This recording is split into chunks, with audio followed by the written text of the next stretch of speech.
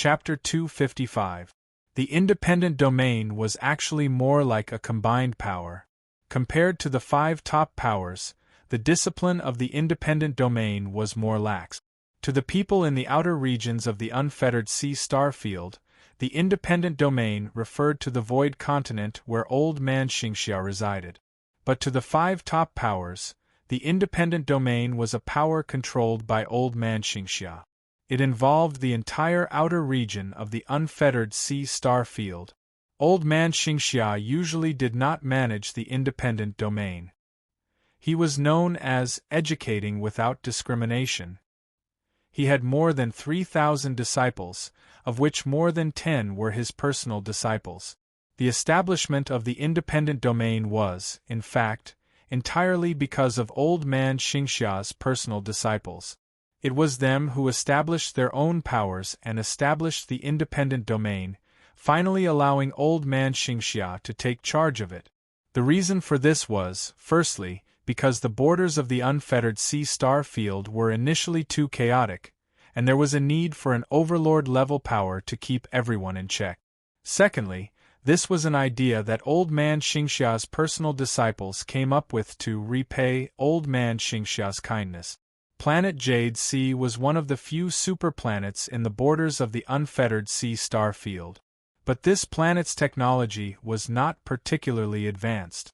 What made it qualified to be a superplanet was, firstly, the inestimable value of special mines on it, and secondly, its cultivation civilization was rather prosperous. Jade Sword Sect, the holy land of planet Jade C, was established by Old Man Xingxia's first personal disciple, Jun Yujian. It had a great reputation in the star system where Jade Sword Sect was located. The disciples of the sect followed the principle of eliminating evil. For thousands of years, they had benefited countless planets, and many disciples of the Jade Sword Sect were immortalized. In the Jade Sword Sect, there was no modern network or technological equipment. It was built against the mountain, and was completely an ancient stone and wood building. Today was the day that the Jade Sword Sect's centennial grand event, the Sword Duel Meet, came to an end. He won, Jun Hao won, too awesome. Amidst the cheers of the crowd, a dark-skinned youth jumped 7 feet high, shouting excitedly. And beside the swarthy youth, there were a few people who were cheering excitedly. Like the swarthy youth, they were of the same generation as the Jun Hao they were cheering. They were disciples of the Jade Sword Sect who had the same master. They usually cultivated together and played together. Jun Hao, Jun Hao, Jun Hao! The dark-skinned youth was the first to shout. Very quickly, even the disciples who were of the same generation as Jun Hao but under different masters also started to shout along with the dark-skinned youth and the others. Clearly, this situation was enough to show how glorious Jun Hao had won this competition. Amidst the cheers, the host of the Sword Duel Meet, Jun Hao. 2 days later, Jun Hao was summoned by his master. His master told him that he was valued by the sect master and that the sect master wanted to test him as a disciple. If he passed, he could become the sect master's disciple. Jun Yujian tested Jun Hao on the spot, and Jun Hao's performance satisfied him. Thus, Jun Hao was directly accepted as Jun Yujian's personal disciple. In fact, Jun Yujian had already accepted Jun Hao in his heart, because Jun Hao was indeed a heavenly talent. He was only 150 years old, but he had already reached the level of a 5-star lord. He could even fight above his level, and his comprehension was astonishing. It was not impossible for him to become a lord in the future. Even the 5 top forces thirsted for such a genius, let alone Jun Yujian. After becoming Jun Yujian's disciple, Jun Hao was given a separate courtyard in the Jade Sword Sect. The dark-skinned youth and others who were on good terms with him in the past also did not come to look for him. After half a month of such days, Jun Hao suddenly thought of his hometown while practicing his sword. He did not know why, but he suddenly had a strong desire, and that was that he wanted to go home. Once this thought arose, it could not be stopped, and Jun Hao no longer had the heart to practice his sword. Faced with such a situation, Jun Hao was deep in thought. Finally, he went to visit Jun Yujian and told him about his desire to go home. 82 years ago, I followed my parents' orders to go out to study, determined to become a strong person of my generation. Later, I came to the Jade Sword sect by chance.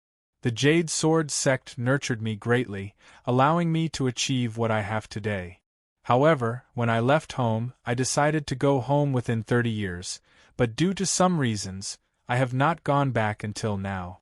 Today, when I was practicing my sword, I suddenly had a thought and found it hard to stop, so I came to ask Master to let me go home.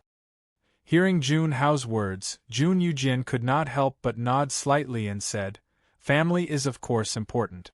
You should go back and take a look. With this token, you can go to the first level of the Resource Treasure Pavilion to exchange for some things to bring back to your hometown. Consider it a gift from Master to you." "Thank you, Master." Jun Hao could not help but be overjoyed. "How long will it take for you to come and go?" Jun Yujian asked one last time. "About 5 years," Jun Hao replied. This was because there were very few teleportation points at the borders of the Unfettered Seas star region, and there were many places where spaceships could not fly in subspace at superluminal speed. Go then." Jun Yujian nodded after learning the time. On the other side, after devouring all life on Earth, Sulfuri's strength recovered to the level of a suzerain. It then left Earth, intending to devour other planets. Sulfuri's race of cosmic creatures were born with the ability to devour.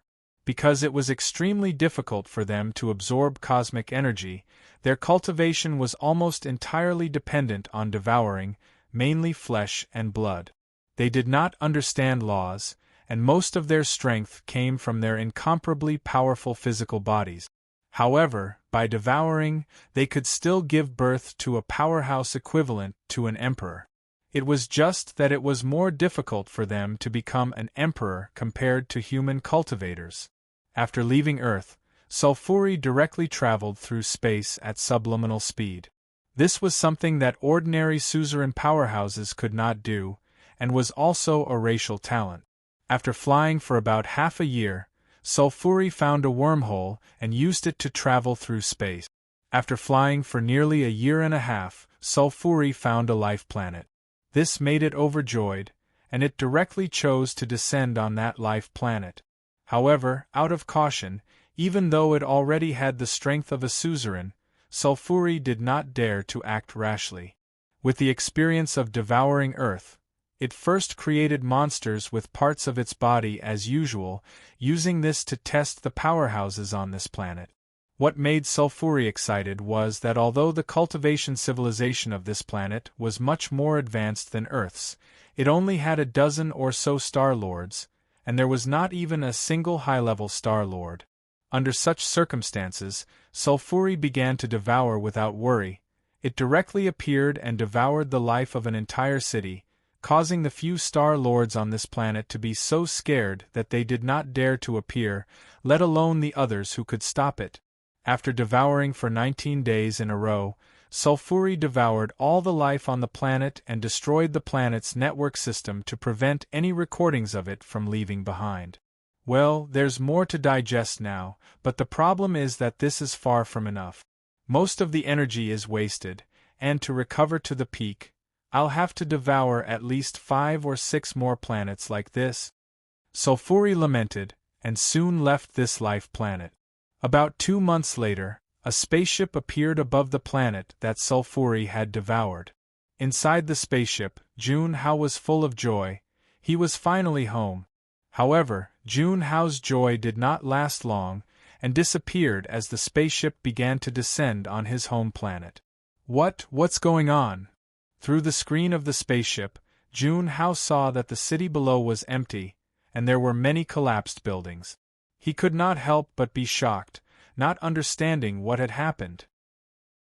Not long after, Jun Hao's spaceship hovered about 200 meters above the city, and Jun Hao himself shot out of the spaceship, shooting toward a villa at the edge of the city like a meteor.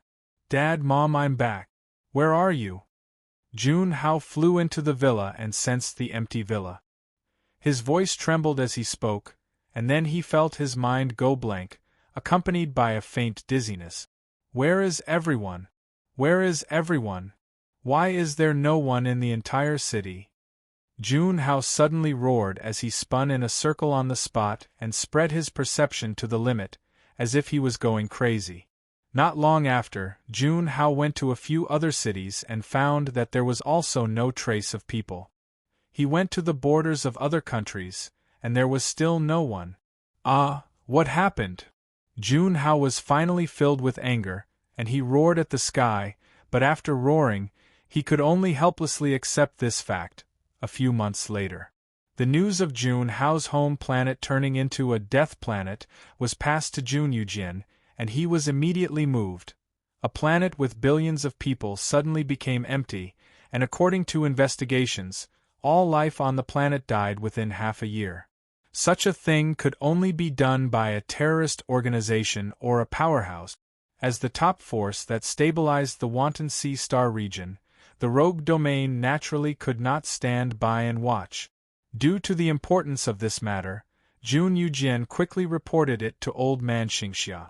Old Man Xingxia had always been merciful, and when he learned that such a thing had happened, he was also quite angry. Slaughtering, possibly, billions of people on a planet, as well as trillions of other lives like this, even a Lord-level powerhouse would not dare to do so easily. The last person to do so was Dr. Venom, and he was finally captured and locked up in the Noise Universe prison. Old Man Xingxia finally assigned Jun Yujian and his second disciple, No, to investigate this matter, and the two immediately took action after receiving the order. However, because the Interverse network in the rogue domain was not developed, and there was no Sky Patrolling Eye similar to the Patrolling Envoy Alliance, it was undoubtedly more difficult than finding a needle in a haystack to catch Sulfuri without any clues. Therefore, 2 years after Jun Yujian and No took action, they still had no direction at all. Chapter 256. However, Jun Yujian and No considered that if the murderer was still preparing to go to the next planet to commit murder, then it was most likely to be a few nearby planets with life. Therefore, Jun Yujian and No acted separately and also sent their respective subordinates to guard the 12 planets around Jun Hao's home planet. However, Jun Yujian and No were worried that the murderer wouldn't take action for a long time, or that he might have only done it once. If that were the case, their efforts would be in vain. Frisia wasn't stupid. He knew that he might attract the attention of some experts after destroying a planet. He was far from his peak strength, so he would rather be careful. Therefore, after Frisia devoured Jun Hao's home planet, it flew in space. Along the way, it would occasionally encounter some life planets that were emitted by technology for space exploration, but it did not pay attention to them at all.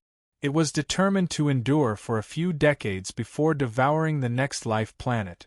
In the meantime, Zhou Jie finished his training in the Six Paths Tower and went to the Supernatural Tower again. This time, he was determined to pass the 10th level of the Star-Lord State Tower. On the 10th level of the Star-Lord State Tower, a familiar opponent had appeared in front of Zhou Jie. Zhou Jie was already fully armed. However, he appeared calm and relaxed at this moment. He didn't make the first move. Instead, a lotus-like energy array blossomed under his feet. The 36 Star and Thunder Swords were operating within it. The Dark Shadow Humanoid also used a formation, but his formation was only the one that Zhou Jie had used before. Immediately, the Dark Shadow Humanoid launched an attack on Zhou Jie. Lightning gave birth to lightning and fire. The Dark Shadow Humanoid slashed down with its saber, transforming into flames and thunderbolts. Its power was extremely terrifying, enveloping the surroundings with an aura of destruction. Zhou Jie directly used the Imperial Sword Technique's defensive style to resist this terrifying attack. His entire body, together with the 36 swords, quickly retreated backwards. Zhou Jie launched an attack after he retreated to a certain distance. He activated the Astral Lightning Sword painting, Zhou, Zhou, Zhou. The 36 Astral Lightning Swords were launched and combined into a giant sword along the way. The dark shadow figure was not afraid at all. He also used the 36 Star Thunder Swords to activate the Star Thunder Sword diagram to fight back. But when the sword formations of the two sides collided, it was obvious who was superior. Zhou Jie's sword formation greatsword knocked the dark shadow figure's sword formation greatsword to the side, and then immediately pierced the dark shadow figure. As for the sword formation greatsword of the dark shadow figure, as the saying went, the slightest deviation could lead to a huge difference. Zhou Jie simply brushed past it and charged at the dark shadow puppet with his sabers. The dark shadow puppet evaded the attack of the Astral Lightning Sword painting, but it was still forced to resist the sword formation. Eventually, it broke the Astral Lightning Sword painting with a sideways attack. Taking advantage of this opportunity, Zhou Jie had already arrived in front of the shadow humanoid. He slashed out with his sabers and used Steel Yin-Yang of the Wuji Saint's hands. The power of Zhou Jie's sabers was beyond the comprehension of regular Star Lords after he performed the Wuji Saint's hands. In a battle between experts, there was only a difference of millimeters or half a move. Zhou Jie's attack was like a hot knife through butter, and when the dark shadow figure blocked the Star Thunder Sword diagram, it had almost exhausted its old strength and had yet to generate new strength. Therefore, the dark shadow figure did not dare to meet Zhou Jie head-on and chose to defend and retreat. However, there was no retreat in a battle of experts. When one party retreated, the other party would be more aggressive. The more aggressive they were, the greater the gap between them would be. The outcome of the battle would be determined. The fact was that the dark shadow humanoid retreated, while Zhou Jie's illusory thunder rushed forward with even more ferocity. The dark shadow humanoid had no chance to resist, so it chose to launch a suicidal attack. However, Zhou Jie was not afraid of this at all. The strength of his attack was enough to break through all the counterattacks of the dark shadow humanoid.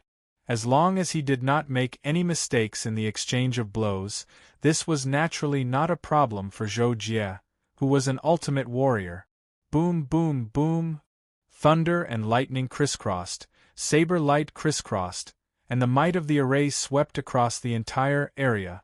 This final battle lasted no more than 3 seconds, but it was extremely fierce. The suicidal attack of the shadowy humanoid was finally suppressed by Zhou Jie, and then the shadowy humanoid was also destroyed by Zhou Jie with a single slash. I finally passed.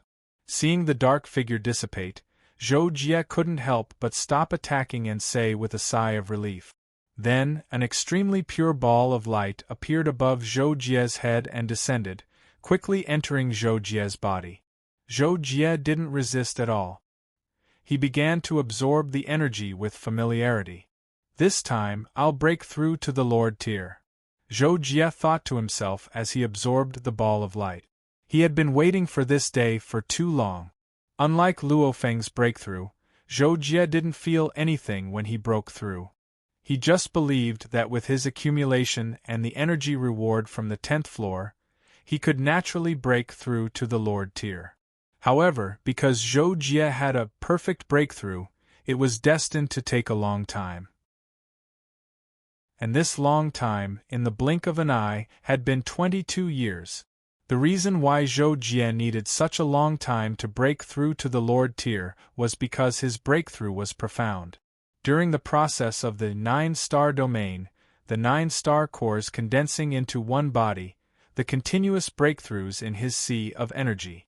The reason why the Lord tier was divided into 6 levels, called the 6th domain, was because this sea of energy had 6 breakthroughs. It was like an object made of wood made of wood molecules made of atoms, and atoms made of even smaller particles. This so-called breakthroughs was like continuously studying and refining matter. However, at most, it could only be broken through 6 times.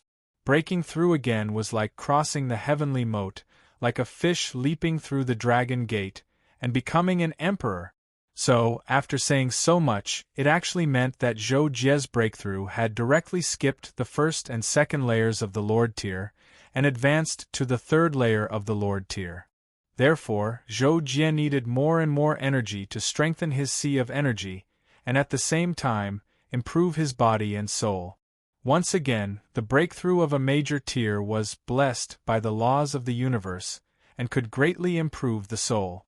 This was also the prerequisite for a Lord tier expert to have a stronger soul power to understand and control the laws of the universe at a deeper level. And in the last year of Zhou Jie's breakthrough, the individual domain was even more restless. What? East Pole Planet? When No received a call from Jun Yujian, he could not help but be shocked, followed by extreme anger. But Jun Yujian promptly said, "Calm down, junior brother. It has already happened. The priority is for us to hurry over and investigate." No heard this, gritted his teeth and suppressed his anger and replied, "Okay, I got it. I'll be there right away." After hanging up, No was so angry that his whole body was trembling, and he could not calm down for a long time. The reason for this was that East Pole Planet was a planet under the control of No's forces, and this planet had a star master, planet manager, who was his only younger brother. Who the hell did it? No tried to calm himself down, and at the same time, he subconsciously said, and then disappeared in a flash. He could not wait to catch the culprit. East Pole Planet. When No arrived, Jun Yujian was already there. After the two met, Jun Yujian understood the reason for No's anger, and immediately took the initiative to tell him the situation at the scene. "Just like my disciple's home planet, Luo Yun, no living creatures survived, not even a bug. And it seems that no one escaped, no survivors. Damn it, could it be that some dark force is conducting a blood sacrifice or something?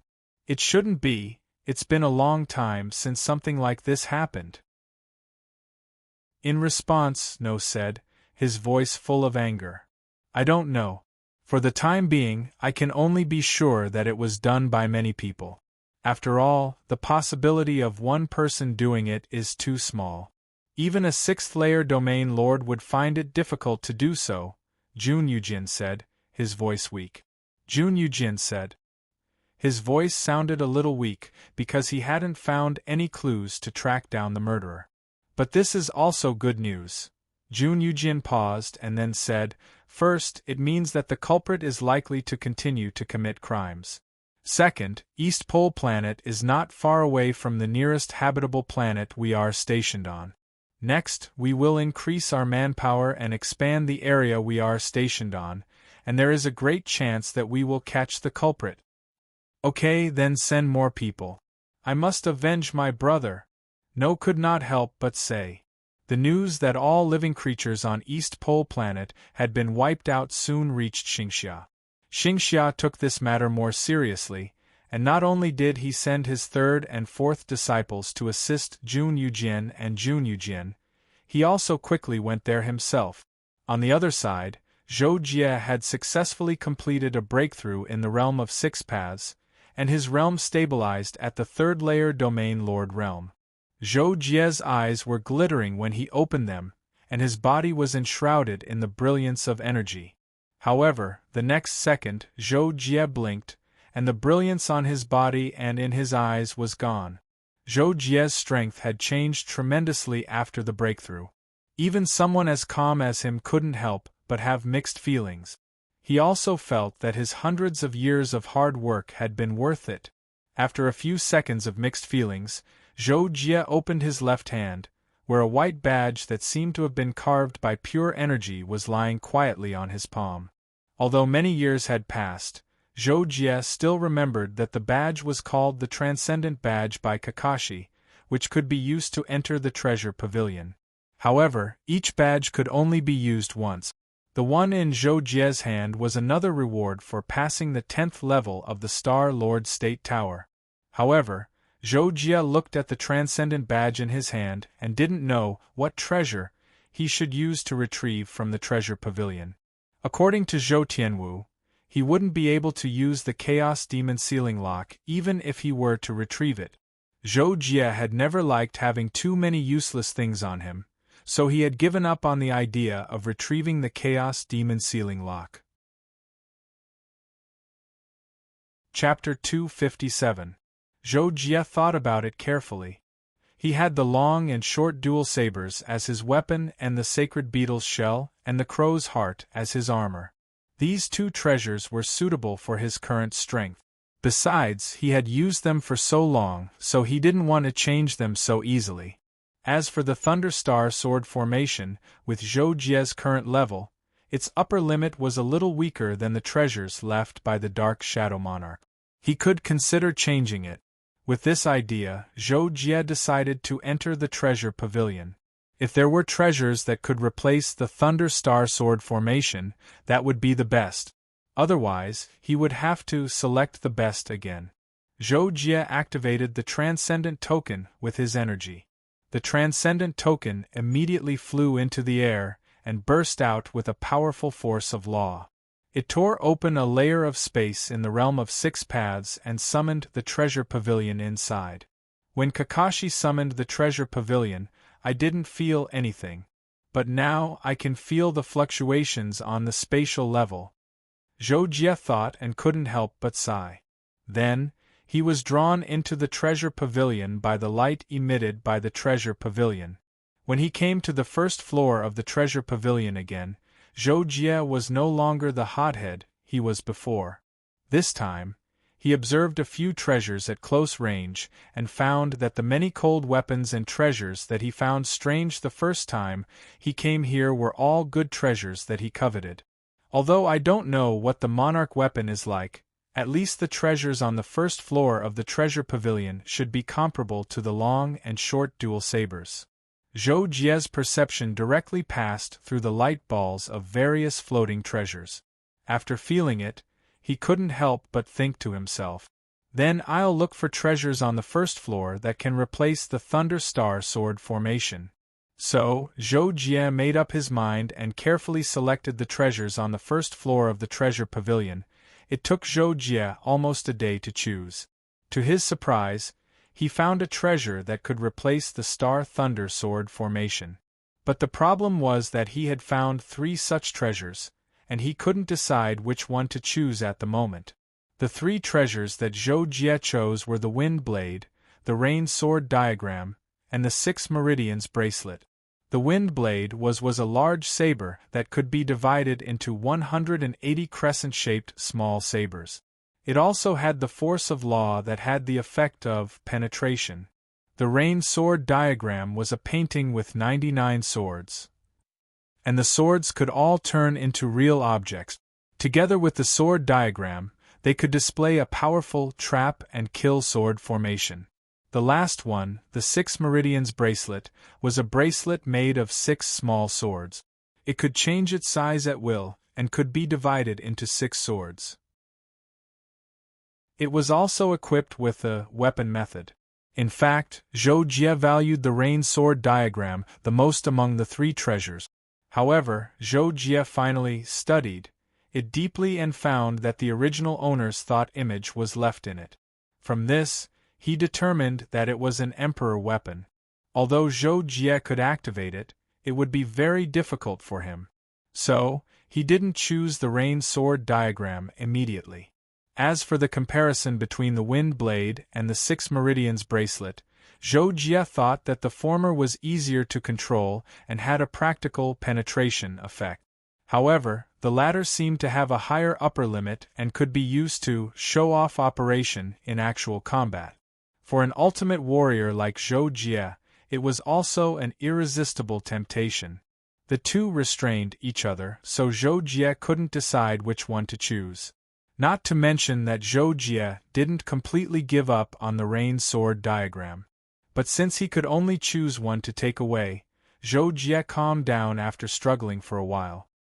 He went to study the 3 treasures more deeply and even activated them within the scope of the treasure pavilion's law. Therefore, Zhou Jie finally chose the treasure to take away, The 6 Meridians bracelet, it's yours. Zhou Jie finally took the 6 Meridians bracelet and put it on his right wrist. With a thought, it recognized him as its owner. Then, under the guidance of the Treasure Pavilion's law, he returned to the realm of 6 paths. Zhou Jie spent another day familiarizing himself with some simple control methods of the 6 Meridians bracelet in the realm of 6 paths. Then, he returned to the Kaji. Seeing Zhou Jie appear, Kakashi, who was lying on the ground in boredom, suddenly jumped up. "Jocko, you finally came out. Hey Jocko, you broke through?" Kakashi first cheered and then asked with a surprised expression. "Well, how did you know?" Zhou Jie was in a good mood at the moment, so he asked. Hearing this, Kakashi proudly shook his little head and said, "Isn't that simple? I can scan the energy intensity of the energy body and judge the strength of the opponent." "Oh right, I forgot," Zhou Jie said as he recalled some of his past experiences. Thinking of this, Zhou Jie suddenly felt as if he had been isolated from the world for a long time. He had never felt this way in the past few hundred years. Maybe I should take on some responsibilities again, Zhou Jie suddenly thought. This time, he had broken through to the Lord rank, so there was no reason for him to wander around like before and not care about the world anymore. However, Zhou Jie thought about it again and decided not to tell Luo Feng and the others about his breakthrough for the time being. He still needed to spend some time to consolidate his cultivation base and improve his overall strength. Thinking of this, Zhou Jie said to Kakashi, "Kakashi, find one last planet. I'll play with you for a few more years. During this time, I'll consolidate my current realm. After that, I might not be as free as before." Unaffiliated territory, the Red Planet. Sulfuri carefully landed on the Red Planet and soon created a monster with ease to test if there were any strong existences on the Red Planet that he couldn't contend with. Not long after, the Black Tortoise created by Sulfuri began to wantonly destroy the cities on the Red Planet. However, this time, Sulfuri didn't expect that the Red Planet had already received a notice from Junyujin and the others. Whenever there was a special situation on the planet, they were to send out a specific signal source immediately. Therefore, when the Red Planet people saw the Black Tortoise that suddenly appeared, they chose to send out a specific signal source immediately. Although they didn't build a universal network, the transmission of the specific signal source was countless times faster than the speed of light. Less than half a day after the signal was sent, Junyujin and the others who were closer received it. The Red Planet. After Junyujin received the news, he immediately rushed to the Red Planet. Not only that, but Xingxia also chose to leave immediately after receiving the news. On the Red Planet, the Black Tortoise was destroyed by the combined power of the 4 Star Lords on the Red Planet within half a day. When Sulfuri saw that the Red Planet only dispatched 4 Star Lords, with the strongest being the Samsung Star Lord, he knew that there weren't any strong existences on the Red Planet that he was wary of. This was actually within Sulfuri's expectations, because before he chose a target planet, he would sense the energy density of the planet. Generally speaking, if the density was low, the level of cultivation wouldn't be high. If the level of development was average, then the possibility of having an expert living there was next to nothing. Beast trapping record, go!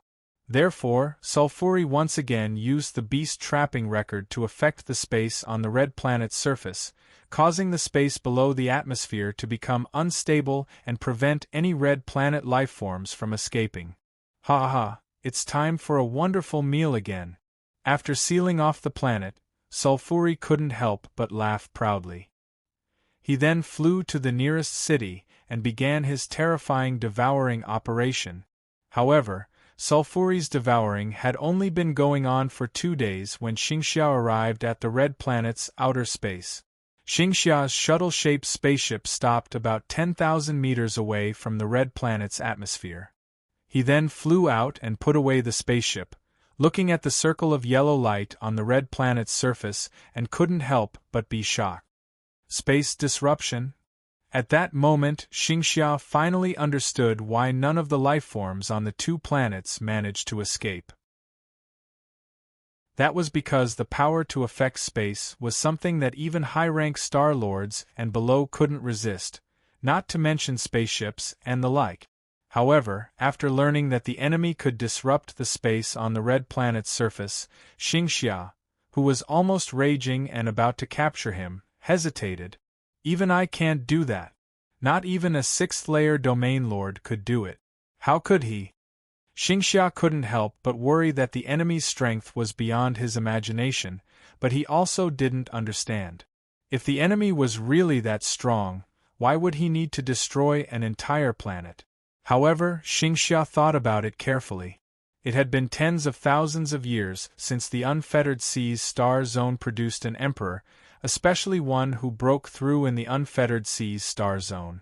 In the last few million years, the number of emperors produced in the Unfettered Seas star zone was less than 10, and all of them had left the Unfettered Seas star zone when they were domain lords, breaking through in outer star zones, and then leaving again after returning for a while. Obviously, outer star zones were much better than the Unfettered Seas star zone, and in fact, the Unfettered Seas star zone was one of the last dozen star zones in the fourth-dimensional universe in terms of comprehensive strength. It's probably impossible for it to be an imperial monarch. Right? If it's really an imperial monarch, then he should have sensed me a long time ago. As for this spatial disturbance, perhaps it's the effect of some treasure. But since it's not an imperial monarch, then let me see who actually dares to do this. After thinking quickly, Xingxia finally chose to take action. He held a wooden cane in his hand and gently swung it at the yellow light in front of him. On the red planet, Sulfuri's mouth had expanded to the size of a football field, and it was devouring a large city with tens of millions of people and tens of millions of livestock. It was having a great time, but suddenly, Sulfuri sensed that the fluctuations from the beast trap record were unusual. Startled, it stopped devouring at once. Then, Sulfuri sensed and found that in the atmosphere thousands of miles away, a powerful presence had locked onto it and was rapidly flying towards it. It was so frightened that its expression changed drastically. Chapter 258. Sulfuri's strength had yet to recover to the level of a third-stage domain lord, so it didn't dare to fight at all. It simply flew and fled into the atmosphere. When Xingxia sensed Sulfuri's aura, he knew that the enemy was someone he could handle. Now that Sulfuri was fleeing, he was even more certain and immediately chased after it in anger. However, Sulfuri was very fast. Even if it hadn't recovered to its peak, its speed was comparable to an ordinary 6th-stage domain lord human cultivator. When it fled, Xingxia was very quickly shocked. So fast? After Xingxia recovered from his shock, he realized that with the enemy's speed and the distance between them, it was very likely that he wouldn't be able to catch up. After some thought, old man Xingxia increased his speed to the limit. At the same time, he tapped the moving star staff in his hand a few times, shooting out 7 milky white balls of light the size of a person. They caught up to Safuli at an extremely fast speed in just a few seconds. Sulfuri sensed this and immediately waved its hand, its palm turning into the size of a mountain. Boom! Receiving 7 light balls in a row, Sulfuri's mountain-like palm was directly blown to smithereens. Sulfuri's body flew out of the atmosphere at an even faster speed like a streak of light, leaving terrifying sparks along the way. Damn it, my devouring for the past 2 days was wasted just like that. Sulfuri felt the extent of damage to its palm and couldn't help but curse in its heart. As mentioned before, whether it was cultivation or recovery, Sulfuri mainly relied on devouring flesh and blood. Its utilization and transformation of cosmic energy was similar to a human cultivator in the middle stage of the mortal body realm. It wasn't enough to cultivate and recover its body because it needed too much time. As for Sulfuri's recovery on Earth, it mainly relied on the beast trapping record to recover by eating the feces, shed scales, and feathers of trapped cosmic creatures. However, it had already eaten most of those things, so it had no choice but to come out and forage like this. Xingxia saw Sulfuri escape at an even faster speed after receiving his attack, and couldn't help but feel anxious. However, he still wasn't willing to easily give up the opportunity to chase, so he immediately launched another attack. Rumble! This time, the 9 balls of light formed a formation and chased after Sulfuri. At this time, Sulfuri was putting away the 10,000 beast record.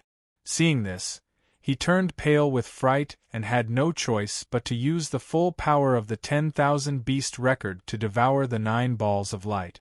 But for the current Sulfuri, activating the 10,000 beasts record consumed a lot of soul power. Just this activation alone made it feel its brain. Sulfuri's race didn't have a human brain structure, instead, it was replaced by a walnut-sized crystal, Titan, and it faintly felt dizzy. However, at this time, Sully didn't dare to be negligent. He bit the tip of his tongue to force himself to stay alert, quickly put away the 10,000 beasts record, and continued to flee. Old Xingxiao was in hot pursuit. At the same time, he gathered his energy and prepared to launch an even more powerful attack. But in the next second, he was dumbfounded to see that after entering space, Sulfuri's figure flashed, and his speed soared to a whole new level. In the blink of an eye, Sulfuri was tens of thousands of miles away from him, making it impossible for him to catch up. This? Old Xingxia immediately stopped his pursuit, but he still couldn't react in time. If he hadn't seen Sulfuri's terrifying speed with his own eyes, he wouldn't have believed that a Lord rank could accelerate to such a degree in the blink of an eye. At this time, Sulfuri was very proud. It was a powerful species born naturally in the universe and had innate talent. For example, it could accelerate to sublight speed in space for a short period of time. With such speed, almost no one below the Emperor realm could catch up to it. I didn't expect to be exposed so quickly. I really don't know where this old man came from. He came so quickly. It seems that I have to be more careful from now on. Sulfuri thought to himself as he fled. The galaxy where the World Mercenary Group was located, Neptune. This was Zhou Jie's 4th year on Neptune. At this moment, he was leisurely sunbathing on a beach. Beside him was Kakashi, who was wearing a boy's swimsuit and building a sand castle. At some point, Zhou Jie suddenly lay down, took off his sunglasses and said to Kakashi, "Kakashi, let's go. It's time to go back." Kakashi had just finished building his masterpiece and was admiring it. When he heard this, he couldn't help but be shocked. Soon after, a bitter expression appeared on his little face. However, Kakashi knew that since Zhou Jie said so in such a tone, then they had to leave. There was no room for negotiation. "Alright." Kakashi reluctantly agreed. Then, he kicked down the masterpiece he had just completed and ruthlessly added 2 more kicks. Zhou Jie shook his head slightly. The next second, he took Kakashi and flew to an altitude of 1,000 meters in the blink of an eye. At the same time, a set of black clothes made of energy appeared on Zhou Jie's body. Zhou Jie took Kakashi and flew out of Neptune's atmosphere in one breath. Then, he released the Kaji in outer space. The two entered it and quickly headed for the Star Sword continent. After entering the Star Sword Alliance's sphere of influence, Zhou Jie contacted Luo Feng and Zhuqiu Hong one after another and told them about his breakthrough to the 3rd domain lord level. Naturally, Luo Feng and Zhuqiu Hong were shocked when they learned that Zhou Jie had directly become a 3rd domain lord. After all, they had never heard of such a situation where one broke through 2 levels in one go. However, although they were shocked, Zhuqiu Hong and Zhuqiu Hong were still happy for Zhou Jie. Luo Feng didn't even feel jealous that Zhou Jie had surpassed him. On one hand, this showed that Luo Feng's cultivation heart was extremely good. On the other hand, it was enough to show that Luo Feng really did treat Zhou Jie as his brother, and so did Zhou Jie. Since Zhuoqiuhong and Luo Feng were both in the Star Sword Continent, they also asked Zhou Jie to go to the Star Sword Continent to look for them. Zhou Jie naturally agreed to this. After all, he was going to the Star Sword Continent anyway. After spending over 10 years, Zhou Jie finally arrived in the sky above the Star Sword Continent from the border area of the Unfettered Sea Star region. The Star Sword Continent was extremely vast. Under the situation where the Kaji didn't perform a spatial jump, it flew for another half a day before arriving at the Star Sword Palace, which was also the core area of the continent where Zhuoqiuhong resided. About a minute before arriving at the Star Sword Palace, Zhou Jie contacted Zhuoqiuhong and Luo Feng and told them that he would arrive in about a minute. Therefore, a few dozen seconds before Zhou Jie arrived, some of the disciples, guards, maids, and hangers-on in the Star Sword Palace were surprised to see Zhuoqiuhong and Luo Feng fly to the sky above the plaza in front of the main hall. They stood in the air and seemed to be waiting for someone's arrival. After the Kaji passed the identity verification, it successfully descended above the Star Sword Palace's plaza. Zhou Jie flew out and casually put away the Kaji. With Zhou Jie's current strength and identity, there were many things that he didn't need to conceal anymore. When Zhuoqiuhong and Luo Feng saw Zhou Jie's appearance, they were all smiles and hurriedly went up to greet Zhou Jie. Zhou Jie also hurriedly went up to greet them with a slight smile on his face. "Master, senior brother! Haha, you've come on time. I've arranged a banquet for you. Just the three of us, let's catch up together," Zhuoqiuhong said with a smile. "Yes, we've been waiting for you. Junior brother, let's go," Luo Feng said. Thus, the three of them directly flew to the second floor of the Swordhead Palace, where Zhuoqiuhong usually resided. There was a large hall on the second floor, and there were already tables and chairs. There were also some wine and cold dishes on the table, and they were all protected by energy barriers to prevent them from deteriorating or being damaged. After Zhou Jie took his seat, Zhuoqiuhong instructed someone to prepare the dishes, and the three of them started eating with the cold dishes and wine on the table. "Junior brother, aren't you too abnormal? It's only been a few hundred years, yet your cultivation has instantly surpassed mine. I've cultivated for 700 to 800 years more than you." Not long after they started eating, Luo Feng ridiculed with a smile on his face. Zhou Jie was extremely helpless towards this, and he could only smile obsequiously. "I was just lucky." At the beginning, Luo Feng had nothing to say, so he started by ridiculing Chen Shi, and he didn't continue arguing about it when he heard this. He said with a smile, "I don't believe it's luck. It's mainly because junior brother worked hard enough. Actually, I was only able to compete with junior brother when I was young, but now I really can't." Zhuoqiuhong couldn't help but interrupt with a smile when he saw this. "That's true. Zhou Jie, Luo Feng has fallen in love recently, and he doesn't have the mood to cultivate." When Zhou Jie heard this, he couldn't help but be stunned on the spot, and then he looked at Luo Feng and asked with surprise, "Senior brother, you?" Luo Feng laughed and actually said with slight embarrassment, "Alas, this is fate, and it can't be stopped. Actually, I was just about to talk to you about this. It just so happens that you've returned. I intend to hold a wedding in a few days and officially marry one or—" Zhou Jie instantly didn't know whether to laugh or cry, and then he recovered from his shock and nodded repeatedly. "This is a good thing. I'll definitely go and visit senior sister while I'm at it. Haha, I, Luo Feng, have no regrets in my life." For some unknown reason, Luo Feng suddenly laughed as he spoke these words. Zhou Jie and Zhuoqiuhong were slightly surprised by this, and Zhuoqiuhong couldn't help but say, "Why do you make it sound like it's something you'll do before you die? Is it?" "Haha, I just suddenly sighed with emotion. Who doesn't have their own past?" Luo Feng couldn't help but laugh awkwardly when he heard this. Zhuoqiuhong nodded slightly, and then he seemed to have thought of something and seemed to be lost in thought. And Zhou Jie was the same.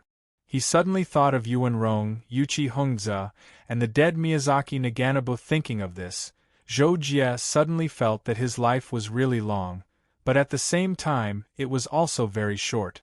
Everything seemed to have happened yesterday, but it was also infinitely far away. Okay, why is there an awkward silence all of a sudden? Let's eat. Luo Feng noticed the situation between Zhou Jie and Zhuoqiuhong, and he couldn't help but say this in his mind. But at this moment, Zhuoqiuhong's expression tensed up, and he took out his identity token. With a glance, he couldn't help but frown. Seeing this, Luo Feng asked, "What's wrong, master?" "It's Senior Xingxia. There's a problem with him, and he asked me for help," Zhuoqiuhong replied. Chapter 259. But he'll arrive in a few hours, so I'll ignore him for now. I'll talk to him face to face when the time comes. Zhuoqiuhong continued, "Let's continue eating and have a chat, especially Zhou Jie. You've been adventuring outside for hundreds of years. Did you encounter anything?" Zhou Jie thought for a moment before replying, "I did encounter a lot of things. Not long ago, I discovered a space enveloped by a special force field in the independent human domain. Then, I discovered a planet that we hadn't discovered before." What Zhou Jie said next was naturally related to his time on Earth Star. However, he only talked about it as a rather peculiar matter and didn't talk about the battle with Sulfuri in detail. Zhou Jie was forced to open the topic. He talked for more than an hour before he could catch his breath and said, "That's about it. Speaking of which, I heard from Senior Brother that you're preparing to leave the Unfettered Seas Star Zone?" Zhuoqiuhong nodded. "Yes, it's said that our star zone is rather backward. It's difficult to find an opportunity to break through to the Immortal Emperor realm. I've already made an appointment with the leaders of several forces to leave together. Now that you've broken through, I'm almost done with my preparations. We'll leave after the leaders of the other forces settle their matters." Zhou Jie was silent for 2 seconds before he suddenly said, "Actually, I'm also planning to leave the Unfettered Seas Star Zone." As soon as Zhou Jie spoke these words, Luo Feng and Zhuoqiuhong were stunned, and Zhuoqiuhong even said hastily, "Zhou Jie, this is a bit too early for you. It wouldn't be too late to leave after you've attained the 6th level of the domain. Not to mention that the Stars Word Alliance still needs you and Luo Feng to manage it after I leave." Zhou Jie could only say, "It's just a plan. Master is right. Before reaching the 6th domain, it doesn't matter where I cultivate. I'll take care of the Star Sword Alliance with Senior Brother." I'm relieved to have the two of you here." Zhuoqiuhong nodded when he heard Zhou Jie's words. After that, the three of them continued to chat from time to time, and began to spend more time eating. Zhuoqiuhong had ordered people to prepare too many dishes, and all of them were very precious and delicious. After more dishes were served, they couldn't stop eating. The meal took more than 3 hours, and the table was a mess. Zhou Jie had never eaten so much food at once. This was the most comfortable and refreshing meal he had ever eaten in his life. Later, Zhou Jie even thought that if Kakashi knew that he had eaten so many good things behind his back, would he want to pinch him? When Zhou Jie and the others were almost done eating and chatting, there happened to be news about Zhuoqiuhong's identity token. Zhuoqiuhong immediately took it out and looked at it. Then, he said to Zhou Jie and Luo Qiu, "Senior Xingxia is here. Come with me to meet him." Xingxia had lived for tens of thousands of years. When Zhuoqiuhong was young, he had coincidentally received guidance from him and benefited a lot. Later, Zhuoqiuhong became the leader of a force and was very respectful to Xingxia. The two of them had a good relationship. This time, Xingxia had a headache about Sulfuri devouring the planet's life in the independent territory, so he came to Zhuoqiuhong for help. Luo Feng and Luo Qiuhong agreed. Soon, they followed Zhuoqiuhong to the square in front of the main hall to welcome Xingxia. Zhuo Hong and the others didn't even wait 10 seconds before Xingxia's spaceship appeared in the sky above them. Soon, an extremely thin white-haired old man appeared in front of Zhuo Hong and the others from the sky. Senior Xingxia, long time no see. As a junior, Zhuo Hong greeted him with a smile. Luo Feng and Zhou Jie were aware of the difference in status, so they didn't say anything. When Xingxia saw Zhuo Hong, he immediately put on a smiling face. Alliance Leader Zhuo, long time no see. This time, I've come to ask for your help shamelessly. Zhuo Hong's expression became serious when he heard that. He said, Senior Xingxia, please speak your mind. You've helped me before, so I'll definitely help if I can. Xingxia glanced at Zhou Jie and Luo Feng when he heard that. He then smiled and said, Are these the two disciples of Alliance Leader Zhuo? I know Luo Feng. This is? Xingxia pointed at Zhou Jie and asked. Yes, they're both my personal disciples. His name is Zhou Jie. He's a personal disciple I took in a few hundred years ago. Zhuo Hong couldn't help but introduce them. Then they're not outsiders. This old man will directly tell you what it is, Xingxia said. Zhuo Hong nodded in agreement, indicating that Xingxia could speak his mind. It's like this. Then, Xingxia told Zhou Jie and the other two in detail about sulfuri-devouring creatures in the independent domain. After listening to Xingxia's general description, Zhuo Hong and the other two couldn't help but frown. Its speed in outer space far exceeds a 6th-stage domain lord? But its strength is only at the level of a 4th-stage domain lord? Zhuo Hong repeated Xingxia's words and asked for confirmation. Yes, it seems to be a cosmic creature.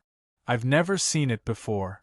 It can instantly accelerate as soon as it reaches outer space. In the blink of an eye, it's tens of thousands of miles away from me. It's really shocking. So, with just the strength of my independent domain, we can't catch it at all. Xingxia said again, emphasizing the main point. Zhou Jie suddenly had a thought. He stepped forward and asked Xingxia, Senior, can you describe the appearance of that cosmic creature? When Xingxia heard this, he couldn't help but be stunned. Then, he thought that Zhou Jie might think he could recognize it, so he said, Of course, I can directly construct an image with energy.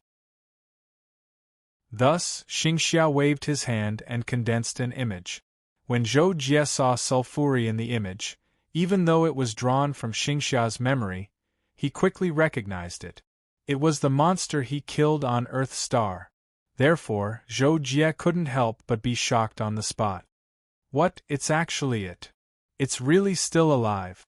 When Zhou Jie said this, the other three couldn't help but be shocked. Xingxia quickly asked, Young friend Zhou Jie, have you seen this cosmic creature before?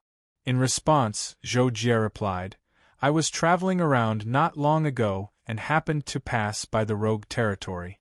There, I found a planet that we hadn't discovered before called Earth Star. When I got there, this cosmic creature should have been preparing to devour that planet, but I happened to stop it. I killed it, but it self-destructed and escaped with some fragments of its body. And when I met this cosmic creature, it wasn't even at the Horde Lord level. How did it become a 4th-layer domain Horde Lord according to Senior Xingxia? When Zhou Jie finished speaking, he couldn't help but be surprised by this question, so he brought it up. So, junior brother, you just told us about this cosmic creature. But the difference in strength between the two is so great. Could it be that they're two individuals that look similar? Maybe the one you met was the child of the one Senior Xingxia met? Luo Feng raised his own thoughts at this time. Zhou Jie was stunned when he heard this. He immediately felt that Luo Feng's words made sense, so he nodded and proposed an even bolder guess. That's possible. Could it be that a cosmic creature race that relies on devouring to survive has recently migrated to the rogue territory? At this time, Zhuo Hong finally spoke. All of you have a point. It seems that this matter really needs to be taken seriously. Then, Zhuo Hong turned to Xingxia and said, Senior Xingxia, My Star Sword Alliance will definitely help with this matter, but just the two of us might not be enough. I'll tell this matter to the leaders of the other forces and get them to provide help. This way, we'll have a better chance of capturing this cosmic creature. That's great. Thank you, Alliance Leader. Xingxia couldn't help but express his gratitude. At this moment, Zhuoqiuhong glanced at Luo Feng and suddenly said to Xingxia, "By the way, Senior Xingxia, we can't rush the matter of dealing with the cosmic creature. It just so happens that my disciple, Luo Feng, is holding a wedding soon. Since you're here, you should stay here first. When Luo Feng's wedding is held, I'll invite the leaders of the various forces. We can also take this opportunity to tell you about the cosmic creature together. What do you think?" Luo Feng was stunned when he heard Zhuoqiuhong's words. Although he was going to get married, he had not made any preparations recently because he was waiting for Zhou Jie. How could he be holding a wedding soon? However, Luo Feng thought about it and understood Zhuoqiuhong's intentions. Moreover, this was indeed a perfect idea. Therefore, Luo Feng quickly reacted and echoed, "Yes, Senior Xingxia, it just so happens that my junior brother is back. I plan to hold the wedding in 2 years. Then, I can deal with the cosmic creature without worry." Seeing this, Xingxia could not help but nod with a smile and agree. A few days later, the time and location of Luo Feng's wedding were decided. At the same time, the relevant invitations were sent out. Since the people invited were from all over the world, the wedding would be held a year later. As for the specific date, it would have to wait for everyone to arrive before deciding. During the preparations for Luo Feng's wedding, Zhou Jie met Luo Feng's girlfriend, his future sister-in-law, Shangguan Wan'er. Shangguan Wan'er was a 5-star Star Lord. She was born in an ordinary family, but she was optimistic and very talented in cultivation. By chance, she was taken in as a disciple by a Star Lord, who taught her how to cultivate using hidden weapons. From then on, she became a Samsung Star Lord in just over 100 years. Later, she met Luo Feng at a planetary conference. The two could be said to be extremely fated. They fell in love at first sight and naturally got together. Now that they had known each other for over 40 years, their feelings for each other were very deep. Time passed quickly. A year later, all the people invited by Zhuoqiuhong arrived. The wedding was held 2 days later. Chapter 260. Luo Feng's wedding lasted for almost an entire day, with over 300 tables set up for the banquet. Almost everyone present was a high-level Star Lord. Of course, there were also some who were brought by their elders to see the world, but they were in the minority. And when Luo Feng's wedding ended, Zhuoqiuhong finally held a meeting on the spot. Together with Xingxia, he told everyone who participated in the wedding about sulfuri devouring the planet's life. And in the end, Zhuoqiuhong called for all Horde Lords to participate in the operation to hunt down Frisia. Faced with Zhuoqiuhong's public summons, the 20 or so Horde leader-level warriors present couldn't reject it, especially the leaders of the various powers, including Sky Sea Universe Nations King Yin Tianshui, World Mercenary Group's leader Qiu Si, Bounty Hunter Alliance's Alliance leader Jin Yin, Secret Domain Academy's Dean Luoen, Star Hall's leader Lu Eru, Patrolling Domain Envoy Chief Long Yuan, and Star Field Alliance's Chairman Evanson. They were at least Horde leader-level warriors of the 4th domain and could be of help, as they usually didn't have much to do. As for the Horde Lords of the 1st and 3rd domains, they were somewhat hesitant. In the end, a 1st domain Horde Lord raised a question. "Leader Zhuo, I have a question. You said that the space monster could escape from Xingxia, so it's at least a 4th domain Horde Lord. If we Horde Lords of the 3rd domain and below were to encounter it alone, wouldn't we be courting death?" In response, Zhuoqiuhong gave an answer. "Please don't worry about this. We'll act in small teams and ensure that each team has the strength to capture the space creature. Horde Lords of the 4th domain and below only need to be responsible for some auxiliary operations." Then, regarding the operation to capture Sulfuri, the Horde Lords present had a discussion and finally decided on the candidates to participate in the operation. There were a total of 21 Horde Lords present, and only 3 First Domain Horde Lords and 1 Second Domain Horde Lord chose not to participate, also under the request of their respective leaders. The rest of the Horde Lords agreed to participate in this operation. After Luo Feng's wedding ended, the 17 Horde Lords who participated in the operation gathered on the first floor of Swordhead Palace and began to discuss the specific operation plan. First, they were divided into groups. The 17 Lords were divided into 8 groups. Star Hero said that he had 3 other Lord-class experts on his side, and they were also divided into 8 groups. Zhou Jie and Luo Feng were in the same group, and they both followed Zhuo Qiuhong. In fact, this grouping was more or less based on their own people leading their own people. For example, the leaders of the various top forces were all 6th-stage domain lords, and they would each lead their own 2nd-stage or 3rd-stage domain lords. After the 1st-stage domain lords left, there would be no one left. Only Elder Xingxiao would form his own group, and one of his 3 disciples would be a 1st-stage domain lord. As for the plan to capture Sulfuri, no one had a good idea other than keeping watch. In the end, they tentatively decided to split into groups and keep watch. Once everything was ready, the group of 17 lords set off in small groups and headed to the scattered people domain. They would meet at the designated location. While the operation to capture Sulfuri was in full swing, unaffiliated zone, Planet Peace, Sky-bearing City. After midnight, in a small town outside Sky-bearing City, 2 drunken men were staggering on a deserted street with their arms around each other's shoulders. "Come, old bro, let's drink one more. I really can't drink the last half of the bottle," one of the men said with hazy eyes. The other drunken man was also somewhat delirious from drinking. He immediately said, "Go, I'm about to vomit, blarg." "You can't do it." The man who said he couldn't drink at first saw his companion vomit, and immediately pushed him away and mocked him. But suddenly, he found that his vomiting companion had fallen to the ground, and red vomit was all over the ground. Old bro, are you okay?" "Why, When the man barely recognized that the red vomit on the ground looked like a big puddle of blood, he couldn't help but sober up a lot. Then, the man saw that there was a bowl-sized hole in his companion's back, and he was completely shocked awake. But in the next second, the man felt a sharp pain in his back. Then, his vision turned black, and he lost consciousness as well.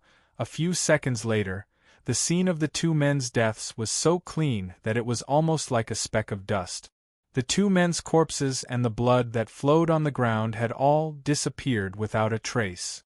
After eating the 2 men, Sulfuri returned to his residence in the town. This was the place he had occupied after eating the original owner and taking his appearance. He had been living in the town for almost half a year now.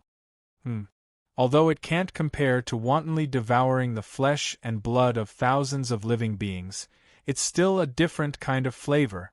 Sulfuri made himself a cup of tea in the house and bared his teeth. Speaking of which, Sulfuri was no fool. Back when he devoured the Red Star, he was caught by old Xingxiao on the spot. If he hadn't escaped quickly enough, he would have lost his little life. This made him realize that he had to be careful before he recovered to his peak. Previously, he was already at the heart of the storm, and even attracted the attention of the 5-fold domain lords. After that, he decided to hide for a while and lay low for the time being. Therefore, over the years, Sulfuri had conveniently come to planet Hejiao and temporarily settled down here. Normally, he lived as an ordinary citizen of planet Hejiao.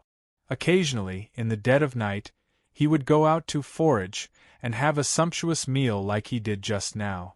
Thanks to Sulfuri's hiding, when old Xingxiao and a group of Lord-class champions who came to capture Sulfuri arrived at the independent sector, they learned that after the Red Star, there were no more habitable planets in the independent sector that were devoured.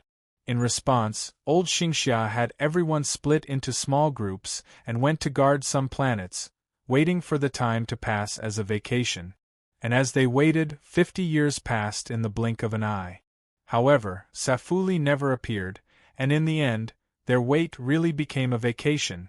Ever since Safuli devoured the Red Star, old Xingxia had not appeared for over 70 years, which made old Xingxia a little anxious. Some of the Lord-class champions even suspected that old Xingxia was toying with them. Of course, they knew that it was impossible, but they certainly did not have the heart to wait any longer. For the leaders of the various forces, they had all been stuck in a certain realm for a very long time. Regular cultivation was basically useless to them. If they didn't cultivate properly for 50 years, it would be nothing. However, for Luofeng, Zhou Jie, and the others, 50 years of cultivation was still possible for them to improve. However, that was in the case of secluded cultivation. Everyone had their own cultivation methods, and during the period of waiting, many people couldn't properly cultivate. Take Zhou Jie for example. He had wanted to enter the realm of the six paths to cultivate many times, but he was afraid that Safuli would suddenly appear one day, and he would not be able to pay attention to the passage of time while he was in seclusion. Therefore, he always felt that something was wrong and did not enter. Just as people's hearts were wavering because of this, Zhou Jie suddenly had an idea. He told Luofeng and entered the realm of the six paths. About half a year later, Zhou Jie returned to the Wanderer Seas galaxy and immediately told Luofeng the good news. Back then, he had told Luofeng that he would be in seclusion for a period of time, about a few months, to study a formation that could be used to monitor Safuli. However, before entering the realm of the six paths, Zhou Jie did not know such a formation. His so-called study was actually asking Zhou Moji for advice. At Zhou Moji's level, he naturally had many such formations, and Zhou Jie learned one of the most practical formations. After spending more than 5 months, he told Luofeng the news of his study success. The formation Zhou Jie learned was called the wood-pulling formation. Apart from the fact that it was more complicated to set up, the difficulty of setting it up and the materials required were ordinary. In fact, with a little practice, even a Lord-level powerhouse could learn it. The greatest function of the wood-pulling formation was to sense and record the traces of the target. For example, if a wood-pulling formation was set up on a planet that covered the entire planet, then as long as the target touched the formation would sense it and operate specific energy threads to record the target's movement within the formation's effective range. A wood-pulling formation that covered an entire planet could track the target's traces for tens of thousands of miles away from the planet. After Zhou Jie demonstrated the wood-pulling formation with energy, Luofeng could not help but exclaim in admiration. Then, the two of them told Zhuo Qiuhong about it. Not long after, the wood-pulling formation was mastered by a group of Lord-level powerhouses participating in the operation. Xingxia immediately began to purchase formation materials, and in less than 3 years, he had gathered enough materials for 100 sets of formations. As for how to use the wood-pulling formation to monitor sulfuri, it was very simple. That was, they only needed to set up the formation at a low altitude on the planet and adjust the formation's sensitivity to the fluctuations when sulfuri devoured, and finally design a suitable one. Moreover, this was under the condition that sulfuri did not seal off the planet's space. If sulfuri sealed off the planet's space, then the planet set up by the formation would immediately be sensed by the corresponding formation's sensing stone. Once everything was ready, the group began to move, heading to various major planets to secretly set up formations. After more than 3 years, more than 100 sets of formations were set up on various scattered planets.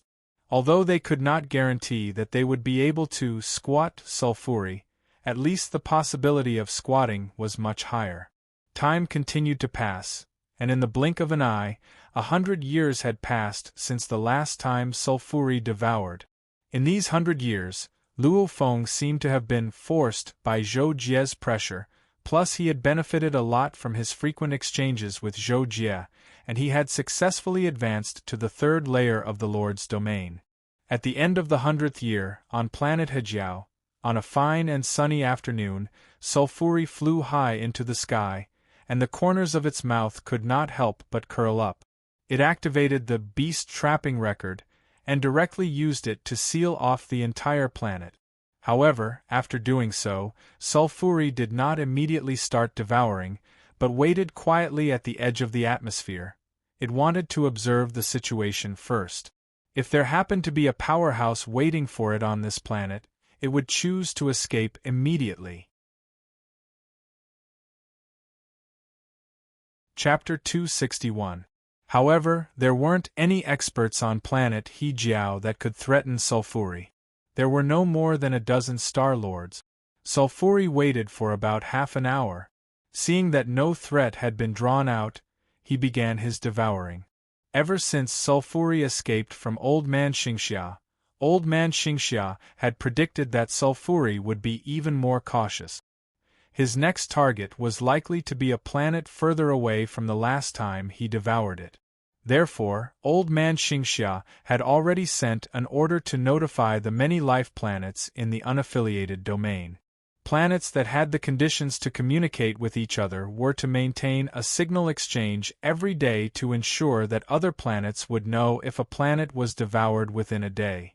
Secondly, for some relatively isolated planets that didn't have any life planets within 100 light-years of them, they would be equipped with a special signal source, as much as possible. In other words, a cosmic energy magnet could be charged with a large amount of energy in a short period of time to trigger a powerful cosmic energy ray. This ray could connect to the universe's dark matter, thereby transmitting at millions of times the speed of light and being received by a special substance. However, the drawbacks of this method were obvious. Firstly, there weren't many cosmic energy magnets. Secondly, the distance was too far. By the time the signal was received, Sulfuri might have already devoured the entire planet and left. Speaking of the universe's dark matter, it had to be explained that the cosmic network was built by activating these dark matter to transmit a special signal. The cosmic network of the Wanhai Star Zone was a colossal project. Hundreds of millions of people had spent tens of thousands of years to build a cosmic network that covered the central region of the Wanhai Star Zone, and this was under the condition that the construction conditions were good. Not only was the Wanhai Star Zone's surrounding unaffiliated domain unsuitable to build a complete cosmic network, there weren't enough people willing to do it either. Therefore, to this day, the unaffiliated domain didn't have a cosmic network. At most, they had a local area network that covered thousands of light-years, which was mainly concentrated in Old Man Xingxia's unaffiliated domain. P.S. Generally speaking, the scattered people domain refers to the entire region around the unfettered seas star region. However, in reality, the scattered people domain is a faction established by Xingxia and his disciples. They are scattered around the unfettered seas star region, but the main faction is still relatively gathered. Xingxia's scattered people domain refers to the main faction that is relatively gathered in this region. That being said, planet Hejiao happened to be one of those relatively isolated planets, which was why it had a specific signal source. Therefore, not long after Sulfuri started devouring, the specific signal source of planet Hejiao was activated. Since the powerful energy rays it emitted directly communicated with the universe's dark matter, Sulfuri's beast trap record couldn't stop it at all. Therefore, just like the last time on the Red Planet, Old Man Xingxia received the specific signal 12 days later. Hejiaxing, let's go! Lu Eru, Evanson, and Kujie, a level 2 domain lord, were in charge of receiving signals from Jiao Xing. The three of them immediately took action, and passed the relevant information to the others on the way. Zhou Jie and the others received the news half a day after Lu Eru and the others sent the message, and they all headed to planet Hejiao. However, planet Hejiao was no more than 1,000 light-years away from Zhou Jie's group. Therefore, when Zhou Jie and the others received the news first, Lu Eru and the others were already about to reach planet Hejiao. Just as Lu Eru and the others were about to reach planet Hejiao, Sulfuri discovered a cosmic energy magnet while devouring. This is good stuff. Eating it is equivalent to devouring at least half of a planet's life. Sulfuri swallowed the cosmic energy magnet into its stomach, licked the corner of its mouth, and moved on to the next target to devour. And when Sulfuri was halfway through devouring another city, Lu Eru and the others finally arrived and had no choice but to activate the Beast Trap Record S-Space Seal. Oh no, we've been discovered again? Sulfuri hadn't let down its guard. When it sensed the anomaly from the Beast Trap Record, that was no different from the last time, it immediately had a bad feeling. At this time, Lu Eru and the others had already entered the bottom of planet Hejiao's atmosphere and released their senses to lock onto Sulfuri, who was more than 2,000 kilometers away. At the same time, Sulfuri also sensed Lu Eru and the others through their senses. After discovering that the three of them were all at the Lord rank, Sulfuri hurriedly chose to flee. It didn't even care about the creatures that were about to be devoured. Flying into the sky was the only way to escape. Normally, a distance of 1,000 kilometers would only be a matter of minutes for a Lord-class powerhouse, but now it was an insurmountable distance. Even though Sulfuri's speed was much slower than Lu Eru and Evanson's, it would still take a few minutes for him to catch up. By then, Sulfuri would have fled into outer space. Therefore, Lu Eru and Evanson had no choice but to join forces and attack Sulfuri with energy rays. The speed of the energy rays was much faster, almost catching up to Sulfuri in the blink of an eye. However, even though Sulfuri had only recovered to the standard of a third-stage domain overlord, the strength of its physical body allowed it to unleash explosive power that allowed it to fight above its level. That was why it had the strength of a fourth-stage domain overlord, which was why Xingxia had said that it should have the strength of a fourth-stage domain overlord. That was why Lu Eru and Sulfuri's combined long-range attacks didn't have much of an effect on Sulfuri, who easily blocked them. Damn it, we can't catch up and we can't stop it. Evanson sensed that Sulfuri was almost unaffected and couldn't help but stop chasing with Lu Eru. Then, he subconsciously cursed. With such a long distance, unless we have a trapping magic treasure, we can't catch up. We were too careless. Lu Eru said. Not long after, Sulfuri put away the 10,000 beasts record and escaped into the void of the universe. Soon, it escaped far away at sublight speed. Half a day later, Zhuoqiuhong and the others arrived at Planet Peace one after another. When they heard that Lu Eru and the others couldn't stop Sulfuri, they weren't surprised. Without Zhou Jie's array to track it, even if Lu Eru and the others chased it to the end in a spaceship, they wouldn't be able to catch up to Sulfuri at all. This was because Sulfuri's physical body was flying at sublight speed, and after the spaceship reached sublight speed, the spaceship would have to slow down for Lu Eru and the others to come out and attack. Who told humans to cultivate to the Domain Lord level, their speed in the universe was still far from sublight speed. Looks like we can only continue to set up the array provided by our young friend Zhou Jie. Also, I think we should set up a simple array before we attack, or find some other way to restrict that space creature from escaping. Otherwise, even if we can track and lock onto its location, it's inevitable that it will try to escape. Elder Xingxia expressed his opinion afterward. However, the leaders didn't think it was necessary to set up an array before they could lock onto the target. After all, they had absolute confidence in their own strength.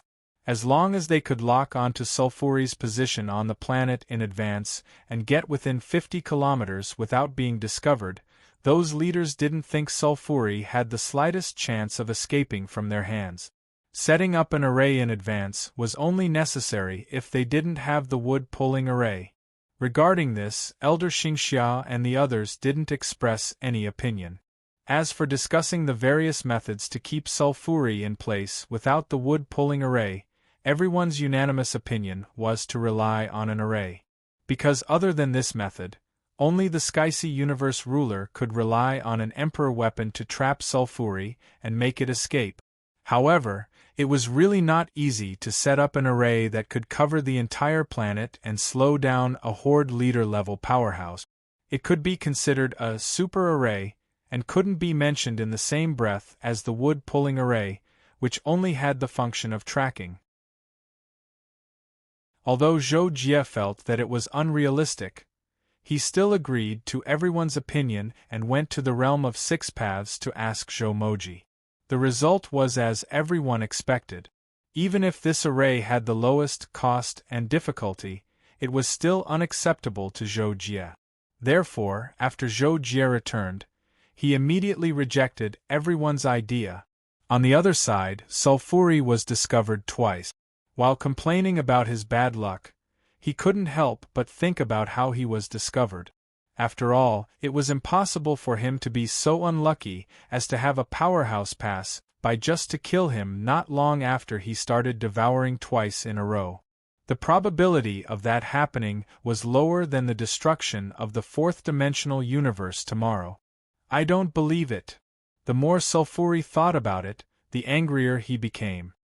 He was determined to find another planet as soon as possible to find out why he was discovered so quickly and devour it while he was at it. Thus, Sulfuri piloted the spaceship he devoured from a certain planet.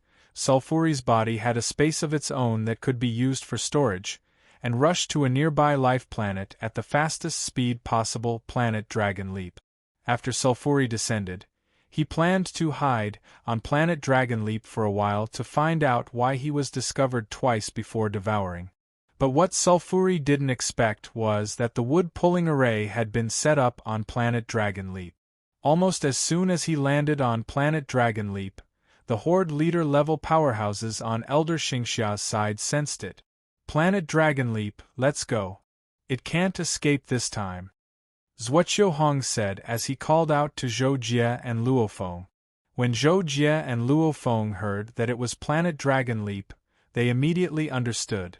Luo Feng even said, "Haha, this time there's a tracking array, and more than a dozen Horde leader-level powerhouses are here together. That space creature won't be able to escape even if it has wings." On planet Dragon Leap, Sulfuri had already begun to think and investigate the possible reasons why it was discovered before. What's the reason? It seems that they found out a few days after I arrived and came to kill me. Is it because I blocked the planet's external communication after I made my move? Coincidentally, Sulfuri couldn't figure it out before, but after arriving on planet Dragon Leap, he immediately came up with a reasonable explanation. Chapter 262. Of course, Sulfuri's guess was correct, but it wasn't comprehensive. Especially in a situation like the wood-pulling formation, it would never have thought of that. Then I'll devour as fast as I can for half a day, and then go to another planet. There are so many planets with life anyway, so it's no big deal to spend a few hundred more years. As long as I recover to my peak, Sulfuri thought, and then immediately began devouring. As usual, after releasing the beast trapping record, Sulfuri waited in the air for a moment. After confirming that it was safe, it began to devour wantonly. After this round of devouring, I'll be able to fully recover to the level of a third domain overlord. Sulfuri thought as it devoured, and continuously increased its devouring power to an unprecedented limit. In just a few minutes, all the living beings in a city with a population of 1 million were devoured by Sulfuri. Sulfuri rushed to its next destination without stopping. Its devouring speed was now more than twice as fast as when it devoured East Pole Planet, and Dragon Leap Planet was much smaller than East Pole Planet, so Sulfuri would only need about 8 days to devour all the living beings on the planet at its maximum devouring speed. However, after Sulfuri had been devouring for more than 7 hours, in the outer space of Dragon Leap Planet, Yin Tianshui was the first to arrive with his team of 2. After putting away the flying ship treasure, the 3 of them quietly waited for the others to arrive. Not long after, Zhuoqiu Hong, Elder Xingxia, and the others arrived one after another. At this time, 10 hours had passed since Sulfuri began devouring. It's devouring really fast. After I arrived, according to the formation, I found that it moves every few minutes. I reckon that while I've been waiting for you, this space creature has already devoured more than 100 million people, and countless other livestock and animals. After everyone arrived, Yin Tianshui transmitted his voice to everyone. It can't even be satisfied with devouring the life of an entire planet. This space creature is truly terrifying. Now that we're all here, let's do it. Zhuoqiu Hong quickly said. In response, Gold Silver suggested, how about this? A 6th domain overlords will go, and the others will stay here to provide support at any time in case of any accidents. How about that? Let's do that. The 5 of us are enough. Yin Tianshui replied, and Zhuoqiu Hong and the others agreed. Thus, in the end, the 5 leaders of the top forces acted to deal with Sulfuri, while the rest stayed outside the atmosphere. On the other side, Sulfuri was still devouring. This time, because it had decided to only devour for half a day, it didn't choose to digest the flesh and blood energy it had devoured at the same time. Instead, it stored all of it in its belly space. This made Sulfuri's devouring speed so fast that it was pleasantly surprised. That's about it. These should be enough for me to stabilize my 3rd-grade Lord rank domain. However, just to be safe, I'll devour a few more cities. There's still time. After devouring a city, Sulfuri patted his belly and laughed. However, it was also at this moment that Zhuoqiu Hong and the other 4 6th-stage domain lords directly barged into the bottom layer of Dragon Leap Star's atmosphere. Moreover, they were perpendicular to the bottom layer of Dragon Leap Star's atmosphere above Sulfuri's head. They were less than 30 miles away from Sulfuri. What? But this time, it didn't even have time to react. Zhuoqiu Hong's group of 5 had separated themselves by over 1,000 meters, encircling it in the middle.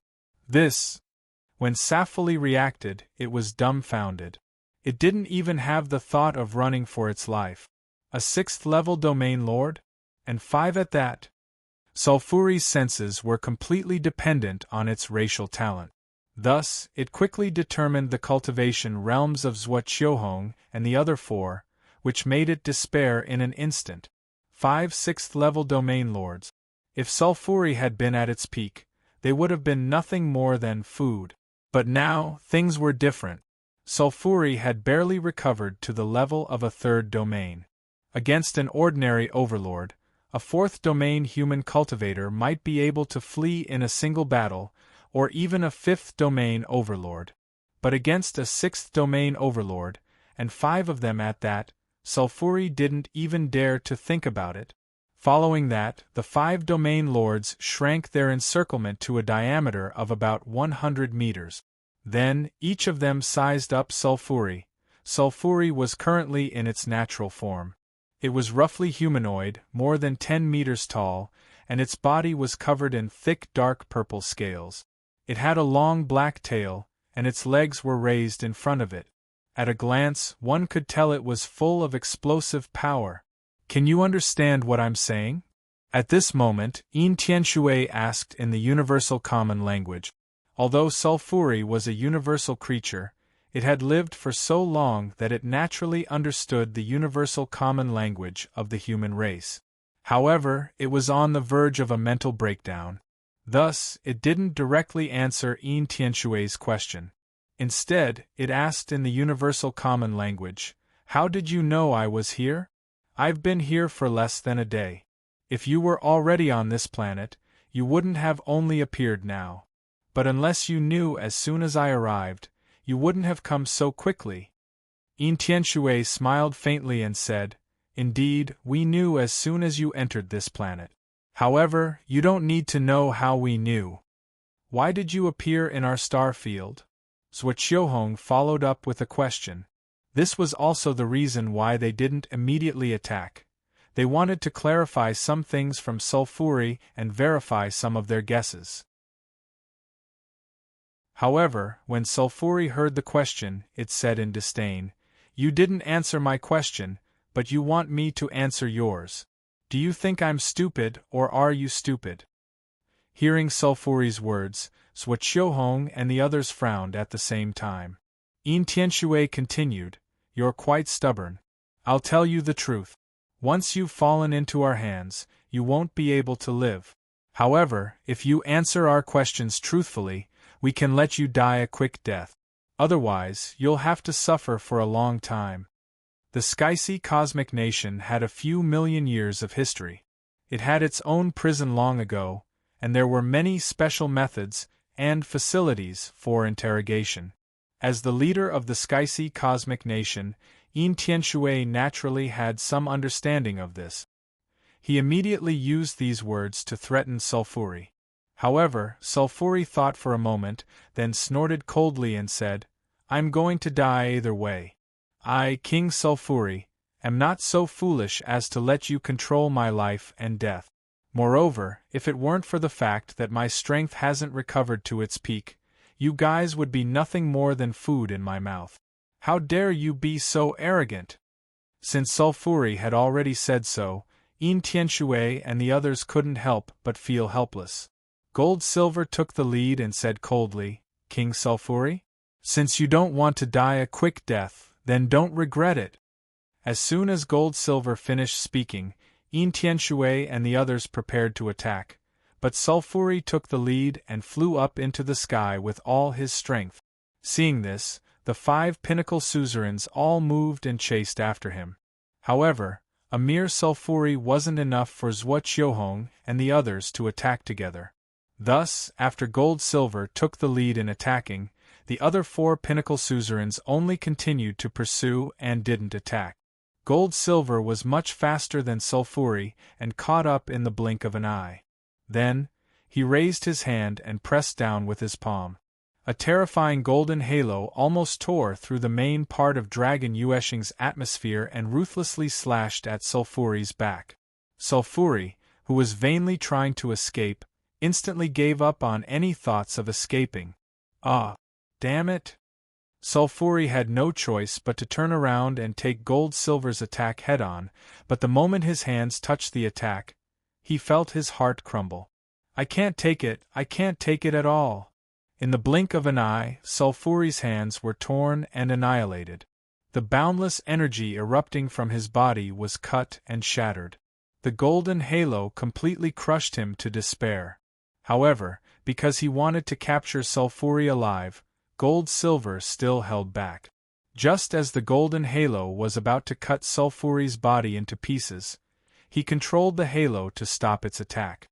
However, Sulfuri didn't feel lucky because after the halo stopped its attack, it split into many golden rays that wanted to entangle him.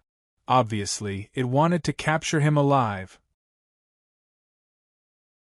Ah, you guys got your way. One day, I'll eat all of you, eat all of you. Seeing that he was about to be entangled by the golden rays, Sulfuri suddenly roared loudly and chose to self-destruct. Rumble! The self-destruction of a horde leader naturally couldn't be underestimated. Gold Silver's halo was directly destroyed by the explosion wave. Zhuo Qiuhong and the other 5 horde leaders chasing momentum also paused. 2 seconds after the explosion, the 5 horde leaders sensed that Sulfuri's body had turned into countless fragments, and among them, dozens of fragments were rapidly flying out of the atmosphere. This time, Zhuo Qiuhong and the others' expressions all changed. They hastily chased after them. Only Yin Tianshui snorted coldly. He casually flipped out a crystal-like 7-story pagoda emitting a soft blue light. This was the national treasure of the Sky-Sea Universe Nation, the Emperor Armament Sky-Sea Pagoda. It had the ability to seal and trap enemies. Go! Yin Tianshui flipped out the Sky Sea Pagoda and immediately activated it, throwing it in the direction of Sulfuri's self-destruction. The dozens of fragments that Sulfuri had fled in all directions of 180 degrees, the furthest had already fled nearly 40 li. However, once the Sky Sea Pagoda was activated, the blue light sealed 10,000 li, directly locking all the fragments of Sulfuri's body after its self-destruction. Destroy! Then, following Yin Tianshui's light shout, all the fragments of Sulfuri's body were once again destroyed by the blue light, turning into powder. Seeing this, Zhuo Hong and the other 4 horde leaders who had chased after Sulfuri all returned, all praising Yin Tianshui. Even if I didn't do anything, it still wouldn't have been able to escape, right? I just saved a bit of time. Yin Tianshui only casually laughed at everyone's praises on the surface. All right, since we've succeeded, we can go back. Gold Silver let out a sigh of relief and laughed. Yes, let's go, Zhuo Hong said. Thus, everyone once again sensed their surroundings, then flew into space. Chapter 263. Not long after, Zhuo Hong's group of 5 arrived in outer space and met up with Zhou Jie and the others. They also informed Zhou Jie and the others that Sulfuri had been eliminated. Phew, it's finally over. So we weren't of any use in the end. We didn't even get to see what that cosmic creature looked like. As soon as Zhuo Hong's group of 5 finished speaking, a third-stage domain lord could not help but complain. What's there to see? At most, we'll get Jin Yinyu to make a video replay for you. In response, Pirate King Chiosi laughed, his expression unruly as usual. Luo Feng also said, to be honest, I want to see it too. I'll go back and make a video for you to see. Zhuo Hong could not help but laugh. Then, everyone bid farewell to old Xingxia and his 2 disciples. Go home and find your own mothers. East Pole Planet, Yuhai. Yuhai was the largest ocean on East Pole Planet. When Sulfuri devoured planets, it did not want to spend too much effort, so it only devoured the life on land. As for the life in the depths of the ocean, it let go. Therefore, East Pole Planet's ocean was now the only area with a large number of life forms on East Pole Planet. Somewhere in the depths of Yuhai's seabed, there was a reef mountain. There were few sea creatures here, and humans had never been there before. Therefore, it was dark and silent all year round. But suddenly, a creature emitting an extremely weak red glow swam out of this reef mountain and quickly floated to the surface of the sea. A few days later, this creature that swam out of the reef mountain surfaced. It had a humanoid body covered in a thin layer of purplish-black scales, and its legs were raised in front of it. It was exactly the same as Sulfuri that Zhuo Hong's group of 6 had killed, except that it was 1 size smaller. Damn it, I lost my main body again. This time, it'll take a long time to recover and devour many planets. Most importantly, the beast trap record is gone. Sulfuri roared on the surface of the sea, venting its anger and depression to the extreme, unable to calm down for a long time. As it turned out, the body that Sulfuri had killed on planet Dragonleap that day was Sulfuri's main body. Due to his racial talent, Sulfuri was able to split off a part of his body and use it as a backup body. When his main body died, Sulfuri's soul force could quickly enter the backup body through the laws of the universe and be resurrected. This could be said to be a heaven-defying ability, but it also had its limitations. After the death of the main body, Sulfuri's soul force wouldn't be depleted by more than half. If it was depleted too much or its soul force was simply annihilated, then Sulfuri would truly be dead. There would be no possibility of resurrection. However, existences below the Imperial Monarch realm that were capable of annihilating Sulfuri's soul could be said to be extremely rare, and they were even rarer than existences at the Imperial Monarch realm. It was even to the extent that not a single imperial monarch had appeared in unrestrained ocean region since its birth. So it could be said that Sulfuri was truly terrified when it was pursued by an imperial monarch that day, and it would rather be a slave of an imperial monarch for the sake of survival. On the other hand, it was much more unyielding when facing Zhuoqiuhong's group of 6. The reason was that Sulfuri was clearly aware that Zhuoqiuhong and the others were utterly incapable of truly killing it. But then again, with its main body completely annihilated, Sulfuri's losses had even surpassed the losses it suffered when it was pursued by an imperial monarch. So, how could it not be furious and resentful? Endure, I still have to endure. Once I, King Sulfuri, recover to my peak, all those 6th-level region lords will die. Not a single one of them can dream of escaping. After venting for a short moment on the surface of the sea, Sulfuri didn't forget to leave behind these ruthless words before diving back into the sea to devour. On the other side, Zhuoqiuhong brought Zhou Jie and Luo Feng back to Starsward Continent on the ebony flying vessel. Luo Feng had returned to see his wife. Shangguan Wan on the other hand, Zhou Jie didn't have anywhere to go. So, Zhuoqiuhong arranged for him to temporarily reside in East Sword Palace. After settling down, Zhou Jie acted according to what he'd already planned on the way back.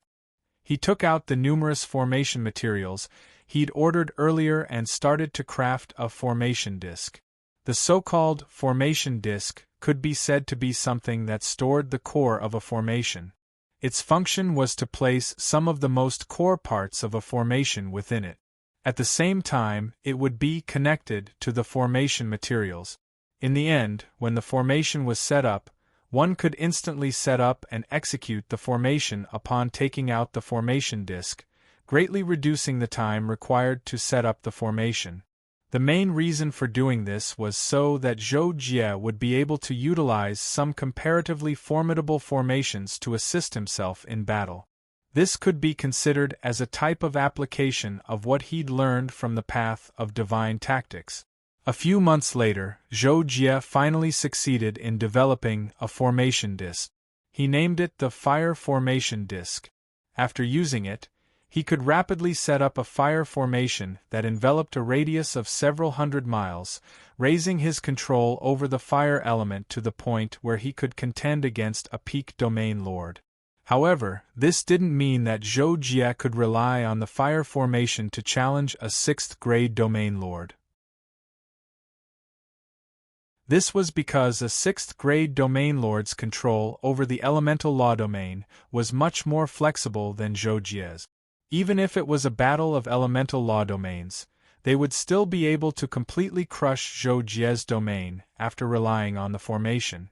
Moreover, to a 6th-grade domain lord, the elemental law domain was merely a worldly possession. In a battle of the same level, it was the difference between an ordinary person wearing a cotton-padded jacket. After completing the fire formation disk, Zhou Jie couldn't help but admit that studying formations was an extremely taxing matter. Even with the strength of his soul power, continuously fiddling with formations for a few months without sleep and rest made him feel a little tired. Therefore, Zhou Jie got up and left the room, intending to get some food and wine before coming back to relax with Kakashi. However, what Zhou Jie didn't expect was that as soon as he left the room, he sensed Luo Feng leaning against the wall not far away. "Junior, you're finally out. I've been waiting for you for 2 months." Luo Feng saw Zhou Jie appear and walked over with a smile.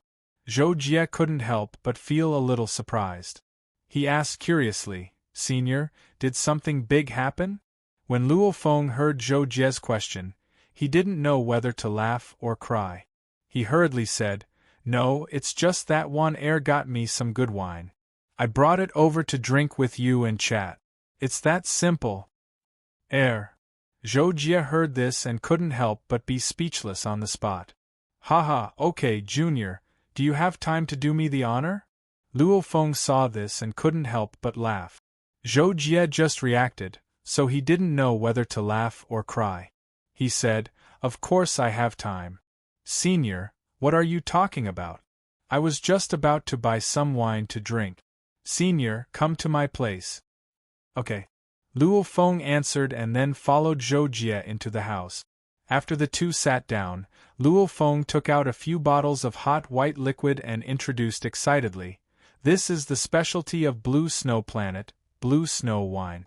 Only 6 or 7 bottles of this can be brewed every 10 years. The local price is sky high. I didn't know about this wine before, but Wan Er happened to know about it. Knowing that I liked to drink, she bought it for me. Come, Junior, try it. The taste is amazing." As Luo Feng spoke, he had already opened a bottle of Blue Snow wine and poured a full glass for Zhou Jie. After hearing Luo Feng's words, Zhou Jie took the glass and smiled, looking a little helpless. Seeing this, Luo Feng suddenly smiled a little maliciously and continued, that? Junior, I think you're jealous of me, right?"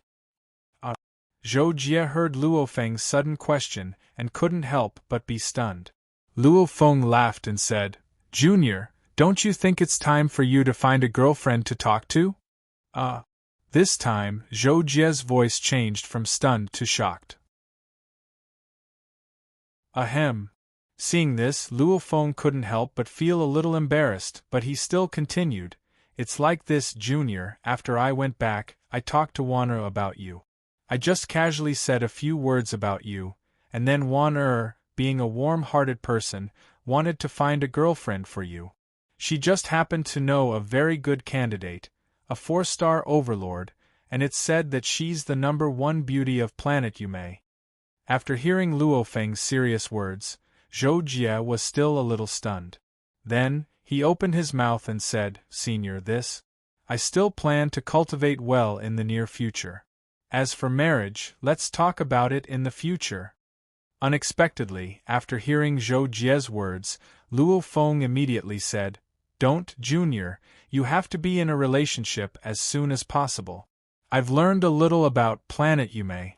It's controlled by the Yume family, and it's famous for producing beautiful women. The title of the #1 beauty of planet Yume is even more extraordinary. Not only does she have to be beautiful, but more importantly, she has to be extremely talented in cultivation. The one Wan recommended is a genius. The #1 beauty Zhou Jie is recommended by Wan is very high." Zhou Jie was stunned again, but in the end, he sighed slightly and was about to say no again. However, Luo Feng knew what Zhou Jie was going to say. He immediately raised his hand to signal him to shut up and said righteously, "Junior, just meet her first. If you don't like her, I won't make it difficult for you. However, I'm thinking for you, so at least meet her. What do you think?" This time, Zhou Jie was speechless. He could only nod before replying weakly, "Okay." East Pole Planet, Lehigh Sulfuri floated to the surface of the sea. Looking at the scales on his body, he remembered that his main body was destroyed more than a year ago. He was so angry that his teeth were itching. Phew! It took me such a long time to basically devour all the sea creatures on this planet, and my strength barely recovered to the level of a 9-star lord.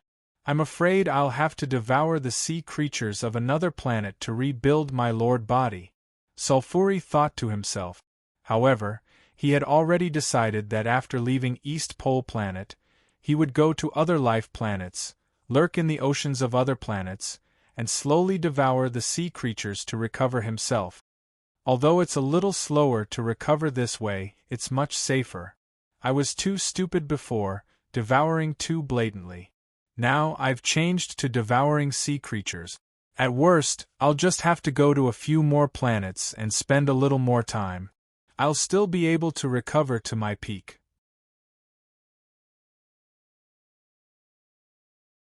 Chapter 264.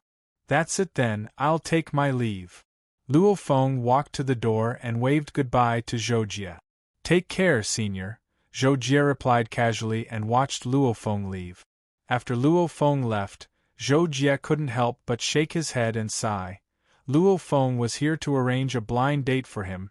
What the hell was this? However, Zhou Jie didn't really take this matter to heart. After that, He immersed himself in the study of formations and threw this matter to the back of his mind. Soon, 1 year and 3 months had passed. During this period, Zhou Jie had been studying formations and making formation discs, and he rarely rested. Under such efforts, Zhou Jie had successfully completed the creation of another 2 formation discs: the wind formation disc and the thunder formation disc. Done. Thunder, fire, and wind element formations complement each other. When activated at the same time, the power of the formation will be far greater than 1 + 1 + 1 + 1. Zhou Jie spent more than a year to complete the 3 formation discs and was quite happy. As he spoke, he put away the formation discs and got up to go out for a breather. Who would have thought that when Zhou Jie went out, he would find Luo Feng leaning against the wall with energy surging around him. He was obviously cultivating and waiting for Zhou Jie at the same time. "Senior, you?" Zhou Jie couldn't help but be surprised. Seeing this, Luo Feng smiled and said, "What a coincidence, Junior. The person I want to introduce to you just arrived a few days ago. I was waiting here to inform you. Go and meet her." Zhou Jie felt that he had never been so speechless before, but he quickly adjusted his emotions and expression and replied, "Okay." About a minute later, Luo Feng brought Zhou Jie to the corridor on the first floor of the East Palace and pointed to the second last room at the end of the corridor. "She lives there, East 107. At this time, Zhou Jie suddenly had the urge to turn around and leave. He thought to himself, "What the hell is this? Why did I agree at that time?" This made Zhou Jie have to admit that Kakashi once said that most of the troubles in life were caused by agreeing too quickly or rejecting too slowly. However, Luo Feng didn't know Zhou Jie's current mood. It seemed like he wanted to push Zhou Jie to go. Therefore, Zhou Jie's heart moved, and he hurriedly said to Luo Feng, "Senior brother, I'll go by myself." Luo Feng was stunned for a moment, but quickly reacted. He seemed to reluctantly nod his head and said, "All right then, you can go by yourself. I forgot to tell you, her name is Yume Qianxue. I've seen her before, she is indeed beautiful. And she also has a younger sister who came with her. She also lives in that house, you can decide for yourself." After saying that, Luo Feng patted Zhou Jie's shoulder, turned around and walked away. Zhou Jie stood there in a daze for a long time, feeling that he didn't understand Luo Feng's words in the end. He helplessly shook his head and looked at the room 100 meters away. After hesitating for a few seconds, he had no choice but to walk over. Standing in front of the door of East 107, Zhou Jie actually felt nervous. This made him feel a little incredulous. He was a dignified third-stage domain lord and an ultimate warrior. Even if he faced an ordinary fourth-stage domain lord, he would be able to remain calm and collected. What kind of situation was this? However, when he realized that he was inexplicably nervous, Zhou Jie quickly exhaled through his nostrils and relaxed himself. Then, he got rid of all the distracting thoughts and raised his hand to knock on the door. In less than 2 seconds, a gentle voice came from the room, "Coming." As soon as the voice fell, the door was opened, and a woman in a fiery red tight-fitting gauze dress appeared. She was tall and graceful, with curves in all the right places. She was very provocative. Her eyebrows were full of charm and revealed a myriad of emotions. It could be said that she was naturally flirtatious, all at the tip of her eyebrows. Coupled with an extremely delicate face, she was really a rare beauty. Even Zhou Jie's heart was slightly moved at that moment. "You are?" The woman who opened the door was Yume Qianxue. She saw Zhou Jie's reaction in her eyes and immediately asked, without leaving any trace, "My name is Zhou Jie." Zhou Jie heard the question and slightly opened his mouth to answer. However, he felt very helpless in his heart. He felt that it was very awkward and very strange. Unexpectedly, when Yume Qianxue heard the 2 words, Zhou Jie, her face immediately looked a little shocked. She quickly opened the door and said, Ah, it turns out to be Lord Zhou Jie. Please come in quickly. Zhou Jie hesitated for a moment, but in the end, he simply responded and walked into the house. Zhou Jie walked into the house, only to find that there was a woman in white in the living room. At this moment, she was turning her head to look at him. However, when Zhou Jie and the woman in white looked at each other, the woman in white immediately sat up, turned around and bowed to Zhou Jie. "Greetings, Lord." "Zhou Jie. You don't have to be so polite." Zhou Jie indeed felt very strange at this moment. He was clearly forced to come on this blind date. Why did it feel like this was his own home, and Yu Mei Qianxue and the woman in white were his servants? It was really hard for him to accept that they kept calling him Lord. However, after thinking about it carefully, Zhou Jie felt that it was reasonable. He was now a Lord-level expert, standing at the peak of the entire Wanhai Star Zone. He was also Zhou Qiuhong's personal disciple, and in terms of power, he was very powerful. However, Zhou Jie had been wandering on the road of cultivation for the past few hundred years, and it could be said that he did not care about worldly affairs. His way of dealing with people was still the same as when he was a Star Lord hundreds of years ago. Therefore, it was inevitable that Zhou Jie would feel uncomfortable when he suddenly encountered such a situation. At this moment, Yu Mei Qianxue came to Zhou Jie's side, pointed at the woman in white, and introduced her to Zhou Jie. "Lord, this is my younger sister, Ling Shui. She usually follows me, so when I came here, she also followed me." Hearing that, Zhou Jie felt that Yu Mei Qianxue seemed to want to say something, but it seemed that she could not continue, so he said, "It's okay. Let's talk business." Hearing Zhou Jie say business, Yu Mei Qianxue could not help but feel her heart tighten. She remembered the scene when the family leader and the others almost knelt down to beg her before she left. She could not help but feel all kinds of feelings in her heart. However, it was only for a moment. Yu Mei Qianxue quickly came back to her senses and quickly said with a smile, "Lord, please take a seat. Let's talk business. Shui, go make a cup of tea for Lord." "Okay, sister." Ling Shui responded and went to the kitchen.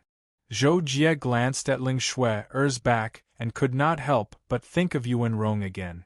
It turned out that Ling Shui was wearing a white tight-fitting battlesuit, which looked similar to Yuan Rong's. In addition, Ling Shui's figure was also very good, and she was somewhat similar to Yuan Rong. Yu Mei Qianxue saw this scene, but she did not say anything. She still maintained a charming smile, and led Zhou Jie to the sofa to sit down. After Zhou Jie sat down, he glanced at the guest table in front of him. There was a half-played Star War chess on it.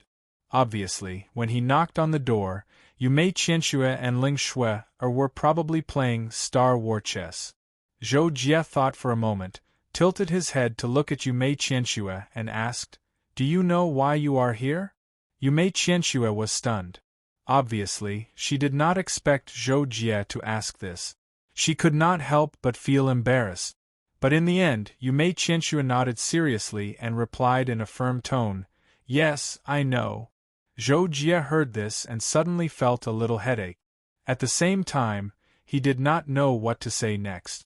So Zhou Jie paused for a while and was about to speak, but Yu Mei Qianxue spoke first at this time. "Sir, I will tell you the truth.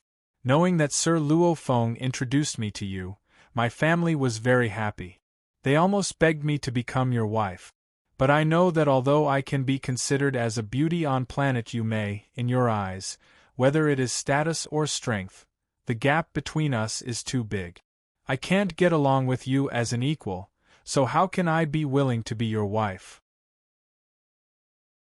It's just that I have no other choice, so I can only hope that if you like Qianxue, you will marry me.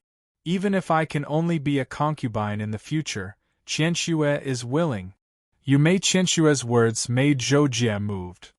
He was stunned for a moment, then suddenly smiled and said, "Oh, what you said, to be honest, I didn't think about it before. Maybe my senior brother Luo Feng didn't think so either. After all, he and I have the same temperament in this respect. But since you said so, I'm afraid I can't marry you. When Yume Qianxue heard Zhou Jie say that he could not marry her, she could not help but be stunned. Her face turned pale. She recovered and asked, "Why? You don't like me?" In this regard, Zhou Jie shook his head, maintained a smile on his face, and said, "No, you are very beautiful, and I can see that you are a confident and self-aware person. I admire you very much, and I can't help but be moved by you. But as you said, you feel that we can't get along with each other equally. You can't be my wife because you like me from the bottom of your heart. I can't accept this either, so let's forget about it. Besides, I haven't thought about getting married recently." After Zhou Jie finished speaking, Yume Qianxue couldn't help but fall into a daze. At this time, Leng Shui came over with tea and said to Zhou Jie, "Sir, the tea is here." "Oh, thank you." Zhou Jie hurriedly took the tea and thanked her. After Leng Shui handed the tea to Zhou Jie, she saw that Yume Qianxue was in a daze. She pursed her lips and couldn't help but say, "Sister, I heard everything. Let's forget about it then. We can't afford to be friends with Sir." When Zhou Jie heard Leng Shui say this in front of him, he couldn't help but feel a little speechless. He then said with a slightly awkward voice, "This is not a matter of whether or not you can be friends. It is a matter of whether or not there are feelings between two people. I was once an ordinary person, and far more ordinary than you all are now. I said this because I hope you don't think too much about it. As for your family, if you need any help, you can come to me." After saying this, Zhou Jie stood up and took one last look at Yume Qianxue. He said, "That's it," and left.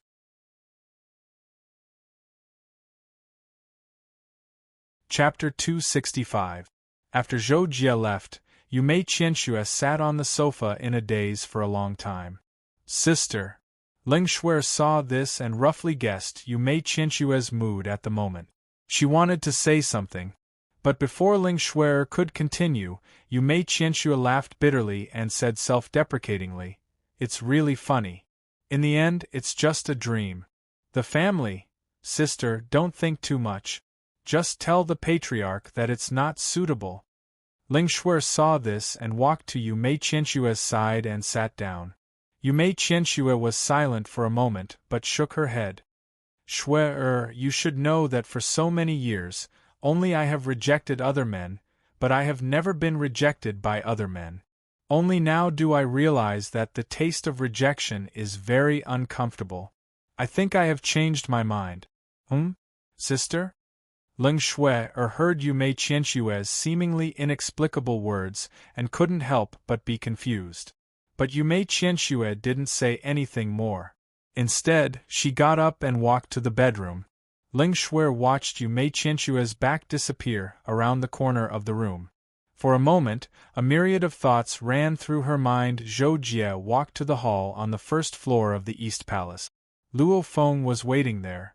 Seeing Zhou Jie come out, he had a strange expression. He walked forward and asked, "Why did you finish talking so quickly? What do you think, junior brother? Do you like her?" Zhou Jie heard the question and hesitated for a moment. Finally, he nodded slightly and said, But, senior brother, I think Miss Qianxue and I are not suitable. Moreover, I really don't want to date or get married now. This matter ends here.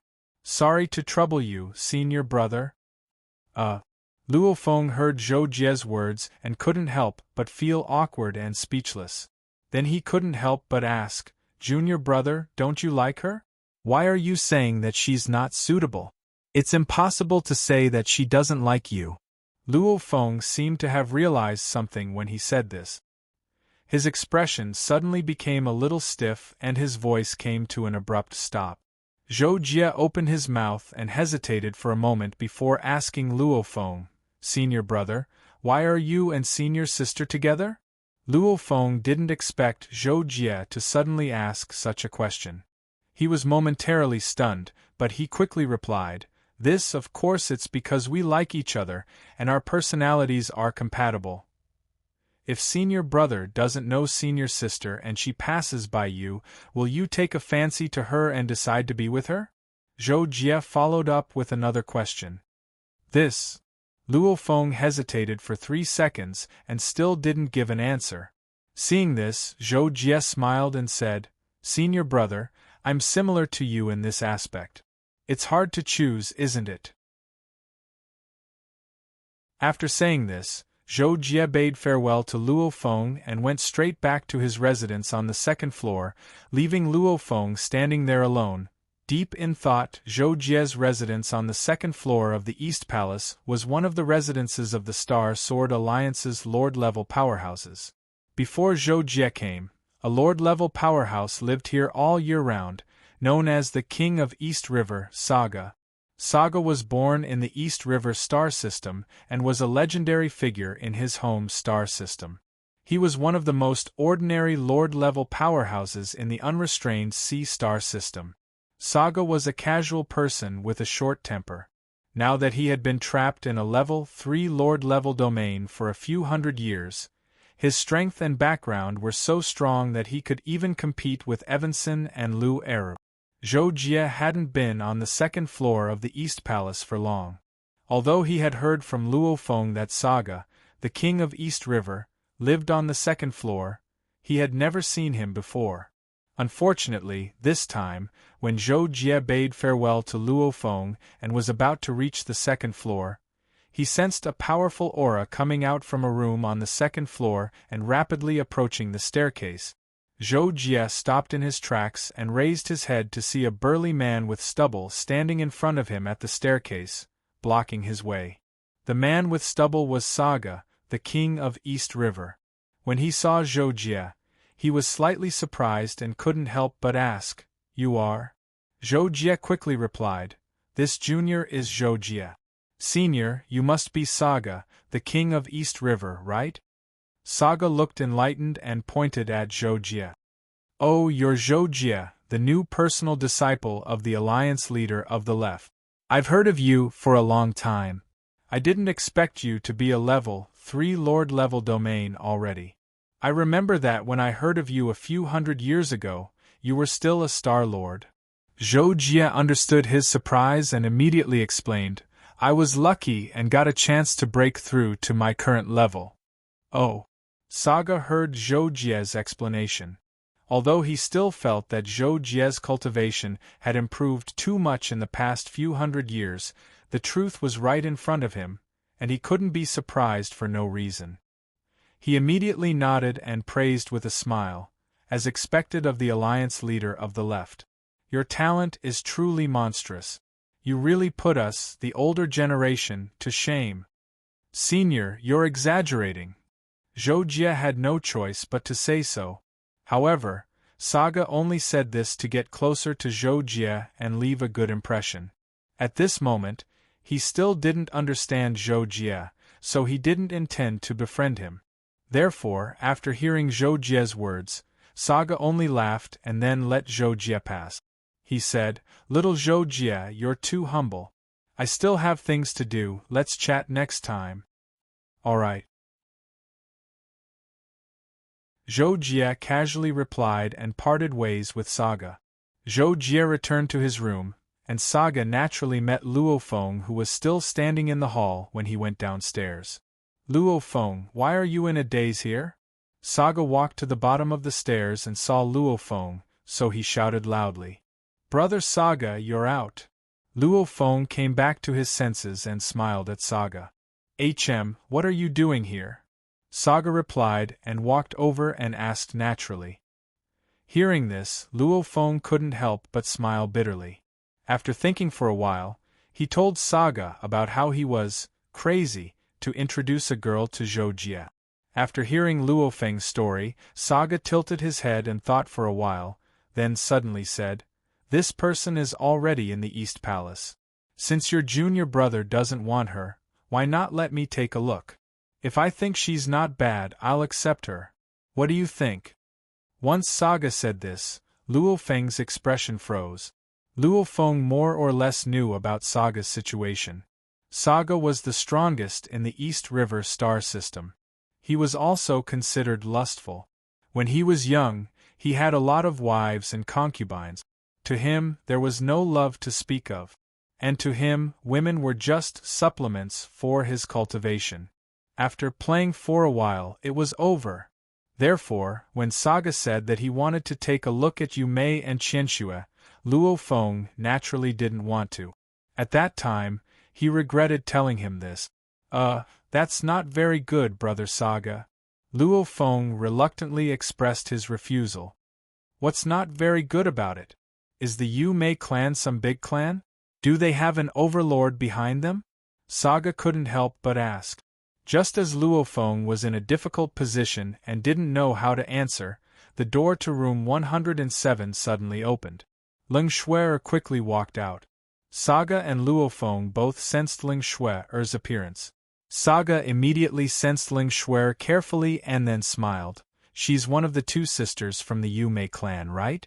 She's not bad-looking, mainly to my taste.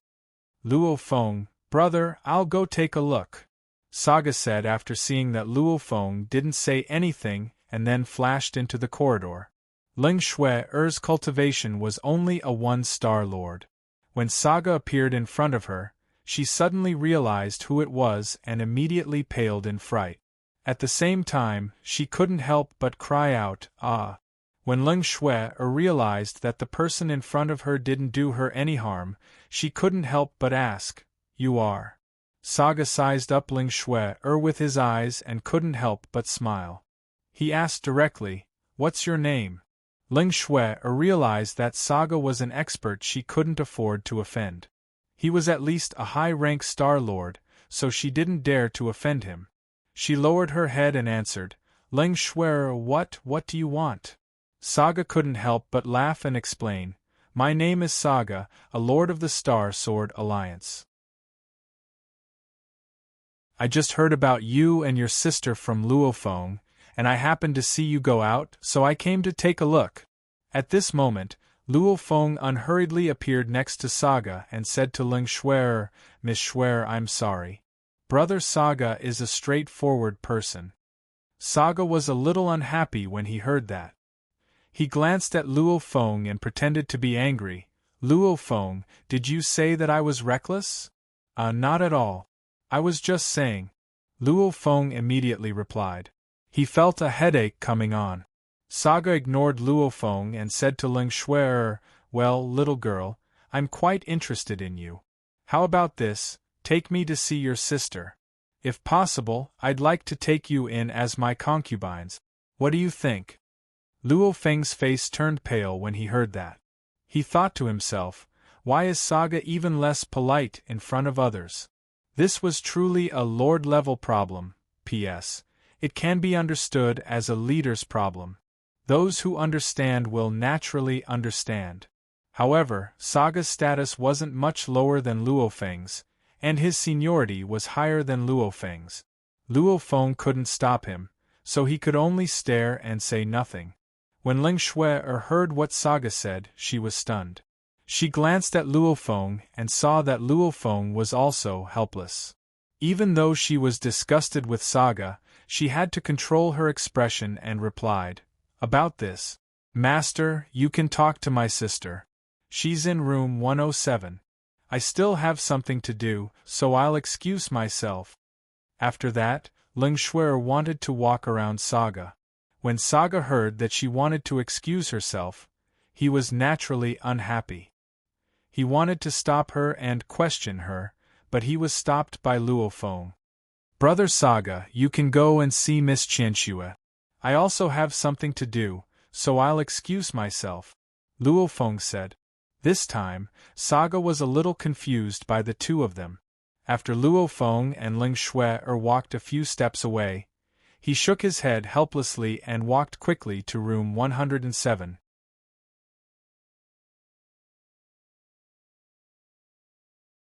Chapter 266.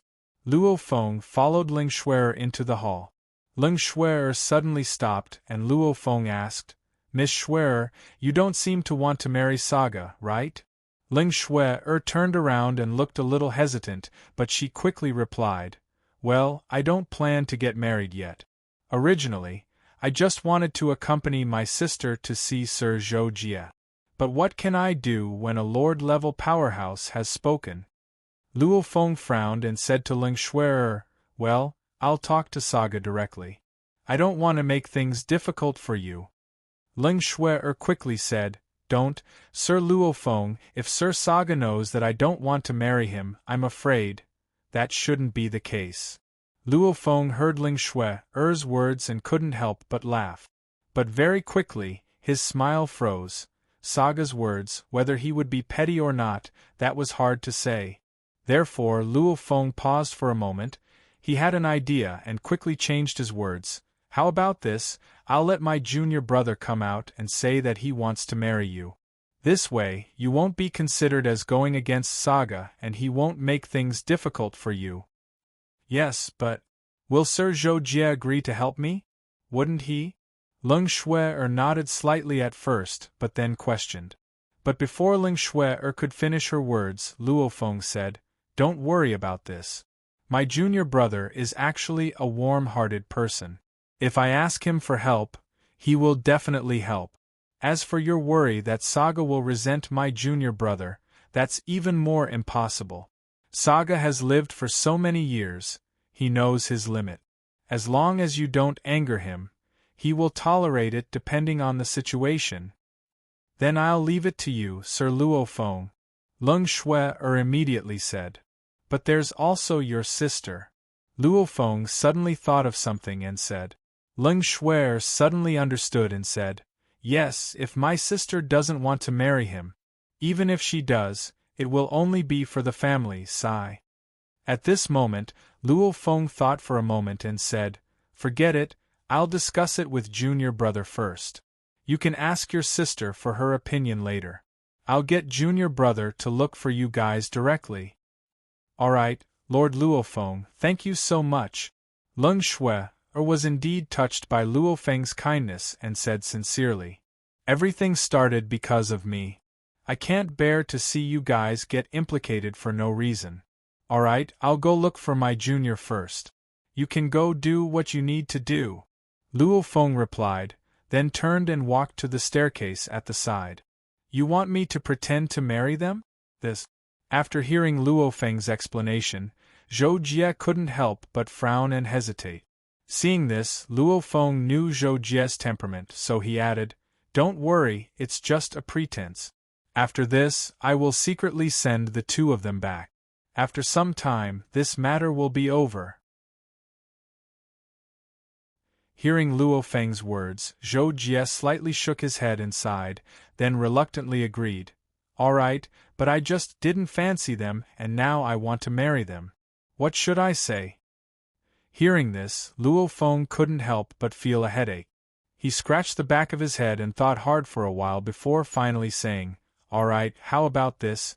When the time comes, I'll tell Saga that you want to marry the two sisters.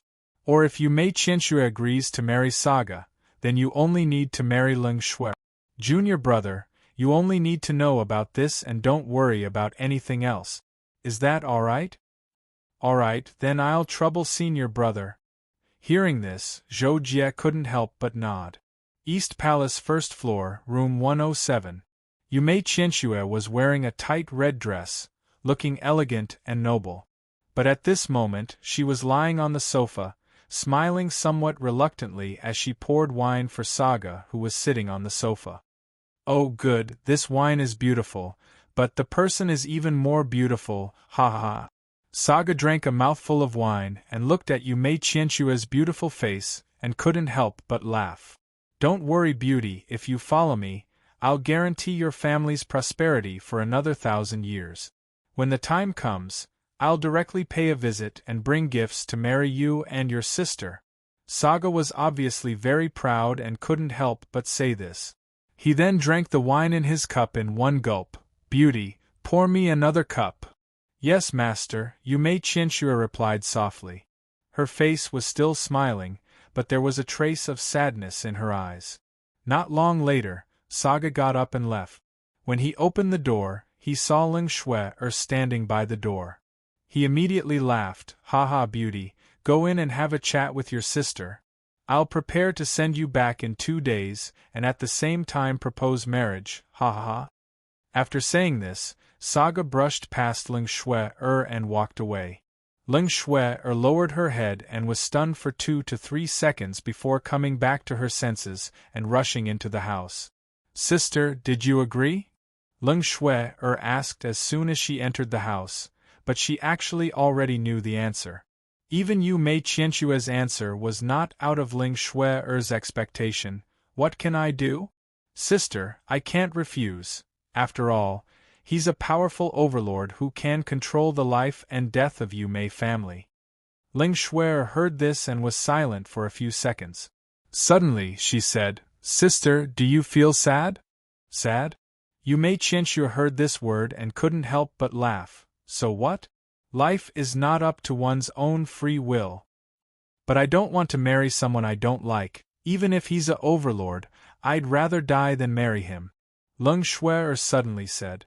Ling Shui's words made Yu Mei Qianshua's face change slightly. Then Yu Mei Qianshua said, Sister, don't do anything stupid.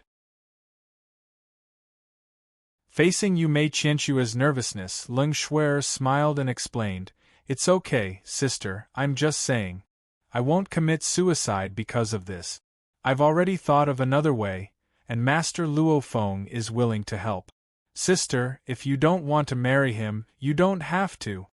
Yu Mei Qianshua was shocked and asked, Sister, why do you say that? So, Ling Shui told Yu Mei Qianshua in detail what she had just experienced. After a while, Luo Feng came to Yu Mei Qianshua's house and explained the situation to them. He told them that if they didn't want to marry Saga, then they didn't have to marry him.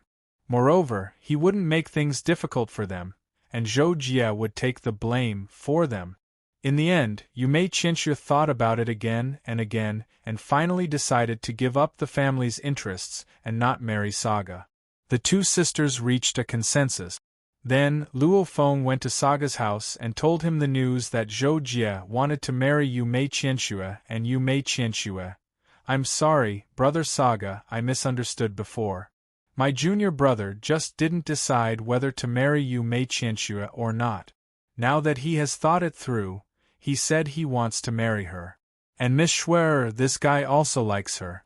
Brother Saga, if you want to marry a wife, I'll find one for you later. When Saga heard Luo Feng's explanation, his eyes were wide open and his face was filled with rage. However, because Luo Feng wasn't the direct cause, he controlled his anger and said, What the hell is this? I think your junior brother is doing it on purpose, not giving me face? How is that possible? Brother Saga, you think too much. If there's nothing else, I'll leave first. Luo Feng saw the situation and couldn't wait for the matter to end quickly. So, he took the opportunity to leave. When Saga saw this, he was even angrier. After Luo Feng left, he stood at the same spot and thought for a while. Suddenly, he walked towards Zhou Jie's house not far away. Zhou Jie was thinking about the next step of his cultivation plan when he suddenly heard someone knocking on the door.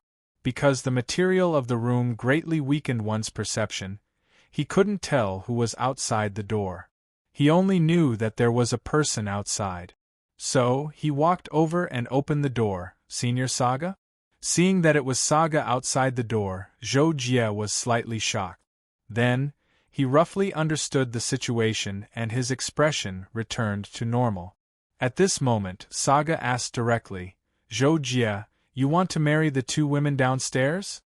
Hearing this, Zhou Jie hesitated slightly. Finally, he endured it and nodded, yes. When Saga heard Zhou Jie's reply, his face darkened. Thinking about how he told Yu Mei and Qianshua not long ago that he wanted to propose marriage, he couldn't help but get angry. Previously, Saga's temper was irritable.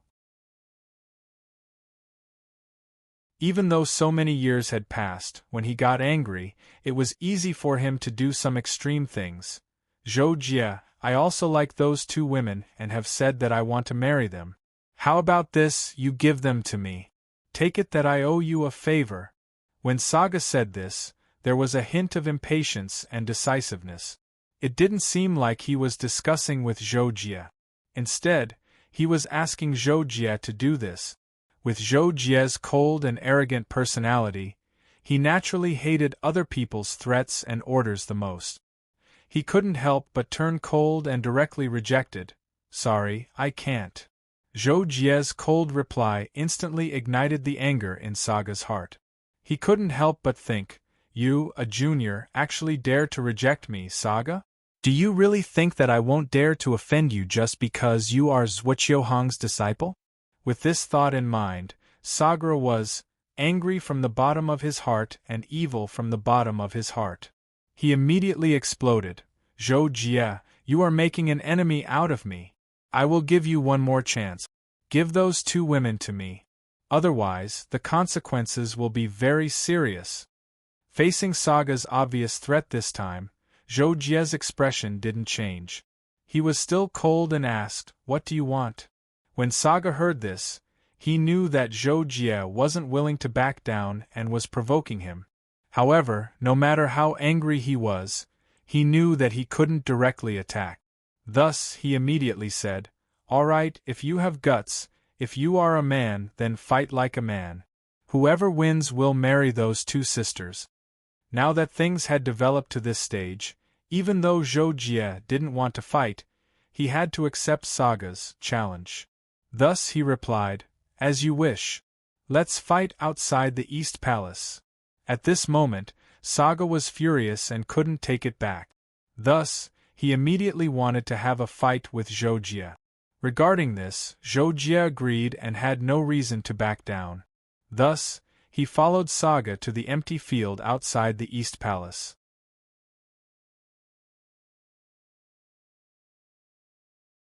Chapter 267.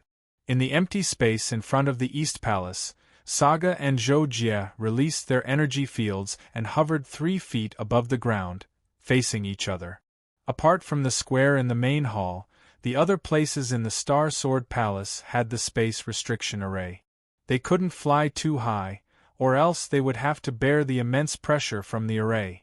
"Zhou Jie, although you are a genius, you are still young and impetuous.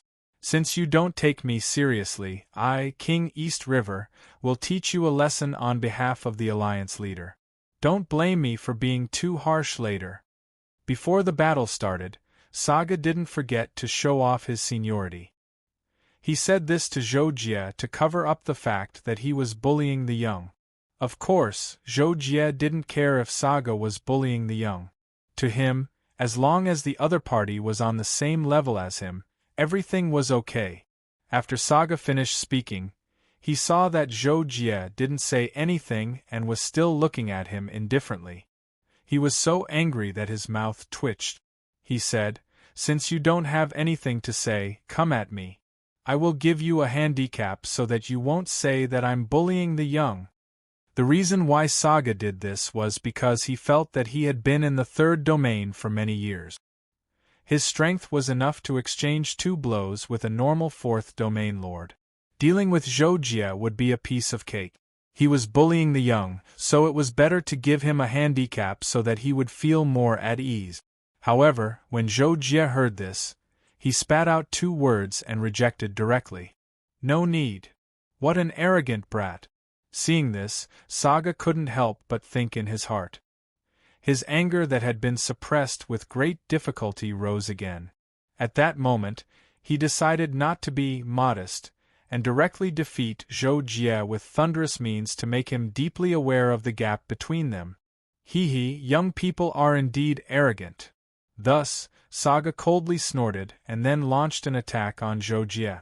A green light burst out from Saga's body, forming countless green threads that were visible to the naked eye. They wrapped around Zhou Jie crazily. At the same time, a long green rod appeared in Saga's hand. His body blurred and appeared in front of Zhou Jie. The staff smashed down, transforming into a green wave. Immediately, the heaven and earth rumbled. The rumbling sound was like a huge wave surging in the sea, rushing down from the sky. However, just when Saga thought that Zhou Jie had lost the best time to react and was unable to parry the blow, something that made him dumbfounded happened. Sagar only felt a flash of lightning in front of his eyes. Zhou Jie, who was standing motionless, suddenly turned into many blazing white afterimages. At the same time, in his senses, Zhou Jie also seemed to have turned into countless, covering 100 meters around him. Sagar's strike only dispelled one of these afterimages. This horrifying and extreme situation caused Saga's expression to change greatly.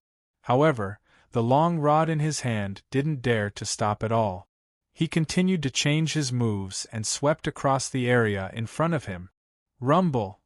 Zhou Jie used the profound skill 3000 Thunder's illusory body, with 3000 Thunder's haste. The afterimages created by it were all destroyed by Saga. However, almost at the same time, Zhou Jie moved and created dozens of afterimages. Obviously, Saga's wide-range attack didn't hurt him at all. Saga also realized this when he saw this. He was shocked and angry. He thought to himself that this kid's escaping technique was actually so good. No wonder he dared to disrespect me.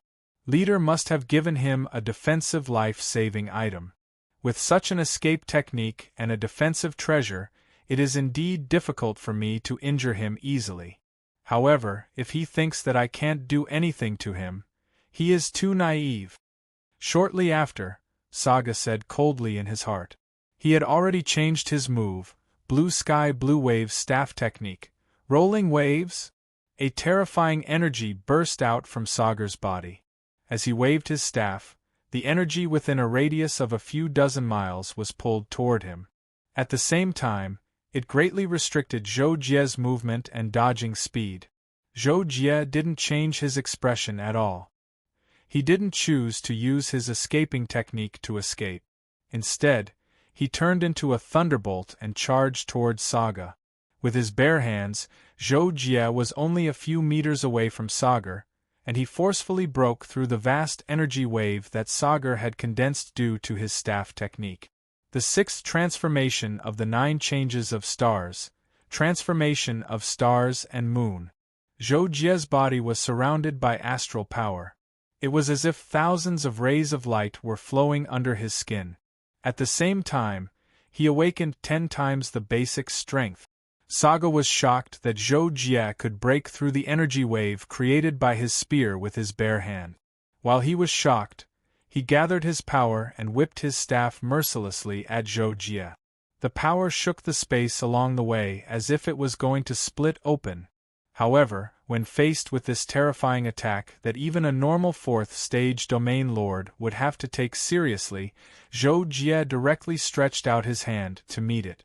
In the end, he accurately grabbed Saga's staff in his hand. Limitless Saint Hands, plunder of Yin Yang. In that instant, Saga felt that his aggressive staff hit an endless quagmire and was swallowed by it. He couldn't withdraw his staff even if he wanted to. How is this possible? Saga saw that Zhou Jie had grabbed the end of his weapon with one hand and exerted force with his other hand. In that instant, not only did the force of his staff disappear, but when he tried to pull back the staff, it actually didn't move at all. Thank you for letting me win. At that moment, Zhou Jie transmitted a message, and then fiercely shook the staff that Saga was holding and let go. In that instant, Saga felt a huge force transmitted from one end of the staff to his other end. Even though he managed to grab the staff in time, the huge force was beyond his imagination. It actually caused him and his staff to fly out involuntarily. At that moment, a powerful energy wave swept across the entire area. Then, a dignified voice sounded. "What are you doing?" This voice came from Zhuoqiuhong, who had just arrived. Previously, when Zhou Jie and Saga fought for a few seconds, the commotion had reached a certain extent. Naturally, Zhuoqiuhong quickly noticed it and rushed over to check. When he arrived, it was when Zhou Jie attacked Saga. When Zhou Jie executed 2 secret techniques, Divine Body Dao and Divine Martial Dao, to grab Saga's weapon, he sensed Zhuoqiuhong and Luo Feng's appearance. Hence, he said, "Thank you for letting me win," and casually threw Saga out. Master. Zhou Jie heard and hurriedly turned around to bow to Zhuoqiuhong. Zhuoqiuhong glanced at Zhou Jie. Although his expression was dignified, it wasn't directed at Zhou Jie. He knew that Zhou Jie was so talented that even he felt inferior. Now, he looked at Zhou Jie even more than Luo Feng. Why would he give Zhou Jie a hard time over such a small matter? Hence, Zhuoqiuhong's dignified expression and questioning could be said to be completely directed at Saga. At this moment, Saga had already stabilized himself in midair. However, his face was still filled with fear as if he had just seen a ghost. When he heard Zhuoqiuhong's questioning, he was even more shocked and hurriedly replied, "Alliance Master, I was just sparring with little friend Zhou Jie and accidentally caused a commotion."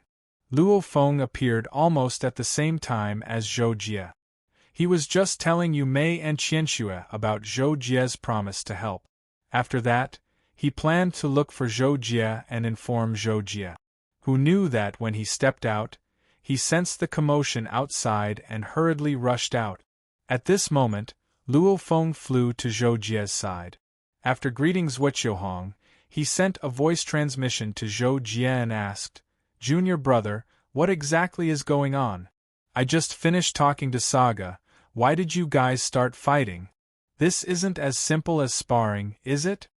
In response to Luo Feng's series of questions, Zhou Jie glanced at Saga and saw that the latter was looking at him as if he had seen a ghost. He hurriedly lowered his head in fear and couldn't help but secretly shake his head. Then, he directly said to Luo Feng and Zhuoqiuhong, "I'm fine. Senior Saga was indeed just sparring with me. Now that the sparring is over, everything should be fine." After saying that, Zhou Jie looked at Saga. Hearing that and seeing that Zhou Jie was looking at him, Saga, who was smart, naturally took the opportunity to say, "Yes, little friend Zhou Jie is truly amazing. I admit that I'm not as good as him. I've noticed that I have a lot of shortcomings, so I plan to go back and cultivate in seclusion. Alliance Master, Brother Luo Feng, I'll take my leave first." Since both Zhou Jie and Saga had said so, Zhuoqiuhong couldn't pursue the matter any further. He immediately said to the few lords and star lords who had arrived a few seconds later, "That's all. You can go now." Then, he called Zhou Jie and Luo Feng, intending to learn the truth from them.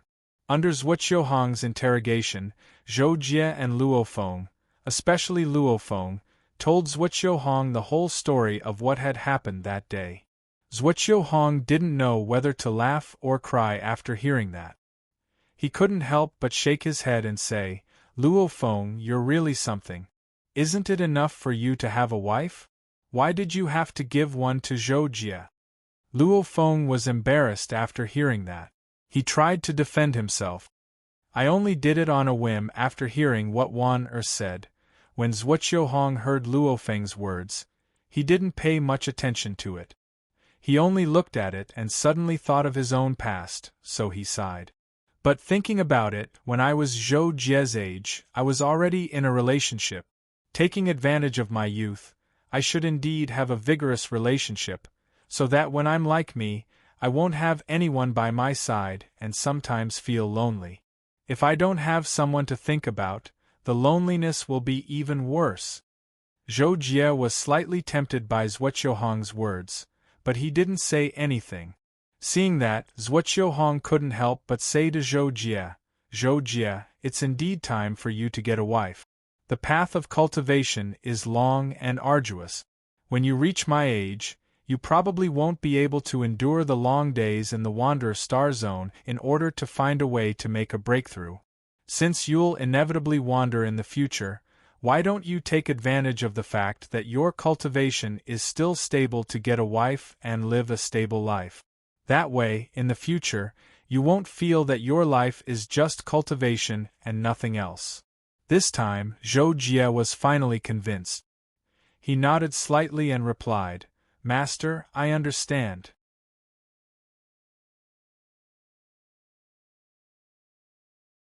Chapter 268. That night, Zhou Jie was drinking in his room while thinking about something. Just as he was a little lost in thought, there was a knock on the door of his room. Zhou Jie waved his hand and opened the door. He was surprised to see Ling Shui standing outside. Lord Zhou Jie. Ling Shui saw Zhou Jie sitting cross-legged on the sofa and walked in shyly. Zhou Jie saw Ling Shui holding a clay pot in her hand. It wasn't the electronic kind but looked like it was made of some kind of ore. Zhou Jie scanned it with his perception and knew what was in the pot. Ling Shui closed the door and walked to Zhou Jie with the clay pot. "My lord, this is the white jade chicken soup that my sister and I made together. We brought the white jade chicken soup from planet Yume. It's very famous on our planet." Ling Shui placed the clay pot on the guest table in front of Zhou Jie. She bowed slightly to Zhou Jie and said, "Lord Zhou Jie, thank you for helping us out this time. I heard that you even fought with Lord Saga because of this. We're really embarrassed." When Zhou Jie heard this, he finally understood why Ling Shui sent the chicken soup over. It turned out that this was the reason. Zhou Jie couldn't help but smile and say, "Don't worry about it, it's nothing." Ling Shui said, "My lord, you're so nice.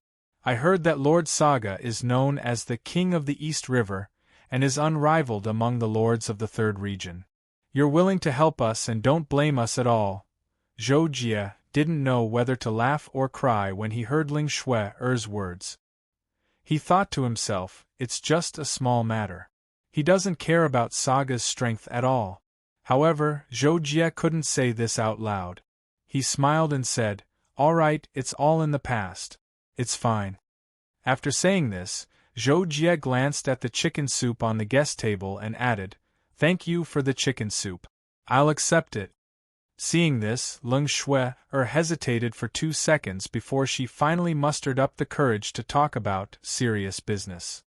"Lord Zhou Jie, that, Zhou Jie couldn't help raising his brow when he heard Ling Shui still had something to say. "My sister told me that she thinks you're different from what she imagined you to be. She really likes you now.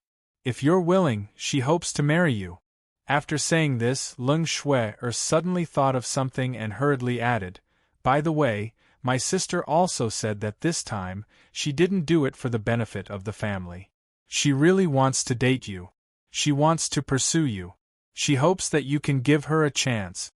After hearing this, Zhou Jie couldn't believe his ears. He even felt a little dizzy. What is this?" However, after a short dizzy, Zhou Jie didn't show any surprise.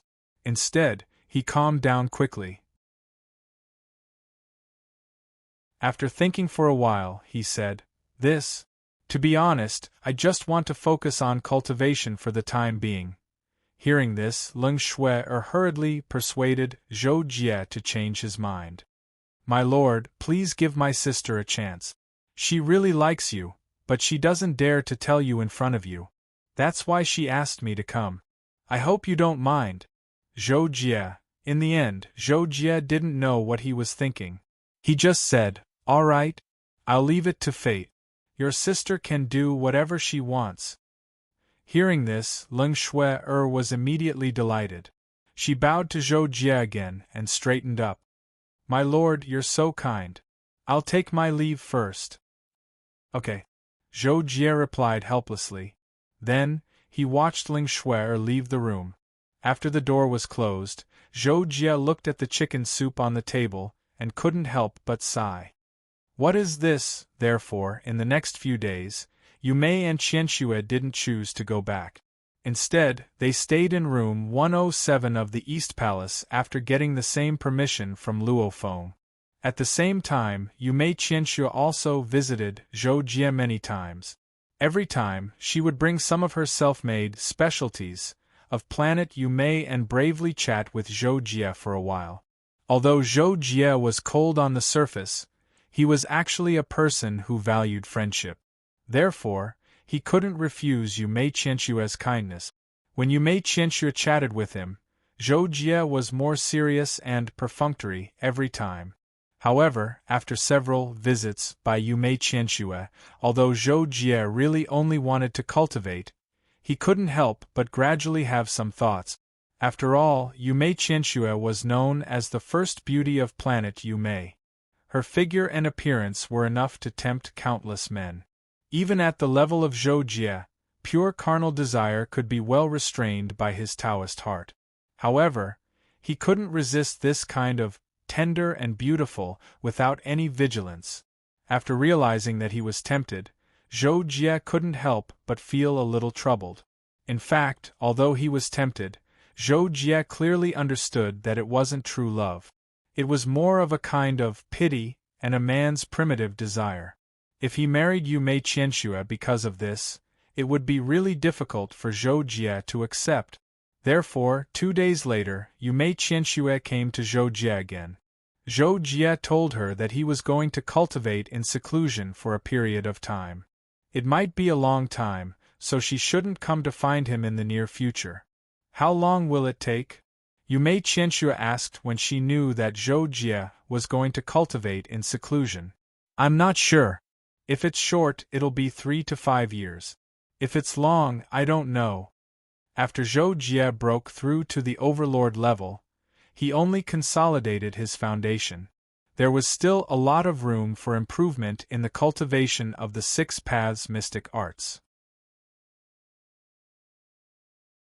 This time, Zhou Jie planned to improve it properly and at the same time, try to break through to the 4th layer of the overlord level as soon as possible. Therefore, it would take a long time. Yume Qianxue was silent. She knew that this was Zhou Jie's excuse to avoid her, so she couldn't help but sigh in her heart. It seemed that she didn't have a chance. Okay, Qianxue understands. Then, Qianxue will leave first. In the end, Yume Qianxue said goodbye and chose to leave at the right time.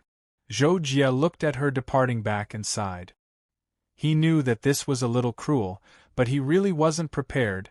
The next day, after Zhou Jie informed Luo Feng, he entered the realm of the 6 paths and began his seclusion again. Just like that, 7 years passed in the blink of an eye. Sister? Ling Shui saw Yume Qianxue suddenly stop and couldn't help but tilt her head in confusion.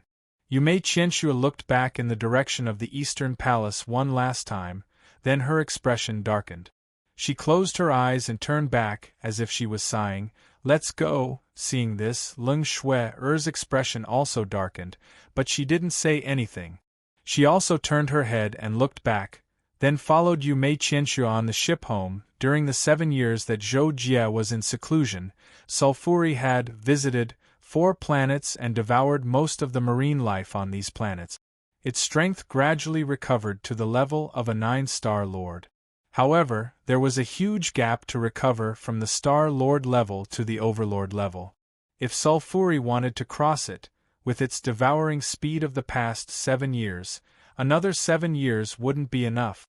This also prompted Sulfuri to start a new devouring behavior. For Sulfuri, in addition to flesh and blood life, there were also some special cosmic energy ores or materials that its body could absorb and use. This meant efficient use. Sulfuri could also absorb cosmic energy to cultivate, but the energy it absorbed was basically only enough to maintain its physical body's daily consumption, so it was negligible. Therefore, while Sulfuri continued to devour the marine life on the planets it visited, it also began to focus on excavating the mineral resources on each planet, hoping to find more resources to devour to speed up its recovery. It was just that it was too difficult to find energy ores and materials that could be devoured. Apart from some extremely special planets, there were almost no planets that had enough energy materials to greatly shorten Sulfuri's recovery period. Some of them were man-made and used by the people on the planet for important facilities, so Sulfuri couldn't devour them. Of course, just because it couldn't devour them didn't mean that Sulfuri couldn't devour them. It was actually very easy if it wanted to, but that would have the risk of being exposed. Before its strength recovered, Sulfuri, who had learned from its past mistakes, didn't dare to take the risk. Therefore, it could only choose the gradual method of transforming into a human on a planet and making plans to devour some of the planet's important energy materials. These energy materials were almost half the effect of Sulfuri devouring a planet's marine life, so Sulfuri was willing to put in the effort to devour them. Half a month ago, Sulfuri came to the fifth planet it had devoured in a new round, planet M78. On this planet that mainly focused on energy technology, it was pleasantly surprised to find an energy material that was enough to shorten its recovery period by more than half a year. Thus, Sulfuri had another idea. After spending half a month, it finally succeeded in, secretly, devouring those energy materials. After that, Sulfuri dived into the ocean of planet M78 and began a few months of wanton devouring. Sulfuri's continuous devouring of marine life on several planets naturally had a huge impact on these devoured planets.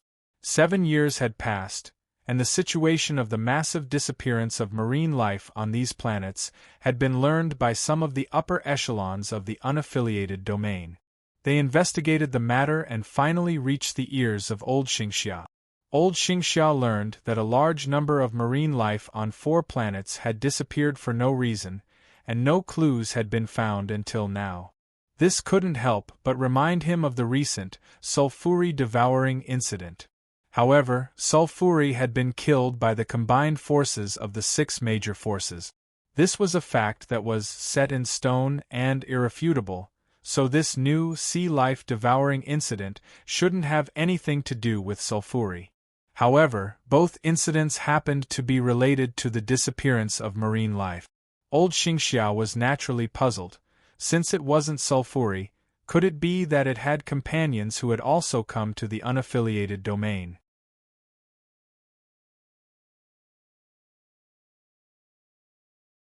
Chapter 269. If it was an invasion by a space creature of the same race as Sulfuri, it would also be a big deal. Thinking of this, Old Man Xingxia didn't dare delay and quickly issued a series of orders while personally taking action. But this time, Old Man Xingxia didn't immediately ask for help from the leaders of the 5 top forces. He needed to investigate personally first and understand the situation further before deciding on some things. On the other hand, Sulfuri was also very shrewd. It had long expected that Old Man Xingxia might already know about its devouring, but it believed that's what Qiu Hong and the others all thought it was dead, so the lineup and arrangements used to deal with it had been cancelled. It would still take some time before they could take action against it again. However, Sulfuri had already decided that after devouring all the sea creatures on this 5th planet, it would completely leave the scattered man domain and head to the central area of the Wanderer Sea star field. During its recent devouring, Sulfuri had often mingled with the crowd, so it had a general understanding of the Wanderer Sea star field. However, it still didn't know about the existence of the cosmic network in the central area of the Wanderer Sea star field. Otherwise, it might not have chosen to head to the central area of the Wanderer Sea star field so early. It didn't take long for Sulfuri to devour most of the sea creatures on planet M78 and quickly left planet M78. Following the route it had already planned, it set off towards the sphere of influence of the World Mercenary Group. Coincidentally, planet M78 received a notice more than 2 months ago, requesting that once a large number of sea creatures on the planet were discovered, it should be reported to the relevant interstellar organizations as soon as possible. And more than 2 months ago, Sulfuri was already halfway through its devouring on planet M78. The inhabitants of planet M78 had long discovered that the difficulty of fishing out marine fish had sharply increased, and this was under the circumstances that Sulfuri had cleverly chosen to start devouring deep-sea creatures. So, planet M78 quickly reported the situation of a large number of sea creatures disappearing on their planet. However, due to some reasons, this news was only found out by Old Man Xingxia's disciple Kujie after nearly a month. He immediately reported this matter to Old Man Xingxia, and then quietly came to planet M78. The problem was that as soon as Kujie's spaceship arrived at planet M78, Sulfuri took a spaceship and left in the atmosphere of planet M78. Therefore, apart from learning that a large number of sea creatures on planet M78 had disappeared, Kujie couldn't find Sulfuri no matter how hard he tried. Similarly, Old Man Xingxia came to planet M78 not long after, but he also came to nothing. On the other hand, on the same day Sulfuri left planet M78, Zhou Jie's 6 realms. In the past 19 days, Zhou Jie had cleared the first level of the supernatural tower, which was the 11th level of the supernatural tower. After receiving the energy boost, his cultivation had reached the point where he could attempt to break through to the 4th layer of the suzerain domain. Sulfuri Sulsul Sulfuri Sulsulsili, Sulsul Sulfuri Sulfuri, Sulsul Sulto Sulsul Sulto level of Sulsulfuri S's of Sulsul Sulfuri of Sulsulfuri. The opponent on the 12th floor made Zhou Jie feel pressured all of a sudden. This made Zhou Jie very surprised. As a 3rd domain lord, Sagar was considered very strong among those of the same level, but Zhou Jie didn't even use 70% of his strength to defeat him, so he didn't feel pressured at all. However, the test on level 11 of the supernatural tower corresponded to a Holy Sun level, 2nd domain lord, and he was so strong that Zhou Jie felt pressured. It was indeed a little scary, because this meant that a Holy Sun level, 2nd domain lord already had the strength of an ordinary 4th domain lord, which meant that he could directly fight 2 levels above him. However, despite the pressure, Zhou Jie also had the strength to fight above his level. In the end, he finished the battle around a minute later and successfully passed level 12. After receiving the reward of level 12 of the supernatural tower, Zhou Jie planned to break through to the 4th domain. For ordinary lord-level cultivators, breaking through to the 1st domain was a big hurdle, and it was very difficult. However, Zhou Jie had been making perfect breakthroughs at the Star Lord level, so his foundation was very solid. As long as he had enough energy, it wouldn't be difficult for him to break through to the 5th domain or even the 6th domain, let alone the 4th domain. However, because Zhou Jie's breakthrough required him to absorb a lot of energy and build a corresponding foundation, the process of breaking through would be much longer than that of cultivators who were stuck at the peak of a certain domain for hundreds of years. Normally, it would only take 1 or 2 hours to accumulate enough energy to break through to a stable level, but Zhou Jie would need years. Therefore, one day, 3 years later, Zhou Jie successfully broke through to the 4th domain without any suspense. The moment he opened his eyes, there was no energy release, but 2 bolts of lightning burst out of his eyes. This was a sign that the soul power had begun to materialize, and it was also the prerequisite for mastering laws. Because the real laws of the universe were beyond the so-called matter itself, they could only be sensed and controlled by the soul power. If the soul power wanted to sense and control the laws, it needed to be recognized by the laws of the universe. This recognition meant that the soul power of the cultivator was sublimated by the laws of the universe, reaching a level similar to materialization and condensing into a soul core. On this basis, the power of the soul would be truly displayed, and it would produce a powerful force that surpassed the physical body. The so-called heart force was one of the manifestations of this.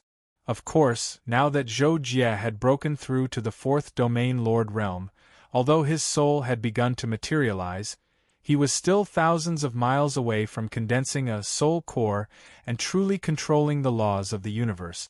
In fact, Zhuo Qiuhong, Yin Tianshui, and the other 6th domain lords had already begun to condense a soul core.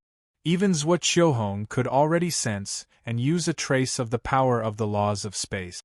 Zhou Jie's current soul power level was roughly equivalent to Zhuo Qiuhong's when he had just reached the 6th domain lord realm 2 or 3,000 years ago. But this time, when his soul began to materialize, Zhou Jie's feelings were very profound.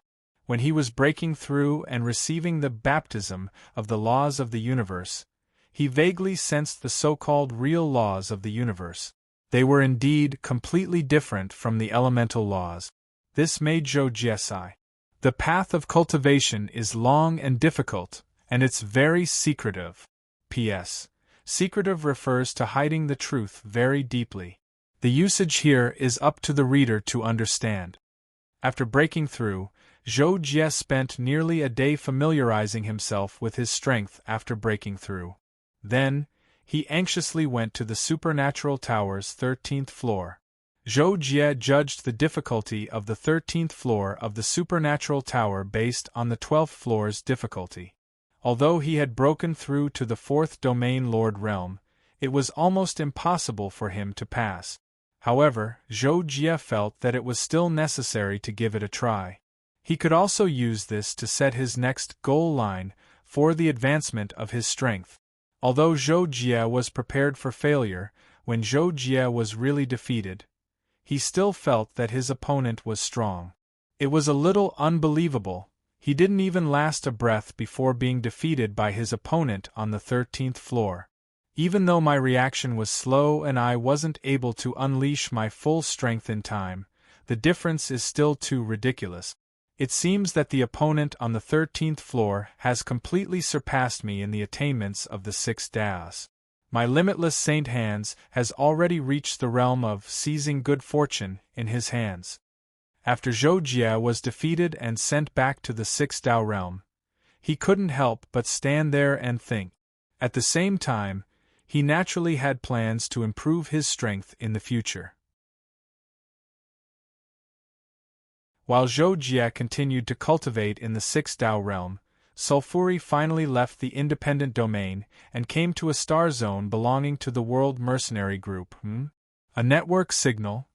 When Sulfuri's spaceship entered the Unfettered Seas star zone's cosmic network, the spaceship immediately alerted that it had detected a network signal. This inevitably surprised Sulfuri. It had lived for so long and naturally knew about the network. After all, it wasn't just the Unfettered Seas star zone that had it, but many other star zones had it as well. What surprised Sulfuri was that according to the interstellar map, it knew that there were no life-bearing planets within a few hundred light years. It was the first time it had seen a network signal in space. However, Sulfuri tried to search for and connect to the network with a puzzled attitude, only to find that there was no network to connect to at all. Sulfuri's spaceship came from a Star Lord cultivator in the independent domain.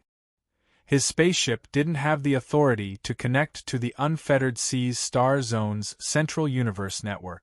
Sulfuri didn't care about not being able to connect to the network, and soon threw the matter to the back of its mind. Then, it went to the designated planet according to the map. A few days later, Sulfuri's spaceship ran out of energy and entered the lowest flight requirement, airglide mode. Damn it, I'm so close and I'm screwing up. Sulfuri couldn't help but complain. In the end, it decided to abandon the spaceship and fly to the nearest target planet with its physical body. More than half a month later, Sulfuri arrived at the target planet, Planet Luaha. It was a well-known life-bearing giant. Although it was a life-bearing planet, its size was close to that of a few stars. However, although Planet Luaha was huge, it was also sparsely populated, with a population of no more than a few 100 billion. It was just that compared to most life-bearing planets, the number of living beings on Planet Luaha was already terrifying, but that was what Sulfuri valued. Therefore, it chose to first come here after not being hundreds of thousands of light years away from Planet Luaha. After Sulfuri snuck into Planet Luaha, for safety's sake, it turned into the form of a native of Planet Luaha and temporarily lived there. A few years later, Sulfuri had basically figured out the situation on Planet Luaha, and also learned about the existence of the Universal Network. This surprised it, but it also had a new plan and became more cautious. During this time, Xingxia's side kept increasing the intensity of the search for Sulfuri. However, because Sulfuri was no longer in the independent domain, it was futile. At present, however, Xingxia didn't know any of this.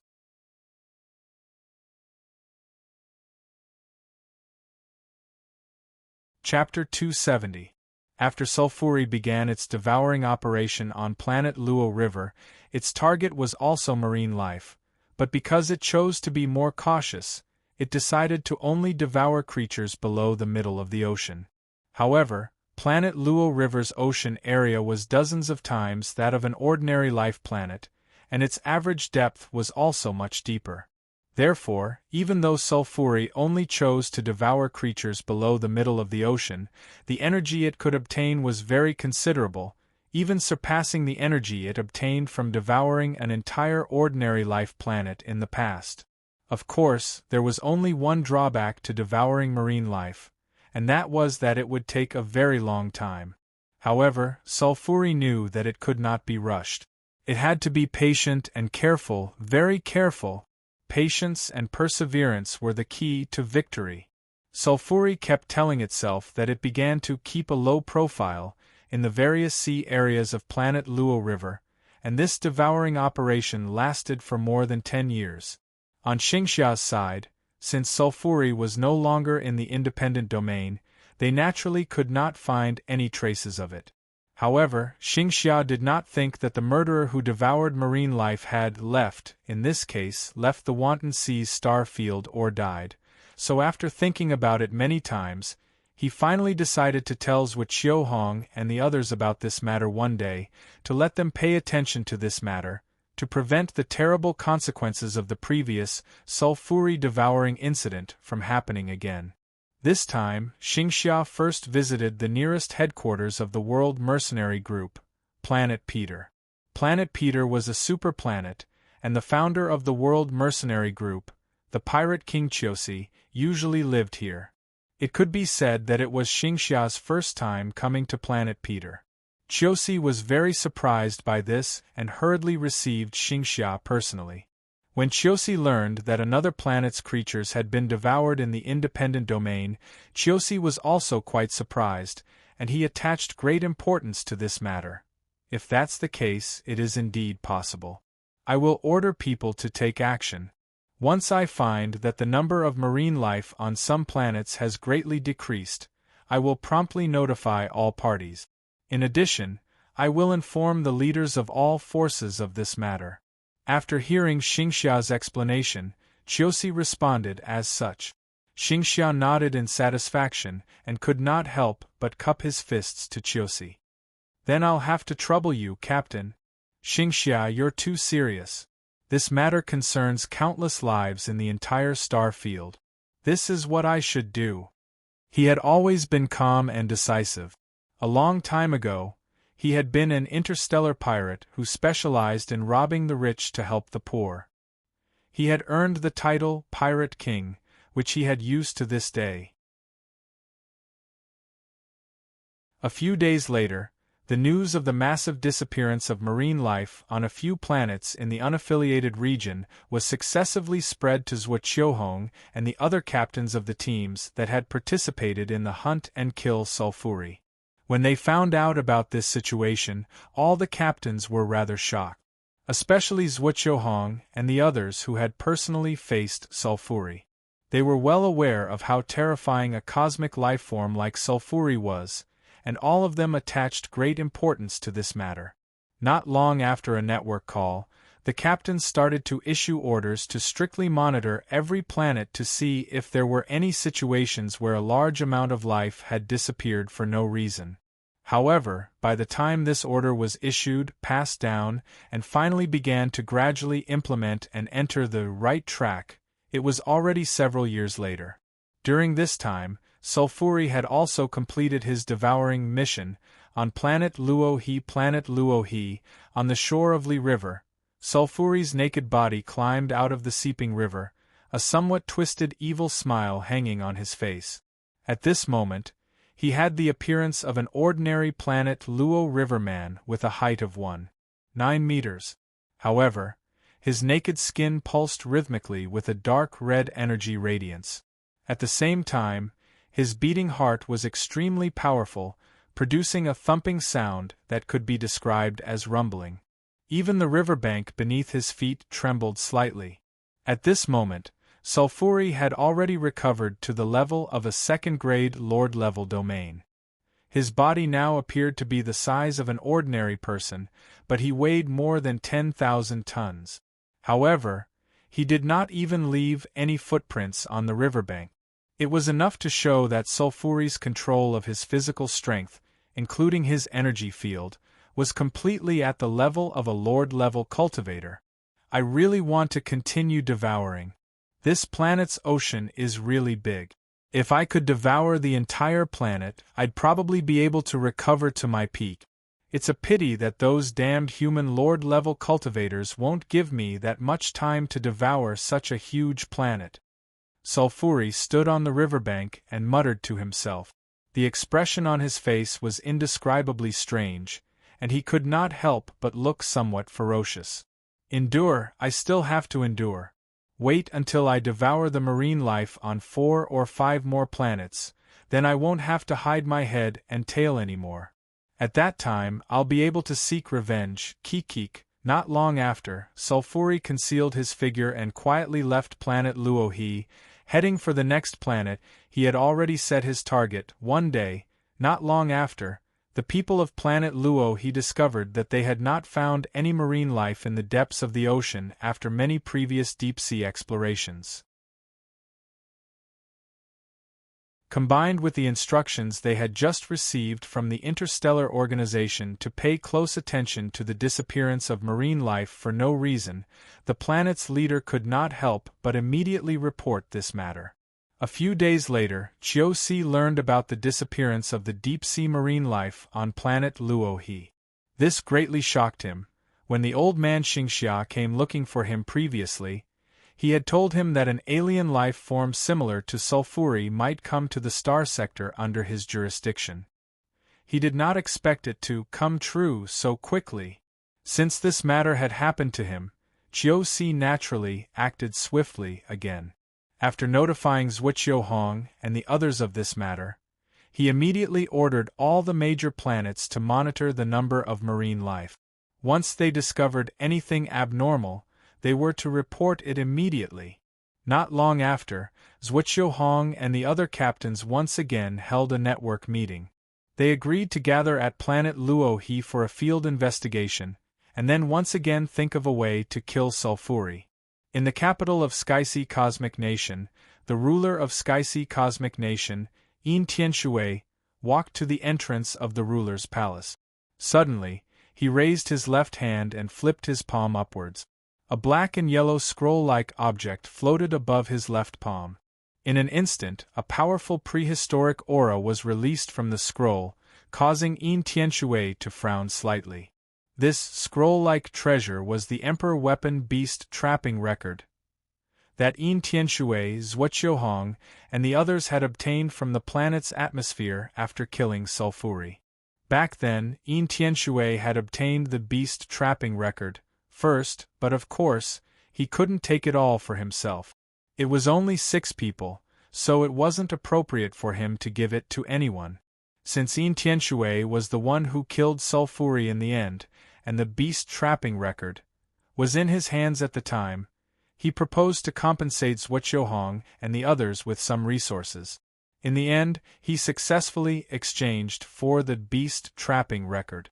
After Yin Tianshui returned to the capital of Skysea Cosmic Nation, he thought of taking out the Beast Trapping Record to study it. However, when he tried to recognize it as its master, he was surprised to find that there was still a trace of resistance from the original master's blood essence recognition law. It was very weak, so he didn't take it seriously in the end. Now that he heard that a large number of life forms on the planet had disappeared, he couldn't help but feel a little worried. The so-called blood essence recognition law was unique to treasures of Emperor level and above. It meant that as long as a practitioner took out a drop of blood essence, he could refine the Emperor weapon and establish a law connection with it. As long as the original master didn't die, then the blood essence recognition law would exist. making it very difficult for others to make a refined Emperor weapon recognize a new master. As for the death of the original master, then the corresponding Emperor weapon would become ownerless, and any practitioner with enough strength could easily make it recognize a new master. Previously, because Yin Tianshui didn't really understand the blood essence recognition law, when he found out that the treasure he obtained after killing Sulfuri and the existence of the blood essence recognition law, he only thought it was a remnant law power and didn't think too much about it. However, now that the devouring incident happened again, Yin Tianshui couldn't help but suspect that Sulfuri wasn't actually killed by him. That shouldn't be the case. I personally destroyed all the fragments of the universe creature's body. Under such circumstances, it shouldn't be possible for it to survive. I hope I'm just overthinking it. Yin Tianshui looked at the beast trapping record in his hand and thought for a few seconds. In the end, he felt that there was no need to tell Zhuoqiuhong and the others about this, so he set off for planet Luo River. A few months later, Yin Tianshui and a total of 9 captain-level characters gathered on planet Luo River. Initially, they were divided into 8 teams, but Lu Eru and Evanson were in one team. Although Evanson was the captain, both of them were peak 4th layer domain lords. Anyone could be a captain, so there were 2 captain-level characters here. Lu Eru was the last to arrive. Naturally, when she arrived, the others who arrived first had already inspected the scene. Moreover, long before several people arrived, there was no need for those who arrived later to inspect the scene. After all, the few people who arrived first had already investigated almost all the creatures in the deep sea of planet Luo River, and even the depths of the rivers and lake. They had also investigated any relevant information that might exist on land. But so far, apart from learning that a military spaceship on planet Luo River was mysteriously stolen not long ago and that the planet's manager was mysteriously killed, they hadn't discovered anything special. After everyone arrived, Chiosi, as the host, had Yin Tianshui and the others come to his castle to discuss the next step of the plan. After more than 10 minutes of simple discussion, they finally decided to wait for news of Sulfuri's next move. Well, it was as good as not discussing it at all. During this period, Sulfuri piloted the stolen spaceship on planet Luo River and approached the second target planet, Proto-Jupiter.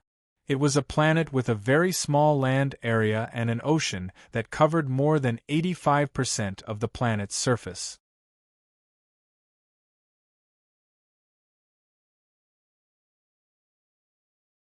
Chapter 271. On Progenitor Planet, no one knew of Sulfuri's arrival. After its arrival, it dove into the depths of the sea and began its devouring operation. After recovering to the Lord rank, Sulfuri's devouring ability could be said to have increased with each passing day. This time, it planned to repeat the same trick, and still adopt the rapid devouring strategy. In other words, it would only devour the creatures below the middle part of Progenitor Planet's ocean in the shortest time possible, then leave and move on to the next target. This time, in less than half a year, Sulfuri hurriedly left Progenitor Planet and went to a nearby habitable planet. On the other side, Zhuoqiuhong and the others had been waiting for the report, but when they received the news that a large number of deep-sea creatures had disappeared from Progenitor Planet, it was already the 5th month since Sulfuri left Progenitor Planet.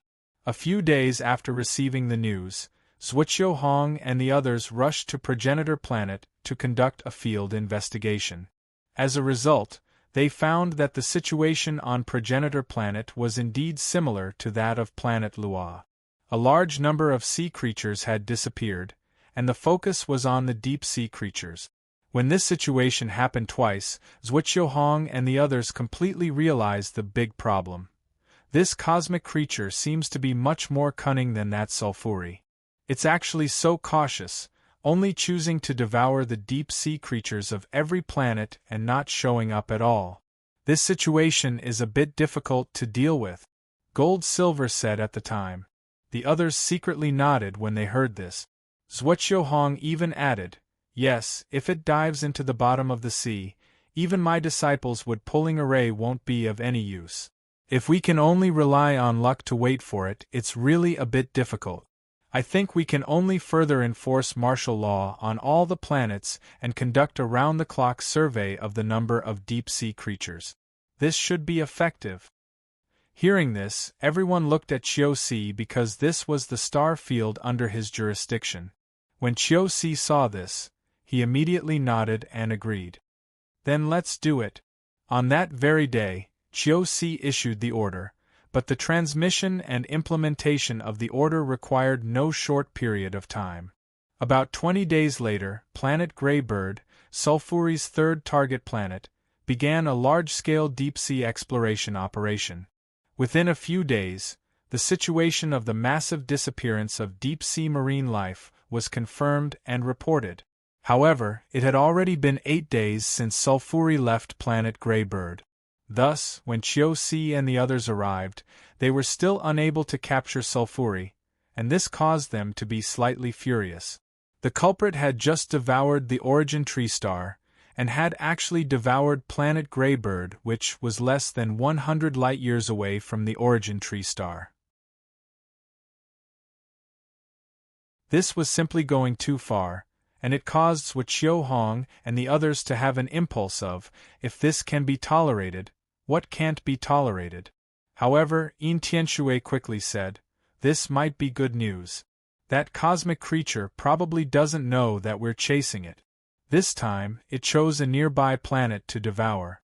If it does the same next time, it will probably be caught red-handed. Yes, I hope so. It's really annoying that we can't even catch it. Gold and Silver heard this and also agreed and complained. However, perhaps it was fate. After Sulfuri left Planet Greybird, not only did it not choose a nearby planet to devour, it even specially spent a few decades from afar. During this period, it changed 3 spaceships and openly used an interstellar teleportation formation once to arrive at the range of the Star Sword Alliance's star sector. The Light Ball was a very ordinary C-class living planet in the territory of the Star Sword Alliance. Its level was about the same as a solar star. Only 1/10 of the galaxy where it was located had been set up with a cosmic network, and the light ball happened to not be within that range. Although the cosmic network of the unfettered sea sector covered an area of tens of millions of light-years in diameter, there were actually a lot of interstellar regions that were not covered by the network. Only about 40% of the interstellar regions were covered. However, it covered the main living planets and many interstellar routes, which was enough for daily use. The reason Sulfuri chose the light sphere was because it found that this planet was not connected to the cosmic network. If that was the case, it would be even less likely to be discovered if it devoured on the planet. Even so, when Sulfuri thought about how its main body was destroyed by Yin Tianshui last time, it did not dare to act recklessly, and still planned to only devour the sea creatures on the light sphere. Soon, after devouring the sea creatures on 5 or 6 more planets, I'll definitely be able to recover to my peak. At that time, won't this backward star sector that doesn't even have an Emperor stage powerhouse be mine to devour? Ha ha ha ha ha, just thinking about it makes me happy. Then I have hope of breaking through to the Emperor stage. Sulfuri could not help but exclaim excitedly when the spaceship was about to reach the light sphere. Earlier, when he was on Luaha Star, he'd specially blended into the society of Luaha Star and found out about the situation there. Moreover, before he left Luaha Star, he'd specially found the manager of Luaha Star, and before he killed the manager, he'd found out about the strongest expert in the unbounded ocean star region. It was from then on that Suaha star region found out that there were probably no imperial monarchs in the unbounded ocean star region, and this caused him to be overjoyed. Because Sulfuri was a cosmic creature, it had a unique and powerful ability that allowed it to crush ordinary human cultivators of the same level. In particular, Sulfuri even called itself a king. This was precisely because Sulfuri was a king-level existence of its race. Its strength at its peak was so strong that it could be seen from how it was able to escape the pursuit of the white-haired Emperor stage for so long. Therefore, Sulfuri believed that as long as it recovered to its peak, it would be able to sweep through all the powerhouses of the unrestrained C-star sector and establish itself as the king of the vast unrestrained C-star sector. It would sit on the countless lives of the unrestrained C-star sector for it to devour. And it was precisely for the sake of achieving this goal that Sulfuri was so careful, and so careful, not daring to take the slightest risk. This included the devouring of Planet Grey Bird the last time. Although it was very dangerous, Sulfuri had long since carefully considered it and felt that the risk was very low. In the end, it was still safe and sound. On the other side, Zhuoqiuhong and the others had not received any more reports about a large number of life forms disappearing from a certain planet. They could not help but have a headache and become anxious. There hasn't been any movement for more than 20 years. Could it be that this cosmic creature knows that we're looking for it, so it's temporarily gone into hiding? Then how are we going to find it? How depressing. In the conference room of Qiuxi's castle, Jin Yinjin complained for the umpteenth time. There are many possibilities for such a situation. One possibility is that the cosmic creature does know that we're looking for it, so it went into hiding. 2. It suddenly wants to change to a further planet to devour. 3. It has already devoured at least one more planet with life, but that planet is not within the coverage of the cosmic network. Given that it has been so long, the possibility of it being a third party is the highest. Zhuoqiuhong drank his tea as he replied. He appeared very calm and composed, but in reality, he was not very calm in his heart. At this moment, Yin Tianshui said, "But no matter what the situation is, we have no way of finding it. It's impossible to rely on luck to find it. We can only wait for it to appear again." Everyone immediately fell silent. Obviously, they really had no way of finding it. Sigh, how frustrating. When we find that bastard, I'll have to kill it with my own hands. After a moment of silence, Jin Yinjin suddenly said this. This also reflected everyone's current mood. In the blink of an eye, another 20 years passed. During this time, Sulfuri had finished devouring the sea creatures in the sphere of light, and then successively devoured the sea creatures on 4 more planets with life that were not within the coverage of the cosmic network. Its strength had already recovered to the peak of the 5th stage domain lord, and it was just a little bit away from recovering to its peak state. Not long after Sulfuri finished devouring the last planet and recovered to the peak of the 5th stage domain, the leader of a planet where it had devoured sea creatures finally found out the reason for the large number of sea creatures disappearing due to personal reasons, and he thought of a way to report the news. Not long after, Zhuoqiuhong received internal news from the Star Sword Alliance and learned of this matter. He could not help but be greatly shocked, and he hurriedly told this news to Yin Tianshui and the others. After Yin Tianshui and the others learned of this situation, they were also very shocked, but they were even more furious. This caused them to immediately take action again, and they collectively rushed to the planet where the news was reported due to Sulfuri devouring it. But even so, Zhuoqiuhong and the others still had no way of finding Sulfuri. This caused them to be extremely anxious, but there was nothing they could do. No, we can't let that cosmic creature continue devouring like this. Looks like we have to take stronger measures. Zhuoqiuhong followed the group back to the Star Sword Alliance, and after confirming the situation of the devoured planet, he could not help but say this. Then, Zhuoqiuhong issued a series of orders, fully mobilizing the Star Sword Alliance's army and the Patrol Envoy Alliance's forces, and began to search for Sulfuri's traces, according to his idea.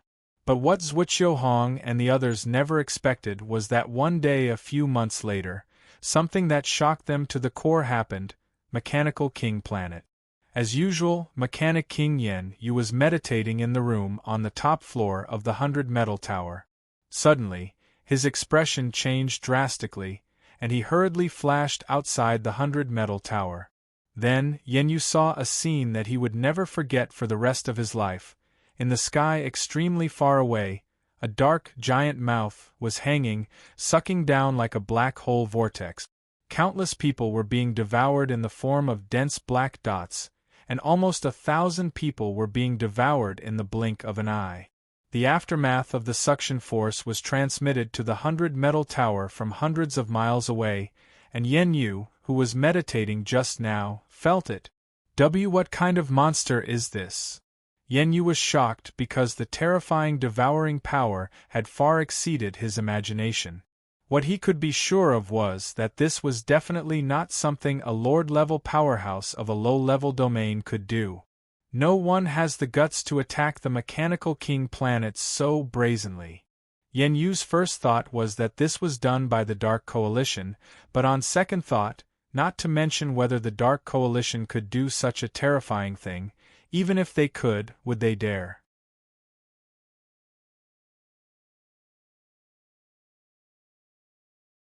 Chapter 272. Naturally, Zhuoqiuhong soon found out that the Mechanical King planet was being devoured by the universe creatures. Zhuoqiuhong and the others were shocked and hurried to the Mechanical King planet. At the same time, on the Xinjiang continent, Zhou Jie was strolling in the garden behind the Eastern Palace, and he was in an extremely leisurely mood. He'd ended his closed-door cultivation a few tens of years ago, and when he came out, he noticed that Zhuoqiuhong and Luo Feng weren't in Xingsward continent anymore. So, he went into closed-door cultivation again in less than 2 days, and it only ended 2 months ago. After decades of seclusion, Zhou Jie's strength had completely stabilized at the peak of the 4th level of the Overlord domain. He had even successfully passed the 3rd level of the Overlord domain of the Supernatural Tower not long ago. From this, it could be seen that his strength had increased extraordinarily. In the past 2 months, Zhou Jie had mainly been relaxing his mind and seeking a little inspiration at the same time. Many times, practitioners were stuck in a certain aspect because they hadn't figured it out and done it, not because their cultivation or strength was insufficient. In such a situation, if long-term meditation didn't have any effect, then it was better to let fate take its course. Maybe one day they would figure it out while walking or sleeping. This was completely possible. Therefore, on one hand, Zhou Jie wanted to find inspiration, and on the other hand, he wanted to relax because he had been in seclusion for too long. Just like that, he wandered around the Xinjiang continent for more than 2 months and only returned to the East Palace today. On a whim, he came to this garden again. At some point, Zhou Jie looked at the 6 Meridians Divine Bracelet on his wrist and suddenly felt an urge to try the carefree realm. Go! Zhou Jie muttered to himself. Suddenly, he shouted the word go, and the 6 Meridians Divine Bracelet on his left wrist suddenly enlarged, turning into a stream of light that shot into the sky. 6 Meridians Divine Bracelet. The latecomer wants to enter the realm first, not my sword path. In the path of refining, the weapon realm is the foundation, and the weapon technique is the end. There are thousands of weapon techniques, but the weapon realm is mostly the same. There are 3 realms in my flying sword practice. The beginning is happy spirit, then carefree, and finally nirvana. In my opinion, the 3 realms have their own emphasis, which is, Zhou Jie recalled the will left behind by the owner of the 6 Meridians Divine Bracelet in his mind while controlling the 6 swords to fly all over the sky. The sword light was sometimes like flying cotton, sometimes like rain, sometimes like ripples in the water, sometimes like a dream, sometimes like a dream, sometimes like a rain, sometimes like ripples in the sky. It was like a dream but also full of killing intent. Gradually, Zhou Jie's eyes became very hot. With the constant changes of the sword light, Zhou Jie also began to be intoxicated, completely immersed in the control of the flying sword, and felt that he was getting closer and closer to the second realm, free and unfettered, on the mechanical king planet, facing Sulfuri's wanton devouring. As the strongest person on the mechanical king planet, Yenyu knew that he was no match for Sulfuri. However, he did not allow Sulfuri to continue devouring him. Instead, he immediately activated the super weapon, Universe Origin, and various other weapon systems he had set up on the mechanical king planet and launched a crazy attack on Sulfuri. However, what made Yenyu feel helpless and even a little desperate was that the bombardment of the various weapon systems did not have any effect on Sulfuri's devouring. Even the destruction ray launched by Universe Origin was completely devoured by Sulfuri. There was no effect at all. However, in fact, the attack of Universe Origin still had a certain effect. Sulfuri almost had a stomach ache after devouring the destruction ray, and the devouring soon could not continue and was forced to stop. However, after Sulfuri felt the slight threat from Universe Origin, it quickly ran to destroy Universe Origin, which was hidden deep underground. All the defense systems on the mechanical king planet could not stop it at all. What kind of monster is this? It's actually so scary. Yenyu was shocked when he saw Sulfuri's appearance through the satellite after it revealed itself. At present, Sulfuri had long since reverted to its original, miniature form. Sulfuri's true body was over 10,000 meters tall, a humanoid body that was over 10 meters tall, with purplish-red scales covering its entire body, including its face. Its feet were arched forward, while a black scaled tail swayed behind its back. After Sulfuri destroyed Universe Origin, it began to devour without restraint again. Yenyu could not stop it and could only ask the people on the mechanical king planet to evacuate as much as possible. After nearly a day of devouring, the mechanical king planet became a scene of devastation. Countless lives were buried in Sulfuri's stomach, and even the mechanical king Yenyu was not spared. Sulfuri had actually sensed Yenyu long ago, but it realized that Yenyu was almost the strongest person on the mechanical king planet, so it was not in a hurry to eat him. It wanted Yenyu to see how terrifying it was before he died, and at the same time, send a message to the level 6 domain lords. In the end, when Yenyu was about to escape in a spaceship, Sulfuri made its move and easily devoured Yenyu along with the spaceship.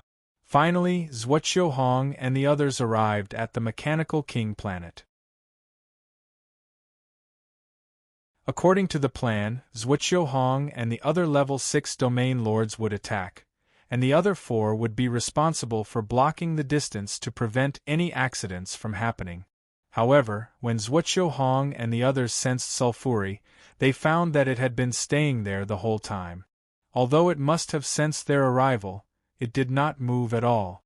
Even when Zhuoqiuhong and the others surrounded Sulfuri like before, Sulfuri did not panic at all and was not about to escape.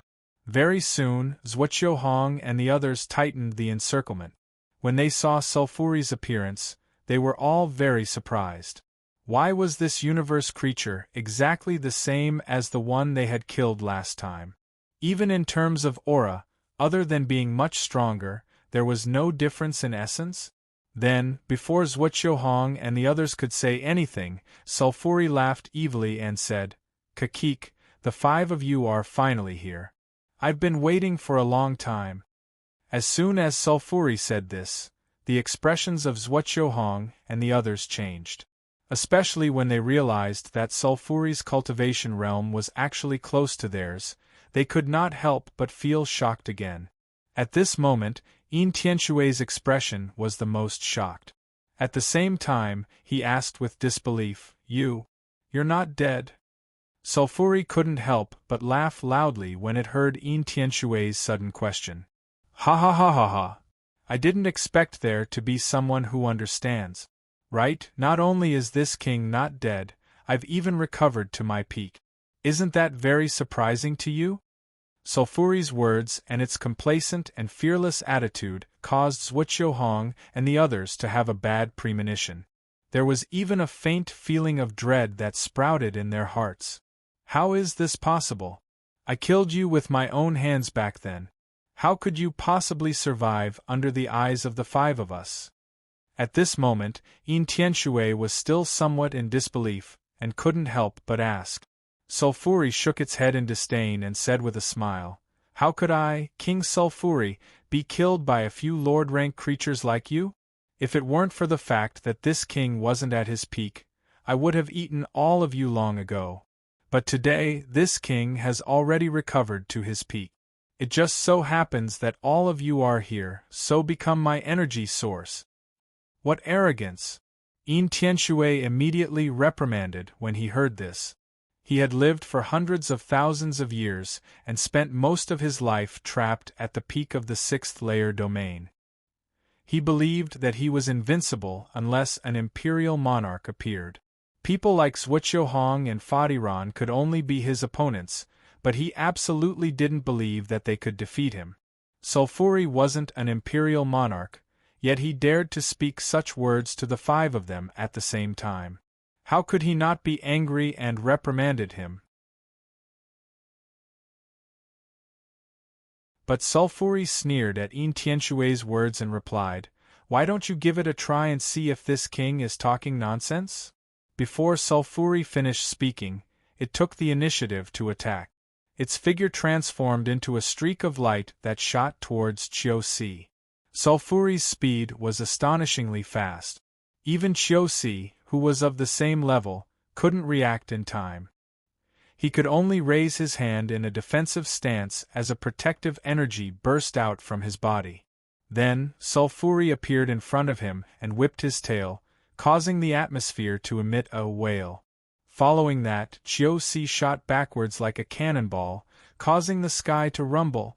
Zhuoqiuhong and the other three were shocked by Sulfuri's astonishing speed and sudden attack. They immediately reacted and immediately took action. First was Yin Tianxue. He directly took out the Empyrean armament, the Sky-Sea Pagoda, and conjured countless waves of light blue energy that rolled like waves, sweeping towards Sulfuri. Next was Zhuoqiuhong. He summoned a bright white greatsword to stab at Sulfuri. Then, the greatsword split into two swords along the way, changing into a pincer attack. Next was gold and silver. The golden wheel appeared again, transforming into a 100-meter-long golden wheel that spun and crushed towards Sulfuri. Last was Ron. With a cold expression, he took out a jade-green spear and quickly thrust it towards Sulfuri. The spear's shadow bloomed like a kaleidoscope at a distance of 100 meters, as if countless faint lights and shadows enveloped the entire area around Sulfuri. Yin Tianxue originally thought that in the face of such a powerful attack, Sulfuri would erupt and resist, but who would have thought that it would actually stay where it was and not move at all? Only the scales on its body underwent layers of changes in an instant. In the next second, the attacks of Zhuoqiuhong and the other three all landed on Sulfuri's body. Boom, boom, boom. After the indescribable explosion in the air, the sky didn't return to normal for a long time. However, Zhuoqiuhong and the others quickly discovered that Sulfuri was still in its original position and hadn't moved much. Its aura was still terrifying, and it was as steady as a mountain, not weakening in the slightest. How is this possible? At this moment, Yin Tianxue's expression couldn't help but change greatly as he thought in shock. As for Zhuoqiuhong and the other two, they were similarly astonished. When the four of them attacked at the same time, not only did Sulfuri not dodge, it actually took it head-on. Moreover, it seemed to be completely fine. Just as Zhuoqiuhong and the others were shocked, Sulfuri's voice resounded in the sky. Ha ha ha ha ha. Is this all you've got? Are you trying to scratch this king's itch?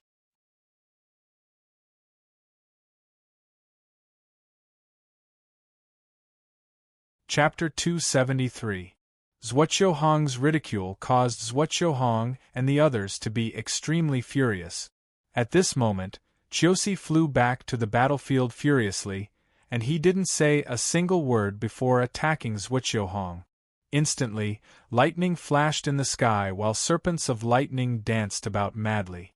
Along with Chiosi's saber slashing towards Zhuoqiuhong, the energy of lightning converged to transform into a lightning saber light that was a kilometer long and possessed the might to obliterate the world. But this time, Zhuoqiuhong and the others instead didn't make a move. Because they noticed that the might of Chiosi's furious strike was so great that it was already comparable to the combined might of their probing attacks from before. They wanted to seize this opportunity to see how Zhuoqiuhong would deal with it before determining exactly how Zhuoqiuhong's strength was. When facing Chiosi's furious strike of lightning, Zhuoqiuhong felt a trace of threat as well, and he finally stopped using his body to forcefully resist it. Instead, his entire body erupted with a crimson-red glow of blood, and he directly raised both of his hands to receive it. It seemed as if he actually intended to use his hands to receive Chiosi's apocalyptic saber light. However, Zhuoqiuhong and the others guessed wrong in the end. Zhuoqiuhong and the others weren't wrong in the end. Instead, after Zhuoqiuhong and the others enlarged their hands to receive the saber light, Zhuoqiuhong and the others actually erupted with terrifying strength once more, and they forcefully split apart the kilometer-long saber light with his hands. The saber light was split into a few tens of pieces, and then Zhuoqiuhong and the others shattered the sky with a shake of Zhuoqiuhong's hands. When they saw this scene clearly, Zhuoqiuhong and the others revealed expressions of astonishment, and it was even more shocking than before.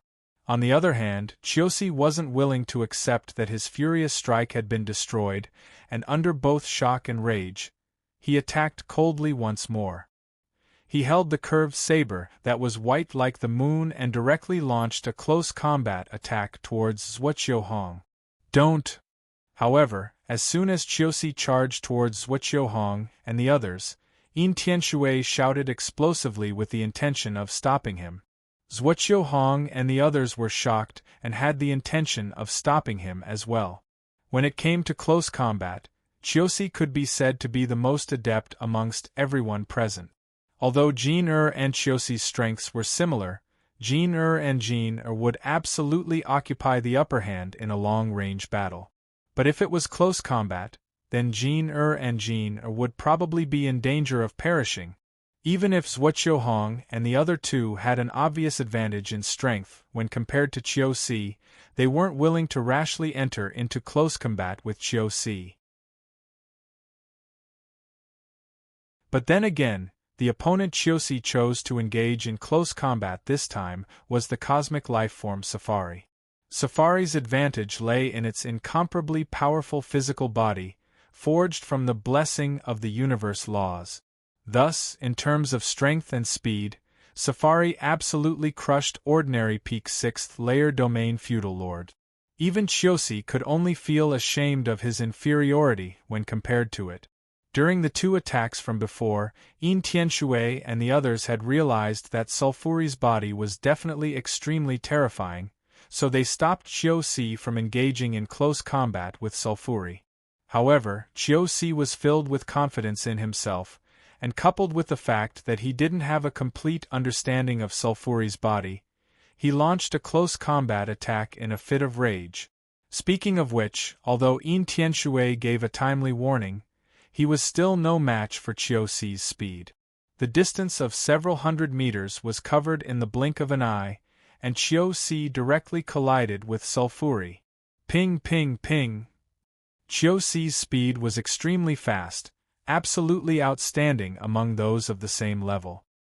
He began to attack as soon as he approached Sulfuri, and in the blink of an eye, he slashed out over 100 times from all directions around Sulfuri. Each slash was extremely terrifying, and they didn't even have time to create ripples as they streaked through the air. These 100 slashes madly slashed at various parts of Sulfuri's body, but they were completely blocked by Sulfuri's huge hands at an inconceivable speed. Every slash that landed on the back of Sulfuri's hand produced a loud clanging sound of metal clashing, and the sound even caused the air to explode. And this was only on the surface. The main power of each slash was contained in the edge of the blade, and as it slashed at the back of Sulfuri's hand, it was transmitted into Sulfuri's body. The power transmitted from each slash was enough to destroy buildings within a radius of 10,000 meters. However, Sulfuri blocked each of Chiosi's slashes. His body was practically motionless in midair, and his expression didn't change at all. When Chiosi planned to change his move and strengthen his attack again, Sulfuri took advantage of the extremely short time Chiosi took to change his move and suddenly slapped back with his palm. The speed was so fast that Chiosi was caught off guard, and he instantly shot out like a meteor. This wasn't the end of it. Sulfuri was somewhat displeased by Chiosi's ignorant provocation, and immediately leaped forward to chase after him, intending to kill him. However, Yin Tianshui and the others had just finished preparing their support, and before Sulfuri could react, they simultaneously attacked Sulfuri once more. First was Yin Tianshui. The Sky Sea Pagoda was activated once more, but it quickly emitted a light blue screen that instantly covered several hundred kilometers in all directions. Then, it rapidly shrunk, and the center of the shrunk was Sulfuri. Next was Zhuoqiuhong. Almost at the same instant he drew his sword. A misty sword light flashed across the sky, appearing a few meters behind Sulfuri's back as if he had teleported. Ron's long spear pierced out, directly producing a gray cyclone. It was as if countless tornadoes were squeezed between the spear, and accompanied by a terrifying power that could shatter everything, it blasted towards Sulfuri. Finally, the gold and silver specially accumulated power for a second, and the golden wheel flew down from the sky, falling straight onto Sulfuri's head, producing a brilliant divine might that shook the heavens and the earth. When Sulfuri entered the Sky Sea Pagoda's light screen, its speed slowed down, and it felt an extremely viscous force dragging its entire body, twisting and squeezing it at the same time, trying to fix it in place. Moreover, this force was rapidly increasing, and soon it reached a point where it couldn't ignore it. Then came Zhuoqiuhong's sword light. This time, Sulfuri sensed it, but because of the Sky Sea Pagoda's light screen, it couldn't dodge, and the sword light directly hit its back. Although it used the power in its body to launch a body counterattack, the power contained in the sword light was a little beyond its imagination, and part of it still penetrated its body, causing it some damage. Then came Ron's spear aura. Sulfuri only had time to counter it with its elbow, and as a result, even the scales on the surface of its body were torn a little, causing it to bleed out pitch black and heavy blood. This made Sulfuri feel that something was wrong, and it realized that it might have underestimated Yin Tianshui and the others. Its body was incomparably tough, and ordinary attacks couldn't hurt it at all. Moreover, it had unparalleled speed and strength at the same level, so it was confident that it could resist all attacks at the same level. But now it was injured, and because its body was tough, it was difficult to be injured, so it would be much more difficult to recover after being injured. It would consume a lot of energy, and for it was eating a lot of creatures. If it was injured too much, Sulfuri's strength would obviously decline, and this was its fatal weakness. But as long as it wasn't injured, its body's origin power wouldn't be fundamentally damaged, and it could also fight for a long time and maintain its peak strength. Otherwise, it would be 10 times worse than human practitioners at the same level in terms of endurance. In the end, the gold and silver wheel pressed down, and Sulfuri had no choice but to launch a rapid outburst. Its hands abruptly pushed against the sky, and the golden wheel flew up again, while it struggled to resist the binding of the Sky Sea Pagoda's light screen, and quickly fled to the side.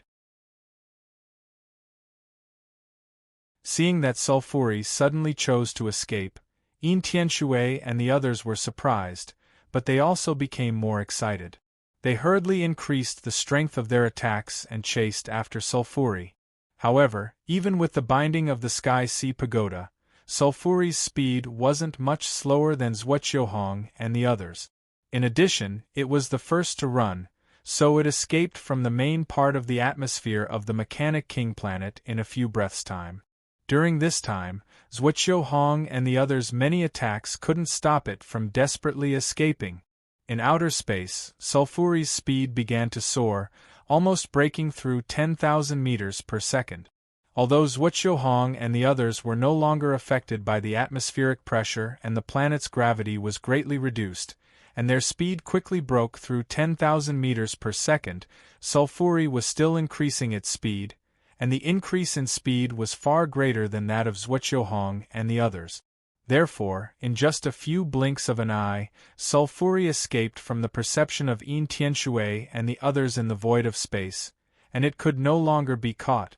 Damn it, we let it escape again. Zhuoqiu Hong couldn't help but say angrily when he saw this. At the same time, he felt immense pressure. In fact, it wasn't just Zhuoqiu Hong. Yin Tianshui and the others also had ugly expressions, and they felt anxious in their hearts. Since Sulfuri was already strong enough to escape from the 5 of them, this was completely beyond their expectations. Moreover, Sulfuri seemed to be able to gradually become stronger by continuously devouring. This was undoubtedly a terrifying disaster for the unbridled Sea Star region. Zhuoqiu Hong and the others even felt that the consequences of this disaster were unimaginable. Think of a way. We must kill this Sulfuri, or there will be endless trouble in the future. Yin Tianshui said after Zhuoqiu Hong. At this time, Xingxia and the others had already arrived to meet up with them. Sulfuri's speed was too fast. Xingxia and the others were watching from afar. When Sulfuri suddenly chose to escape, they didn't have time to react at all, and even if they did, it would be useless. It's easy for you to say, but you've all seen it. With Sulfuri's strength, unless an Imperial Lord powerhouse makes a move, who can kill it? Ron was the first to reply coldly to Yin Tianshui. Obviously, he scoffed at Yin Tianshui's words. When he saw this, Zhuoqiu Hong habitually took a deep breath, even though there was no air in outer space, and then he said, "Even if there's no other way, we have to try our best to think of a way. The most important thing now is to find a way to restrain Sulfuri's speed. In this way, the 5 of us can still kill it if we join forces." But right when everyone couldn't help but agree with Zhuoqiu Hong, Ron said coldly, "Is that so? Didn't the 5 of us join forces to kill it last time, and we thought it was dead for sure? But now? Not only is it still alive, according to what it said, it has recovered to its peak. Moreover, it said that it's impossible for anyone below the Imperial Monarch realm to kill it." Ron's words were like a splash of cold water that was poured over everyone present, and it caused them to frown.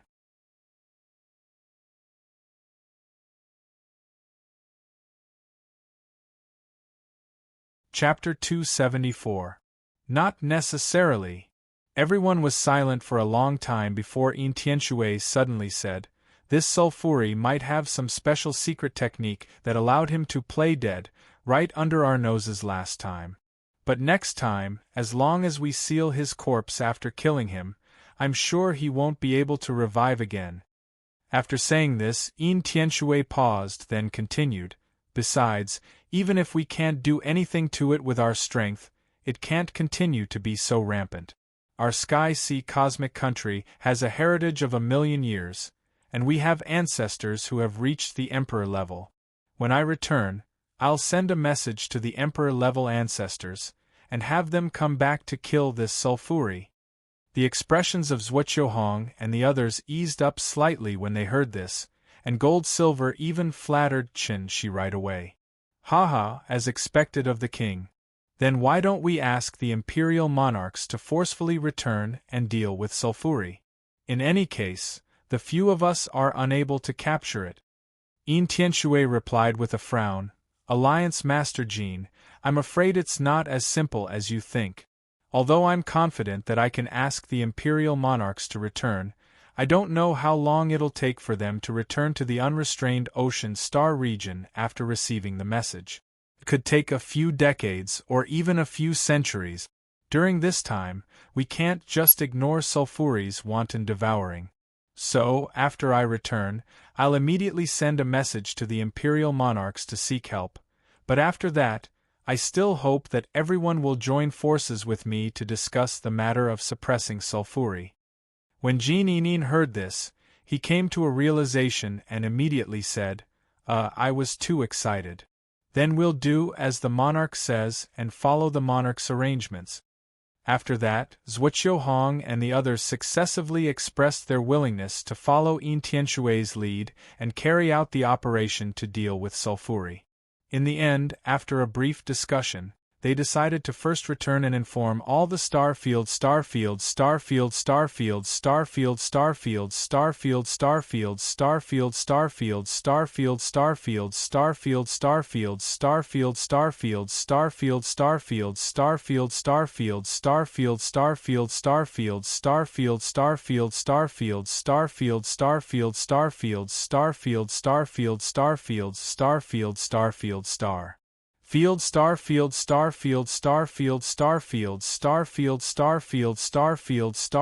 When Zhou Jie returned to his room in the Eastern Palace, he was in a great mood. His flying sword had just broken through to the Carefree realm, and this could be considered as the sword realm that his current cultivation realm had almost reached.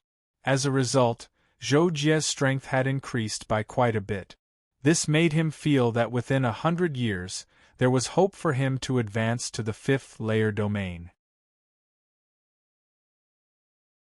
As long as he passed the 14th floor of the supernatural tower and accumulated enough energy to break through, with Zhou Jie's foundation, it wouldn't be difficult for him to complete the breakthrough to the 5th layer domain.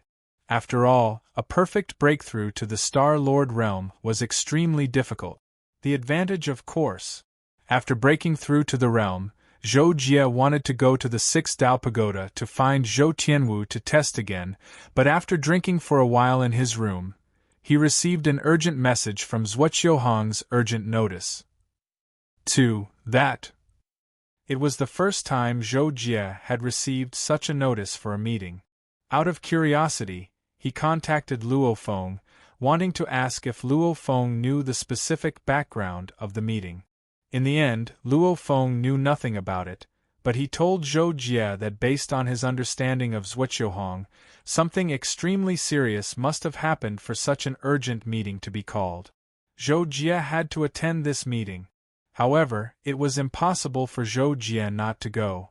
After ending the call, he thought about it for a while and suddenly lost interest in the actual combat test.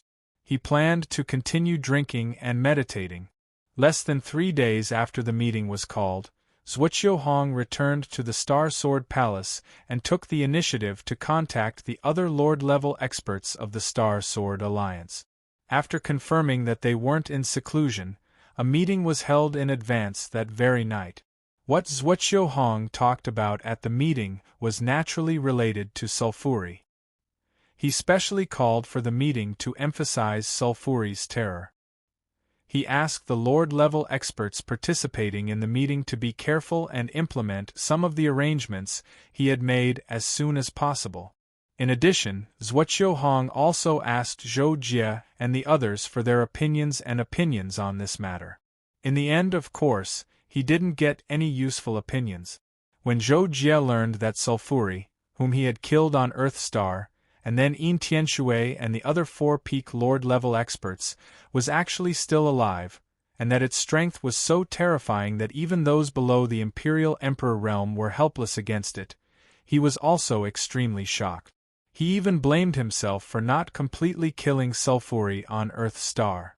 After the meeting ended, Zhuoqiu Hong called Luo Feng and Zhou Jie over. He was shocked to discover that Zhou Jie was already a 4th-stage domain lord. He couldn't help but praise and sigh with emotion. But when he thought of the threat Sulfuri posed, he couldn't help but remind Zhou Jie, according to you, you killed Sulfuri once when you were traveling on a planet. Now, its strength is extremely terrifying, and even I can't do anything to it. If it knows about you, I'm afraid it will want to kill you very much. You have to be careful and don't appear in front of Sulfuri. The matter of confronting it head-on should be left to us, the masters of the forces. You two just have to be responsible for managing the general work below. Zhou Jie was somewhat moved by Zhuoqiuhong's special reminder and said that he would be careful. Then, Zhuoqiuhong told Zhou Jie some things that he needed the two of them to do before returning to his room. Zhou Jie and Luo Feng followed Zhuoqiuhong's orders and quickly arranged the matters, personally participating and supervising. More than 2 months later, Zhuoqiuhong and the other masters of the forces all returned to their respective areas of influence or completed their respective arrangements. During this period, Sulfuri devoured several planets and quickly recovered from the injuries it suffered more than 10 days ago. Then, it rushed all the way to its next destination, Alliance of Patrol Envoys Headquarters, Moon Planet. Chief of the Alliance of Patrol Envoys, Long Yuan, returned to Moon Planet more than a month ago and gathered all the patrol envoys for a network meeting. Due to the network delay, the meeting lasted for an entire half a day before the general matters were finally arranged. Soon, the Alliance of Patrol Envoys Special Military Forces were assigned to various forces to conduct inspections and garrison.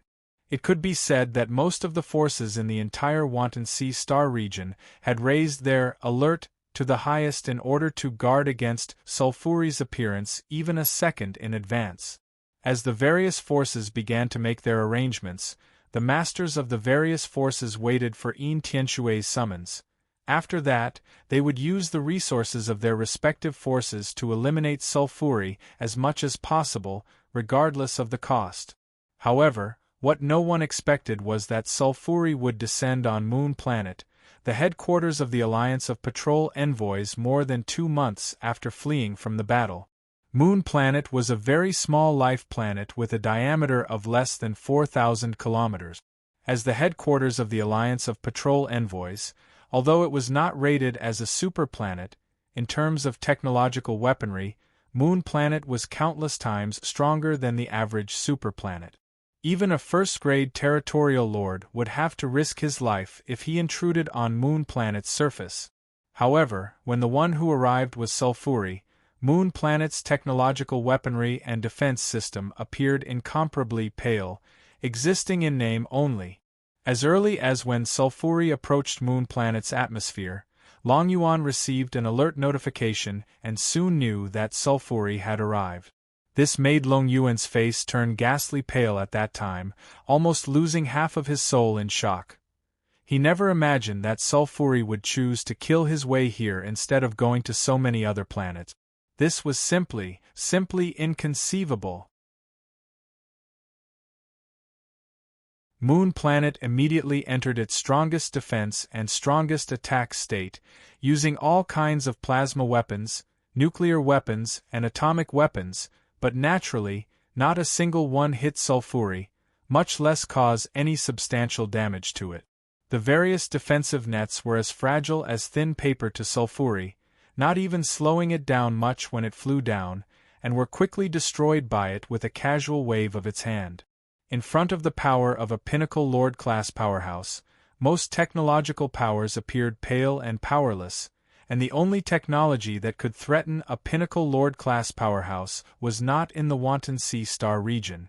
Still, the truth was that Long Yuan never thought that Moon Planet's weaponry and defenses could stop Sulfuri from devouring all life on it.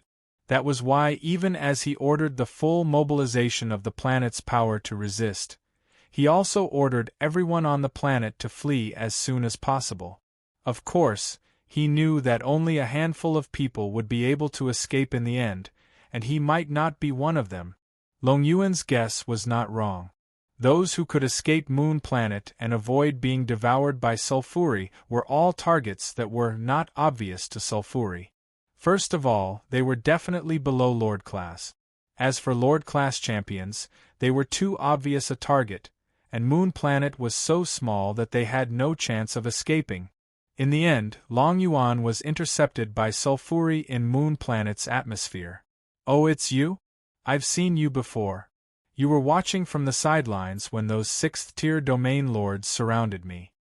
Sulfuri looked down at Long Yuan from above, its smile rather sinister.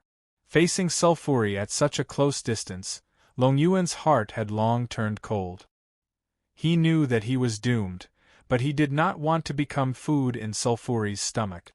Therefore, he chose to burn all of his power and fight to the death. The result, however, was heartbreaking. One move, Sulfuri had only used one move to blast Long Yuan's body apart. Then, it opened its mouth and swallowed him into its stomach. You overestimate yourself. After Sulfuri devoured Long Yuan, it left behind a taunting remark, and then went on to devour other things on Moon Planet. The news of Moonstar being devoured by Sulfuri and Long Yuan's death in battle was quickly found out by Zhuochuhong and the others. At the same time that this caused them to be shocked, they felt heavy pressure, and it was like a dense haze that enveloped their hearts.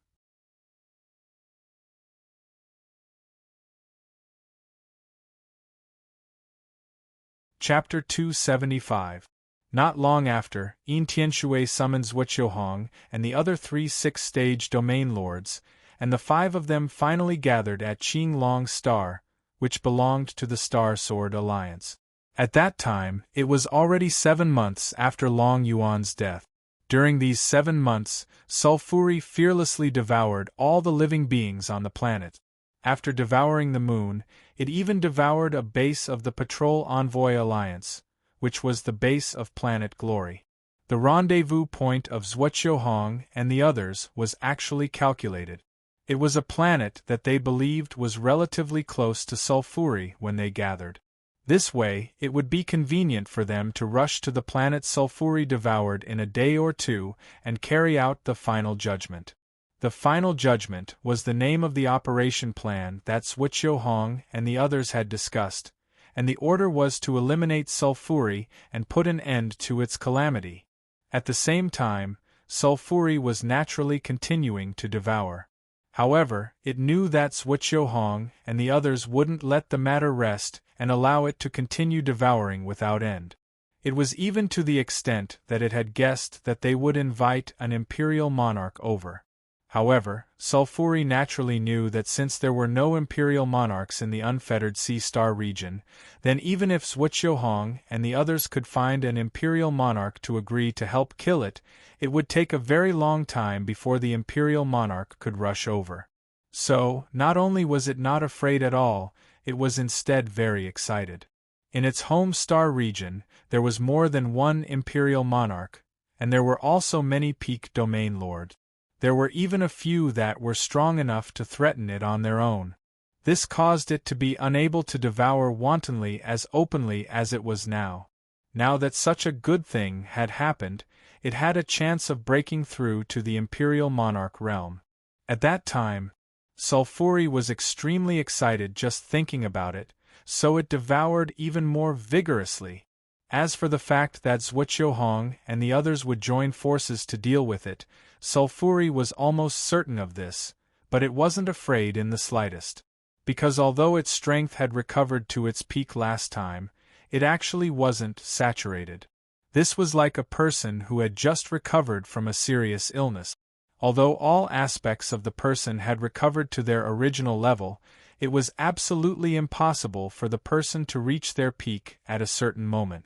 Sulfuri's strength had just recovered to its peak, but by continuing to devour, it could still store a lot of energy, causing its strength to erupt even stronger and its combat strength to last longer. If it continued to devour for a longer period of time, its strength would gradually exceed its peak and get closer and closer to the imperial monarch realm. It had been more than half a year since the battle with Zhuochuhong and the others. Sulfuri had devoured another 5 planets, a total of over 200 billion living beings. Sulfuri's strength. And the increase in energy's body's strength. Sulfuri's had devoured over a dozen planets could be said to be a negligible increase in its strength was now, Sulfuri had devoured a dozen planets could strength increase. However, Sulfuri was aware of the characteristics of its race. Breakthroughs were qualitative changes caused by quantitative changes. In the process of continuous accumulation, the increase in its strength was not obvious, but when it reached its limit and surpassed it, it would advance to the imperial monarch realm, and its strength would undergo an earth-shattering change.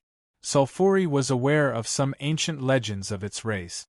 Every imperial monarch realm ancestor of its race was a terrifying source of calamity that could wreak havoc in a planetary region. Their race's imperial monarch realm ancestor was even known as Gluttony, and it was recorded in some ancient books. Sulfuri's one wish at the moment was to become Gluttony. That way, even if it was destroyed by the righteous people a long time later, it would be enough for it to be proud. On this day, Sulfuri was devouring on a B-class planet called Planet Valley Abundant. It had been a full 3 days, and in a few more hours, Planet Valley Abundance would be completely emptied. Most of them would be devoured by Sulfuri, but there were still some who fled in spaceship. After all, no matter how powerful Sulfuri was, it was not powerful enough to intercept all the spaceships that fled the planet.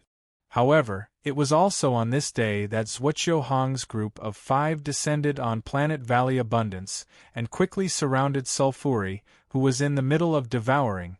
This time, Sulfuri did not have the slightest thought of escaping. It finished devouring the city below calmly, before turning its head to look at Zhuoqiu Hong's group of 5 who had surrounded it. Soon after, it sneered and said, "It's still just the 5 of you? That's really too disappointing. This time, I'll definitely eat one of you." When Sulfuri spoke such arrogant and threatening words right off the bat, Zhuoqiu Hong's group of 5 could not help but have ugly expressions. However, they did not say a word and tacitly acted almost at the same time. The first was still Yin Tianshui. He took out the Skycy Pagoda and once again shackled Sulfuri. Then, he took out a formation disk and quickly activated it. The formation disk turned into a sea of stars and instantly changed the scenery within a radius of several hundred kilometers. Sulfuri originally intended to be disdainful of this, but to its surprise, it was not only Yin Tianshui, but Zhuoqiu Hong's group of 4 actually used formations, treasures, and moves with the effects of sealing, shackling, guiding, and so on. Zhuoqiu Hong also used a formation disk, which directly transformed into a lightning prison to trap Sulfuri within and continuously whipped it with electric snakes. Jin Ingrong used the golden wheel to split into countless golden threads to entangle Sulfuri. The golden wheel itself also transformed into a vortex that erupted with a suction force from below. Chiosi, on the other hand, used a dark black sphere. The sphere flew above Safuli's head and projected 9 strange symbols. These symbols vibrated and connected with each other, quickly forming a dusky barrier of light that completely enveloped Safuli within. In contrast, Ron's style was even more extravagant. He actually took out 4 formation discs and shot them to the east, south, west, and north, respectively. It took him several seconds to activate the formations. Immediately, 4 different colored illusory beasts rushed toward Sulfuri from 4 directions, as if they wanted to trample on it. Sulfuri was instantly shackled and suppressed by several kinds of forces, and it immediately felt unwell. It was extremely uncomfortable to have so many layers of obstructions and restrictions right from the start. Its initial idea of showing off was met with a ruthless blow from reality, which also made it very angry. In fact, when Sulfuri was sealed by the Skycy Pagoda, it had already made preparations to resist and planned to attack Yin Tianshui first. However, due to its carelessness at the beginning, it was suddenly shackled by multiple layers. At that time, it felt as if it had sunk into a swamp and was unable to extricate itself. It even felt as if it couldn't accurately control the direction of its movements under the constant scouring of Yin Tianshui's Star Sea formation.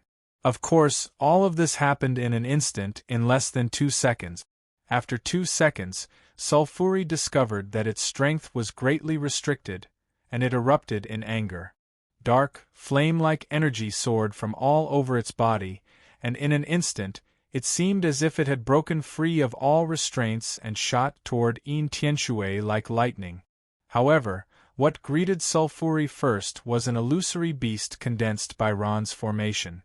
That illusory beast came over aggressively, opening its mouth and swallowing Sulfuri into its mouth. Of course, in the next half a second, the illusory beast shattered with a loud bang, and Sulfuri continued to pounce toward Yin Tianshui. However, at this time, Yin Tianshui and the other four had already launched a round of attacks that descended around it. Yin Tianshui's Ice Stream, Ran's Astral Spear, Jin Yinyu's Golden Light Bullet, Qiu Si's Lightning Saber, and Zhuoqiuhong's Flying Sword that contained the power of the Law of Space. Helpless, Sulfuri could only use its hands to block the attacks of Zhuoqiuhong and the other four. This caused it to discover another, unexpected surprise. Although Sulfuri didn't dare to directly block the powerful attacks of Yin Tianshui and the other four with its body, it believed that it had nothing to fear when its hands moved violently. However, in the end, it discovered that it was injured, and the attack that injured Sulfuri completely came from one of Yin Tianshui's five. The attacks of the others were all easily shattered by it. Only Zhuoqiuhong's Flying Sword that contained the power of the Law of Space, even though it was knocked flying by Sulfuri's hand, caused a deep crack to appear on the scales on the back of Sulfuri's hand. The power of the Law of Space. This caused Sulfuri to be shocked on the spot, and then it realized that this was an attack from Zhuoqiuhong. Thus, it immediately changed its target, and it didn't charge towards Yin Tianshui but pounced directly at Zhuoqiuhong instead. The reason Sulfuri was so shocked and changed its target was naturally because it was clearly aware of how terrifying the laws of space were. Logically speaking, only imperial monarchs or quasi-imperial monarchs were capable of utilizing the laws of space. But who would have imagined that Zhuoqiuhong had created a sword move of his own, and when combined with the might of his sword realm, it was capable of drawing upon a trace of the energy of the laws of space. Thus, it truly threatened Sulfuri, and caused Sulfuri to immediately intend to eliminate Zhuoqiuhong. On the other hand, Yin Tianshui was the closest to Zhuoqiuhong's ability to execute sword moves that contained the power of the laws of space. So, when he saw Sulfuri turn towards Zhuoqiuhong, he shouted loudly, "Everyone, protect Alliance leader Zhuoqiu! His attacks are capable of injuring Sulfuri." Thus, Yin Tianshui and the others strengthened their ability to obstruct Sulfuri, and at the same time, they surrounded Zhuoqiuhong and attacked Sulfuri madly. Zhuoqiuhong didn't panic in the slightest when he saw Sulfuri charging towards him, and he instead calmly pulled apart the distance between them while utilizing his flying swords to obstruct Sulfuri. Sulfuri was restrained by numerous methods, so even if it erupted with speed, it was still inferior to Zhuoqiuhong. For a time, it could only be in a passive state, and it quickly resisted another round of attacks before being injured by Zhuoqiuhong's attack once more. Being injured once more caused Sulfuri to be both shocked and furious, and it finally chose to erupt with strength a second time. Its entire body instantly expanded madly, and in the blink of an eye, it grew from over 10 meters tall to over 10,000 meters tall. In an instant, an extremely terrifying pressure shot towards the surroundings, and it caused all the methods Zhuoqiuhong and the others utilized to obstruct Sulfuri to fail. Sulfuri's transformation caused everyone to be extremely shocked, because they sensed that Sulfuri's aura had become even more formidable after it transformed, and it had completely exceeded their imaginations. Die! After it transformed, Sulfuri roared loudly, and then its hand directly tore through the layer of clouds and grabbed towards Zhuoqiuhong like a bolt of lightning. You're tuning in to the Phoenix Knights YouTube channel. Don't forget to subscribe and join us on this journey to catch the most captivating stories.